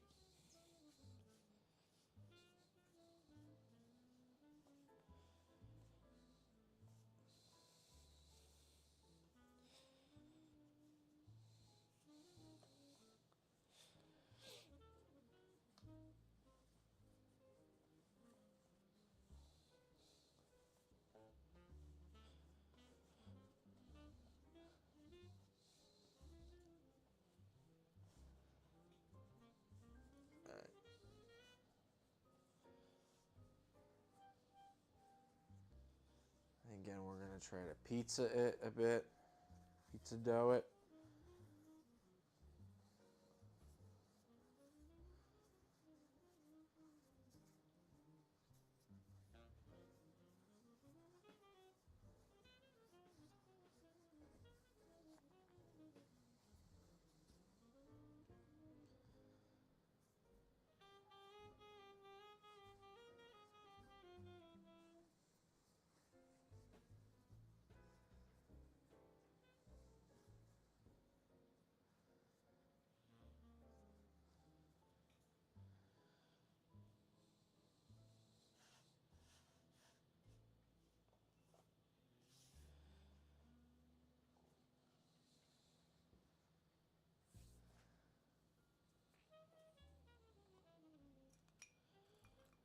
And then we've got our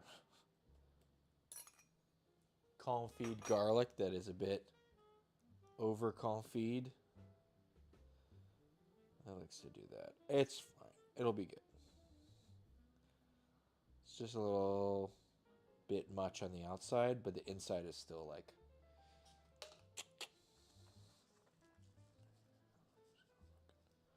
Pour all that shit over. I'm just gonna kind of like fold that over, and then like fold that over. Kind of just wrap it into itself again, like I was doing before. I am no expert. I'm hyping myself up more than anything. Just trying to get this to fucking make sense. And then I'm gonna go like this, but I see the garlic kind of rising to the top, and I want to like not. If I keep going, this garlic's just gonna push through the top, and then it's gonna break everything, and then it's gonna be fucking dumb, right? So we'll just leave it like that. That seems good.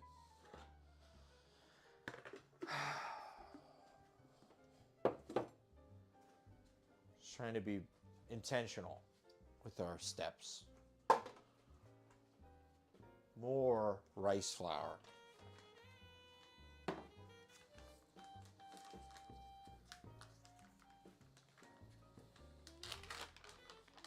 And we can put the kitchen condom back over it before it goes into the...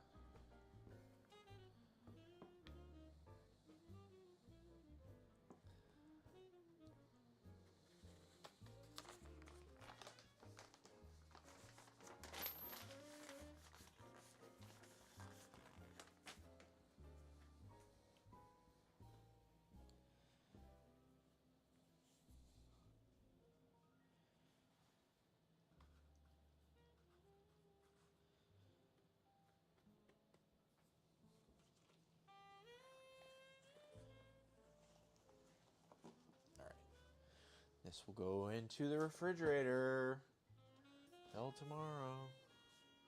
Woo! Bread. It's good to be making bread again, though. I haven't done it for a little while, and something about it that feels like you're doing God's work or something. You're on the right path if you're trying to make bread. But you can never get there.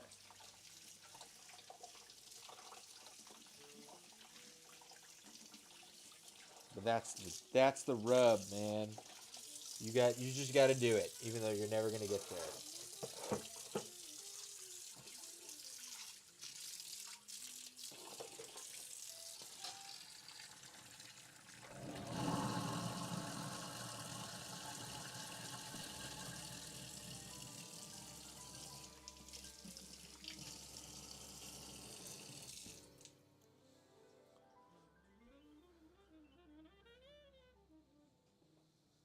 All right, cool. That's something. Uncle Jerry Weldon.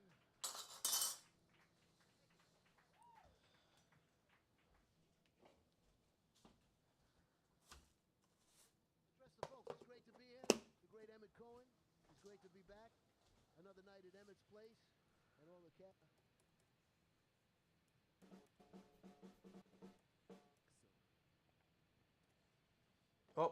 camera. Womp womp.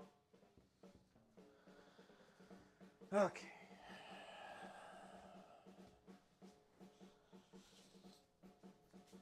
I can't open it, or I'll die. It'll kill me if I open it.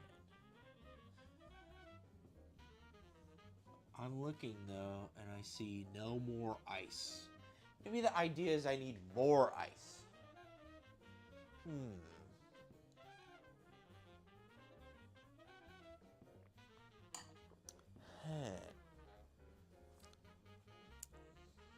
Sorry, I'm being obnoxious.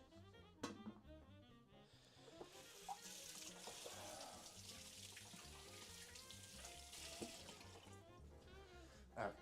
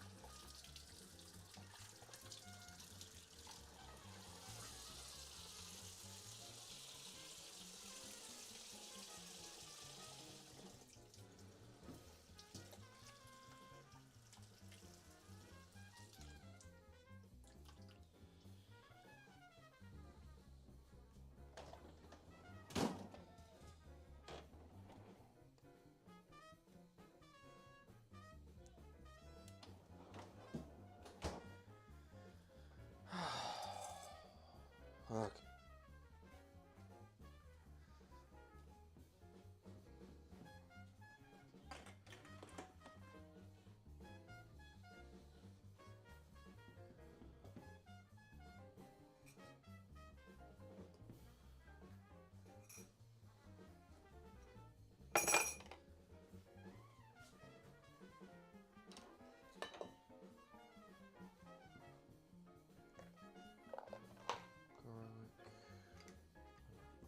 Juice anything else? I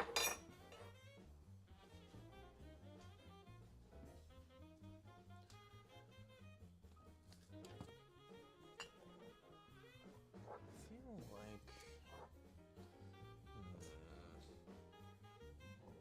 no. No. What the fuck? Okay. That's weird. I was gonna say, I thought I had. Oh, I do have. Yep. See, this was my worry. This is the last time I confit garlic. So it actually smells good. I guess we can just add it to this, but we should use this decidedly. Right? We shouldn't just put it away and not use it. We should use it like we want to use it.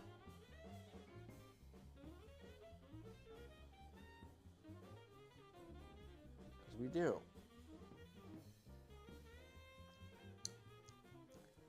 It tastes good. Really good.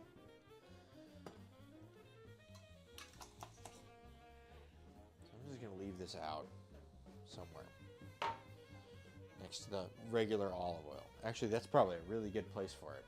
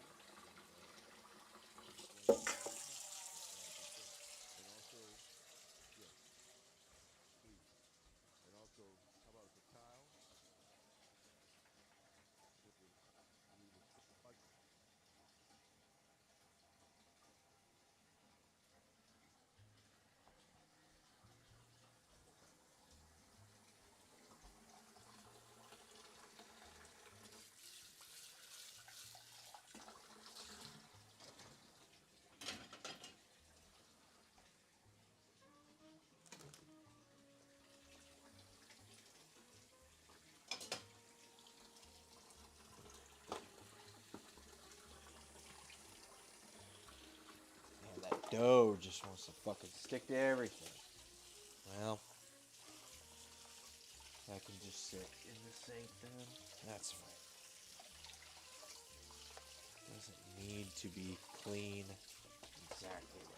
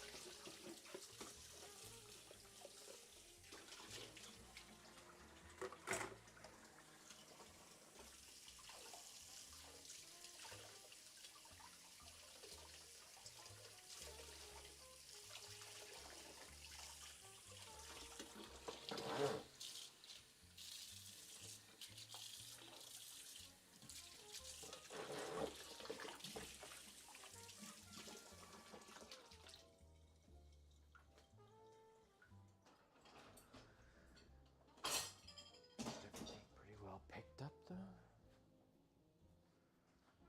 Gracias para sus paciencias. Paciencia.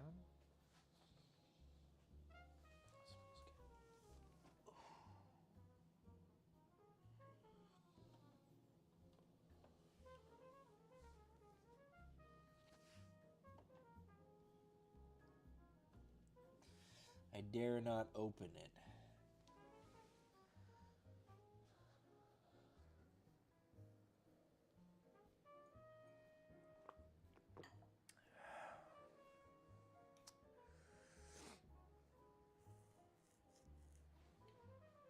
I suppose that should go in something too. This little container.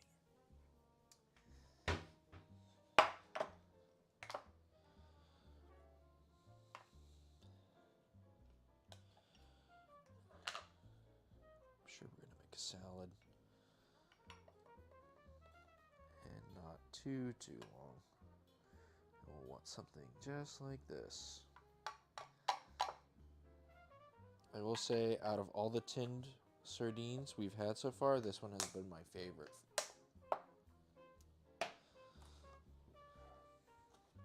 Where did you get this?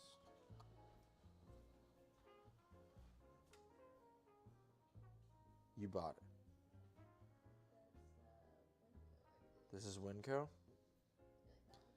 I like it a lot. It tastes pretty good. If you want to like sardine. It's a very clean smell, right? And just like taste the oil, maybe. Everything just tastes very clean. You know what I mean?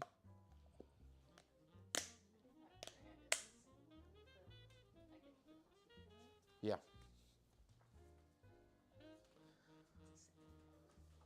There you are. That one has been like noticeably like, yeah, this one. Give me this.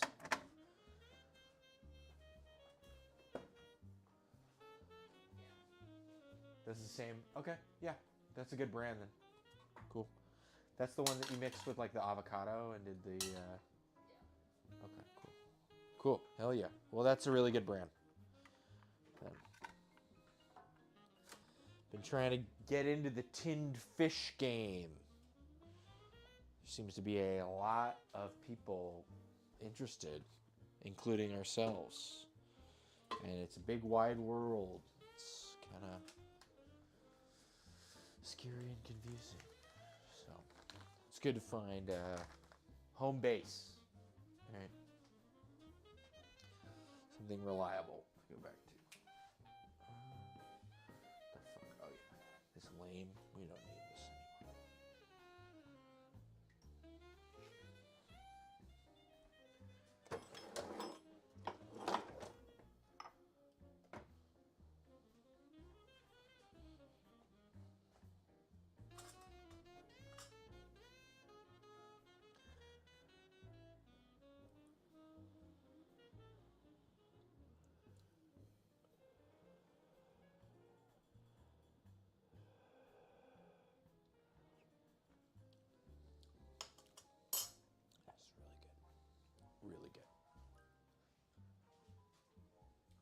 I'm gonna make a little salad.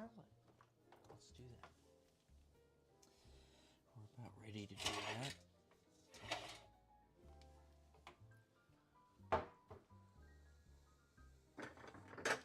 I'm just gonna serve this in 2 bowls.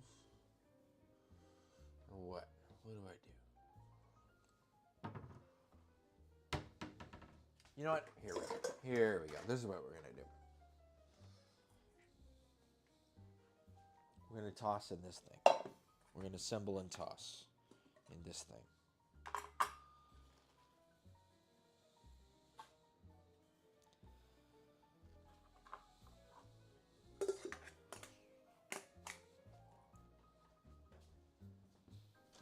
And I also have some flat leaf parsley for garnish and all that stuff.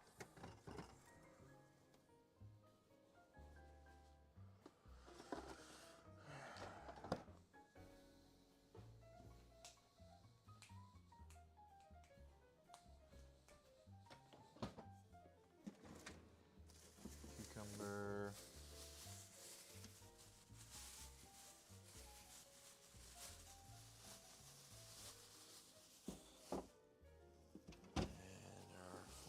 Parsley, that's cilantro.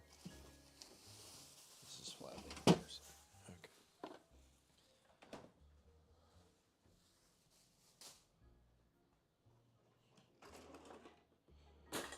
Do we toss it? No, it's right here.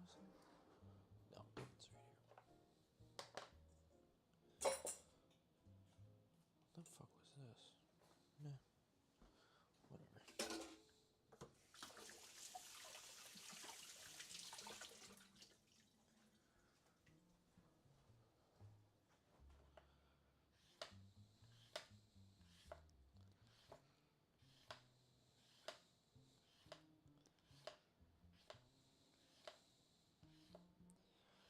I would like to keep the skin on, but these ones from the store always have like really bitter skin. And it's got that waxy coating on it, and it's just like, don't want to eat it. I would rather not.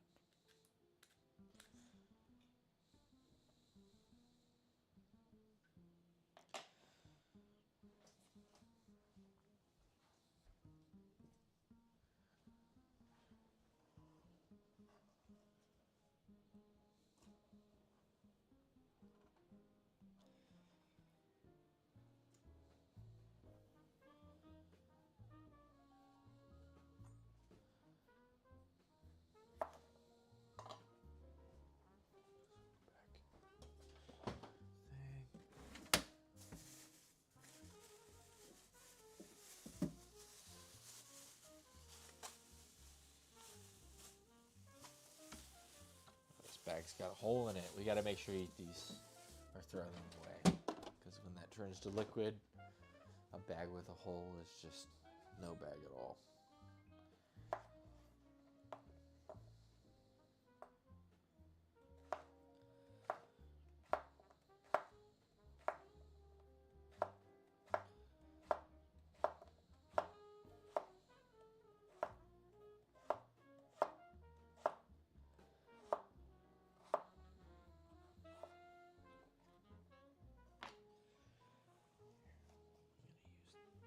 This thing has got a lot of action. It looks pretty fucked up.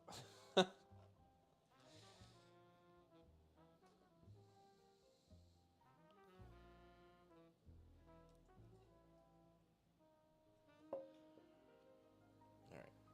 Cool.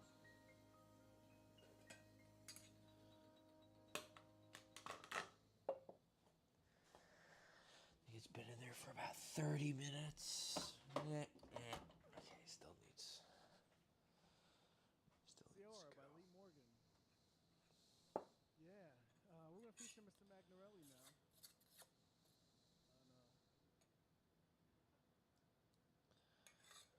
What are we playing?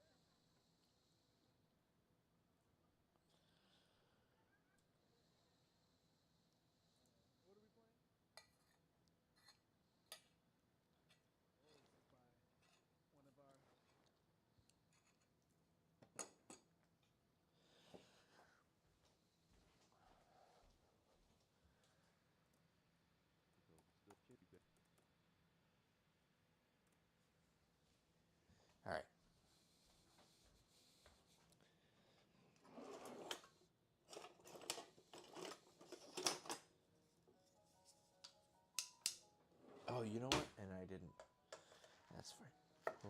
do it when we played.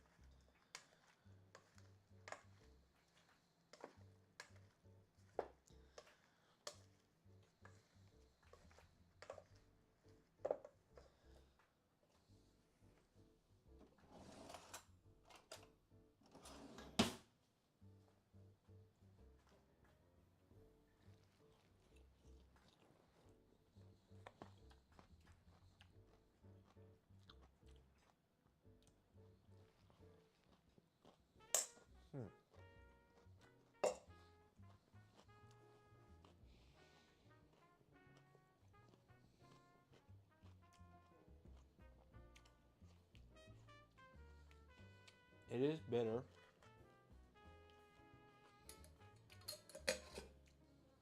I can see the appreciation.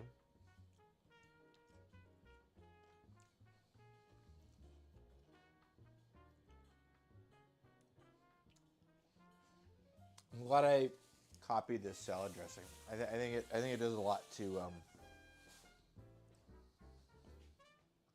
kind of bolster up against that bitterness. I do like bitterness, but I have encountered things that are too bitter,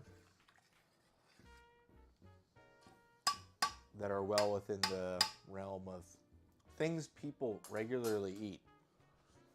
They might not be things that people on this continent regularly eat, but you know, something a lot of people like. You know what I mean? Like bitter melon. I really don't know how to grasp that. I've been thinking about it. It is much more bitter than this. This is pretty enjoyable.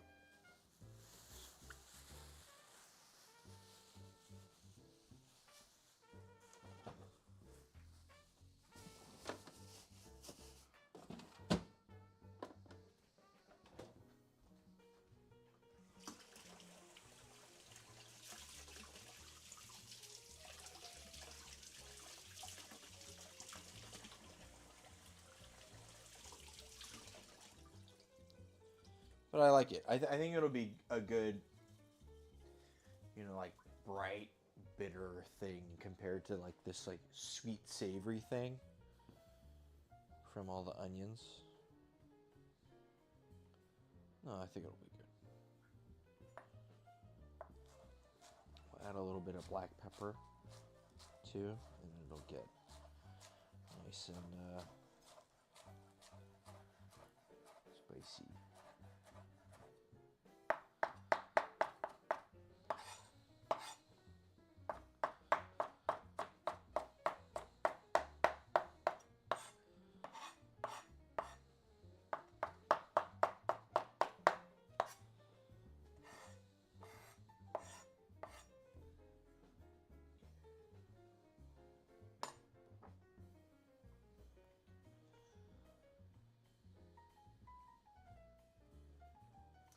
And we've got some basil over here.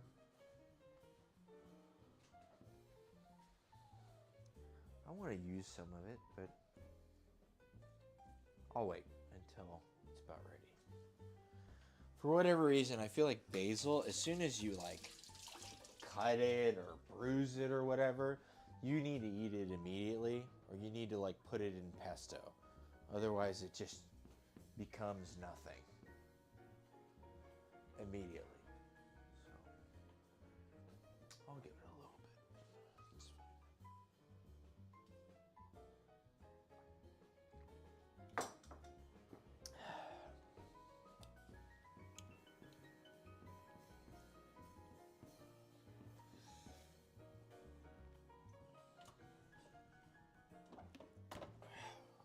See, I can't ever get it to spring into the fail.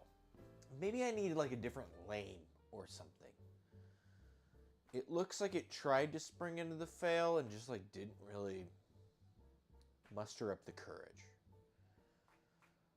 We'll wait for it to kind of brown over, but yeah. I don't know. There's something I'm missing.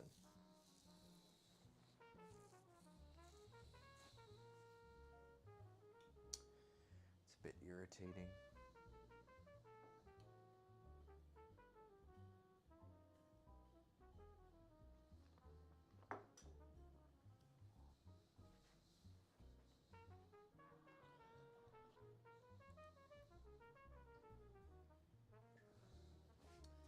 Oh wait, I forgot. I bought another deal of vermouth, didn't I?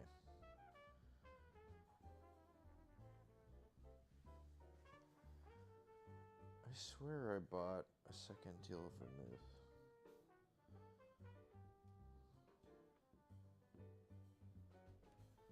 Yeah, I bought Lillet, which is also in the refrigerator. Let's try that out. Let's make a beericano with, there it is, hiding up there, Lillet. So Lillet is what you use to make a Vesper martini. I haven't tried Lillet for a while, I think. I wanted to buy some, but that Cocchi Americano Blanco kind of served a lot of those similar purpose.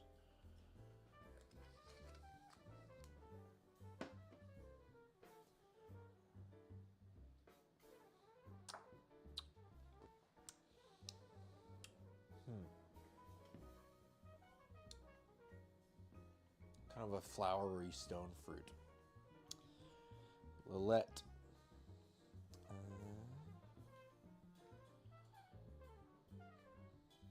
Aperitif for cocktails. I wanted to get a dry vermouth, but the whole idea is you want to get something from France if you want something dry, and you want to get something from Italy if you want something sweet. And I wanted to try this out because I can't remember ever having had it. And it is from France. It's nice. I can almost drink this straight.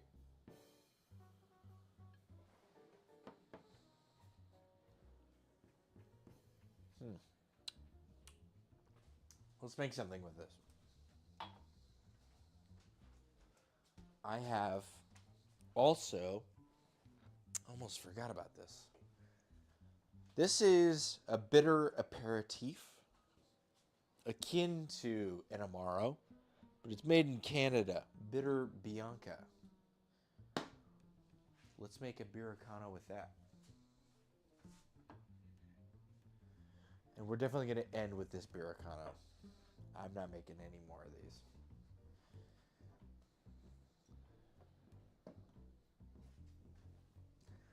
I'm already kind of like, you know, too much. So we'll do this for science, and that's it, okay? 1 ounce of each for science, for science.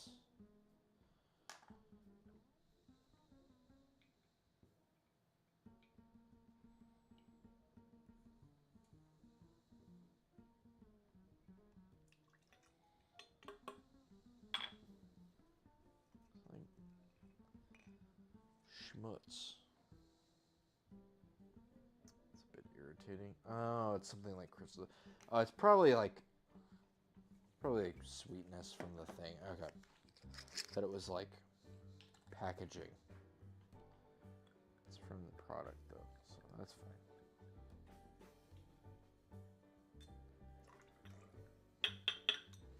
Okay. So an ounce of bitter Bianca, an ounce of Lillet Blanc. Perhaps I should just lean into dry vermouth, but for whatever reason, I kind of don't want to. I think the Dolan dry vermouth is like the most best that I should get that's at the store. But it just looks like it's like cheap. It just looks like it's like not not good. I don't know. There's something about it that looks kind of almost off-putting.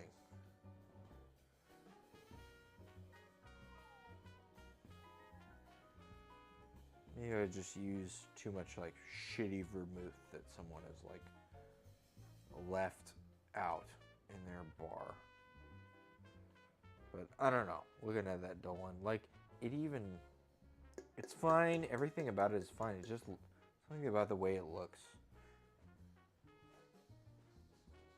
I need to just get it and stop complaining if I want to overcome it. Because I feel like the Cookie Americano Rosa and the Lillet are fairly similar.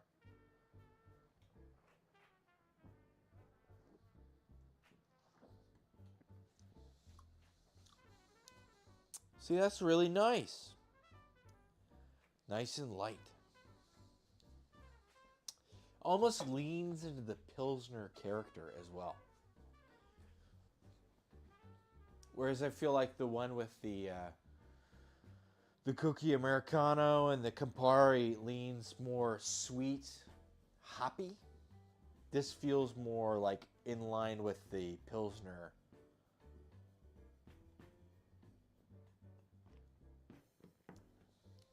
Like there is a distinct bitterness, but it doesn't like vibe to me as hops. Whereas the Campari kind of does. I don't know. Interesting. Very interesting.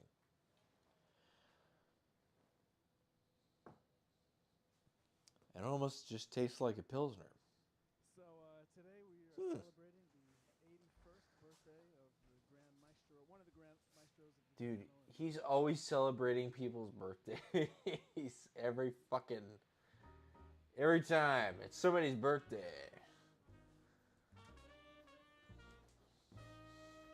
All these fucking streams. Okay, let's see. I feel like we're really close. Maybe like a couple minutes. I'm gonna go to the bathroom. I'll be back in 30 seconds.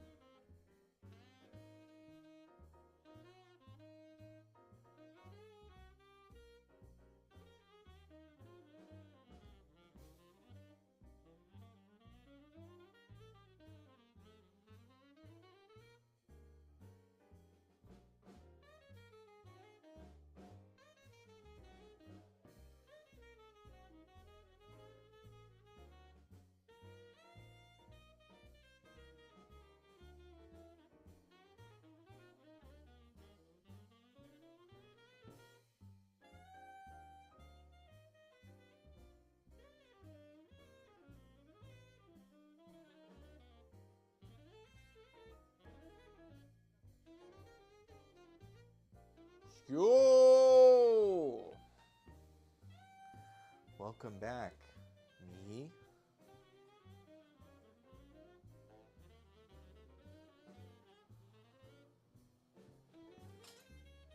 Just thickening this up. This looks like a, yeah, it's less loose. I like the way this is kind of like the fluid characteristics of this is a lot more kind of what it's not like a gravy. It's not a gravy. And it's looser than like a spaghetti sauce that I would make, but it is like more like what I saw in the video. Something about it. Man, this really is a love letter to onions. Like so many things are. I can't believe there was like such a long time in history where like onions were seen as like really low class because everyone could have an onion. Like I heard that like I think like onions and garlic and lobster are banned from Buckingham Palace because onions and garlic are seen as low class because anyone can afford them back to fucking whenever, and a lobster is an embarrassment if you can't crack it yourself. And so they just like ban foods. And I just wonder about all the people who were so rich during really shitty old times and they just denied themselves of onions and garlic so they could be posh, so they could be rich. It's just like, it's so dumb, man. Before tomatoes, how the hell are you going to make a ragu? This is like the only way. And it's seen as really low class. Like, this is kind of odd.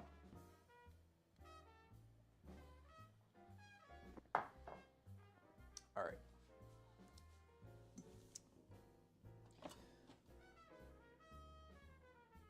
Okay, I think this bread is like kind of done. I'm calling this bread. I'm calling it.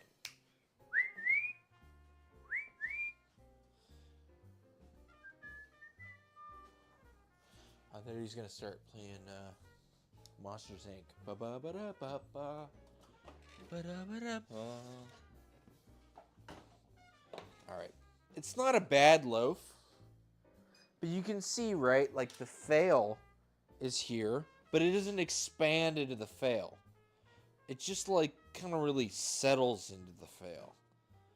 It doesn't like explode, right? You look at this and you don't look at it and you think fail. You think of like, oh yeah, this is like maybe relief. Like I want to see an explosion. Maybe we just need more ice. I think it's just like hardening over too early. Maybe that's what we need.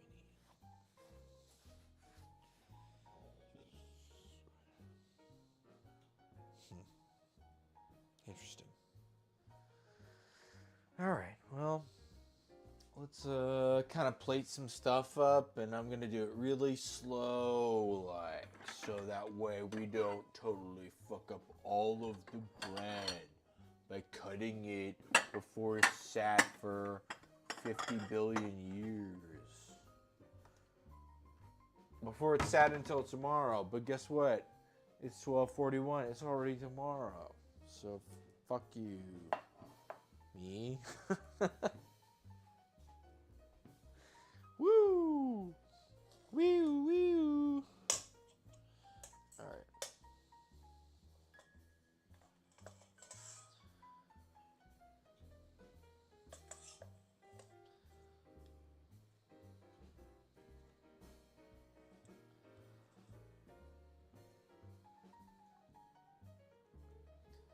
I do like this salad though. There's something about it that's like very very earthy.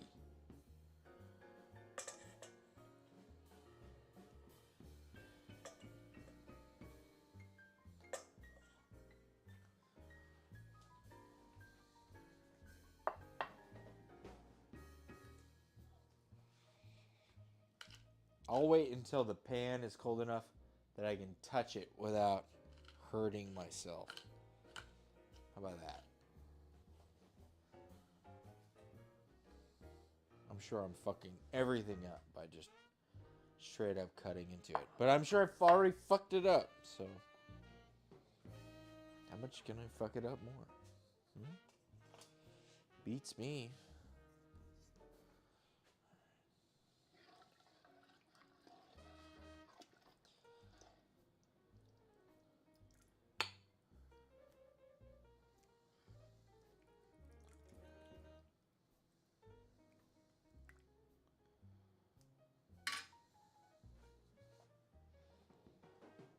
I wonder if I should add more Parmesan, but I really don't think that kind of factors into it. I think this is it. I think this is what it is.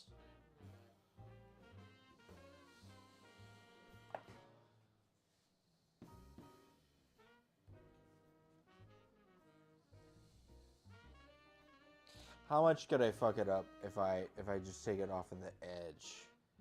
The very edge, huh? How much is it even fucked up? Huh? Is it really all that fucked up? Huh? Aren't we all fucked up? Maybe the sourdough, maybe the hard mode tomorrow will be better. I don't know. Forgive me. I just like. Thank you all so much. I was like. We want to once again thank. I don't know, man. Fred How do you and his life and his how do you square this circle? How do you fucking time. We thank you very much. be okay with it being fucked up every time, forever? And it's like I feel like I hit this wall like honestly like probably a year ago, and I've been like fucking with stuff, and I've been changing things. Sorry, they're all talking. I've been fucking with stuff. I've been changing things, and it just feels like it's the same level of quality of bread. You know what I mean? I'm missing something. Something is not working. This is not even sourdough. This is regular. Dry yeast, active yeast.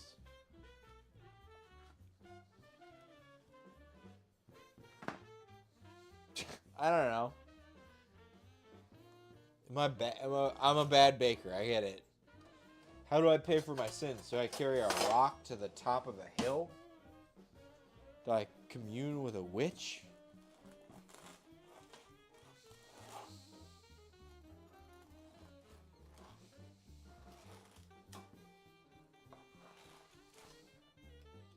I mean, it's not horrible. Like, it's just tight. It's really tight crumb. You know? Like, I don't know, man.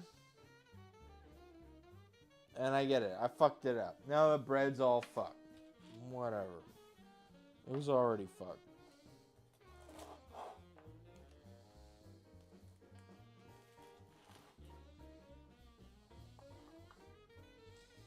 Yeah, we'll do it like a little spaceship. How about that? Send me your leader. Tuna. Hit the camera. Sorry for being dour. I think the food will taste very good. I just want it to explode. And I will never get there. And everybody on the internet gets to be there. And that's why nobody follows me. Because I'm apparently not on the internet. Because my shit doesn't fucking explode. So.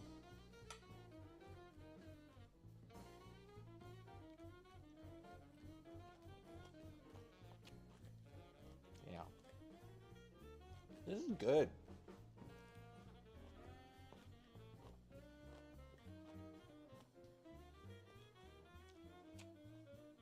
This is like my strange addiction. It's like, it's bitter, and I'm like, huh?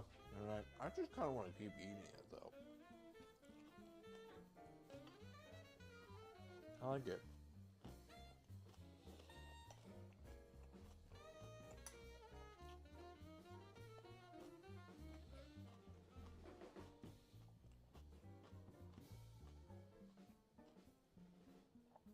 Sorry.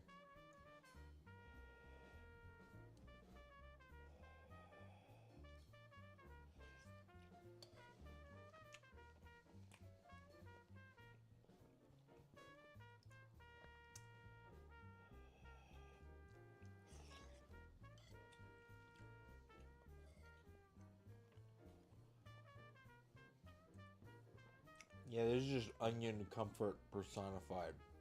This is just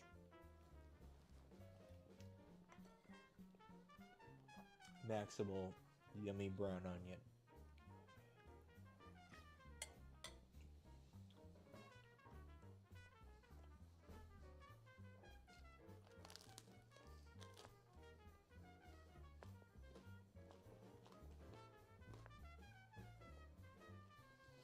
I mean, don't get me wrong, this bread is serviceable.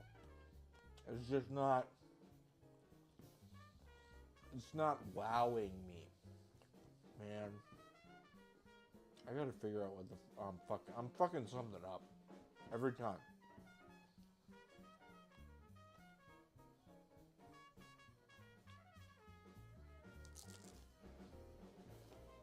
I don't know. More ice. That's the next thing. Try more ice. Anyways.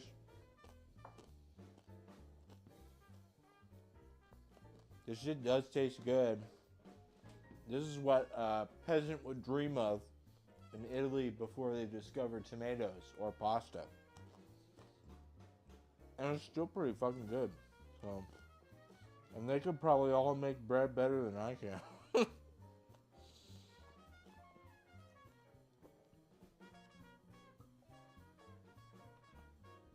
Alright, I think that's about all we got for tonight. Or this morning. Anyways, hope you found what you're looking for. Peace.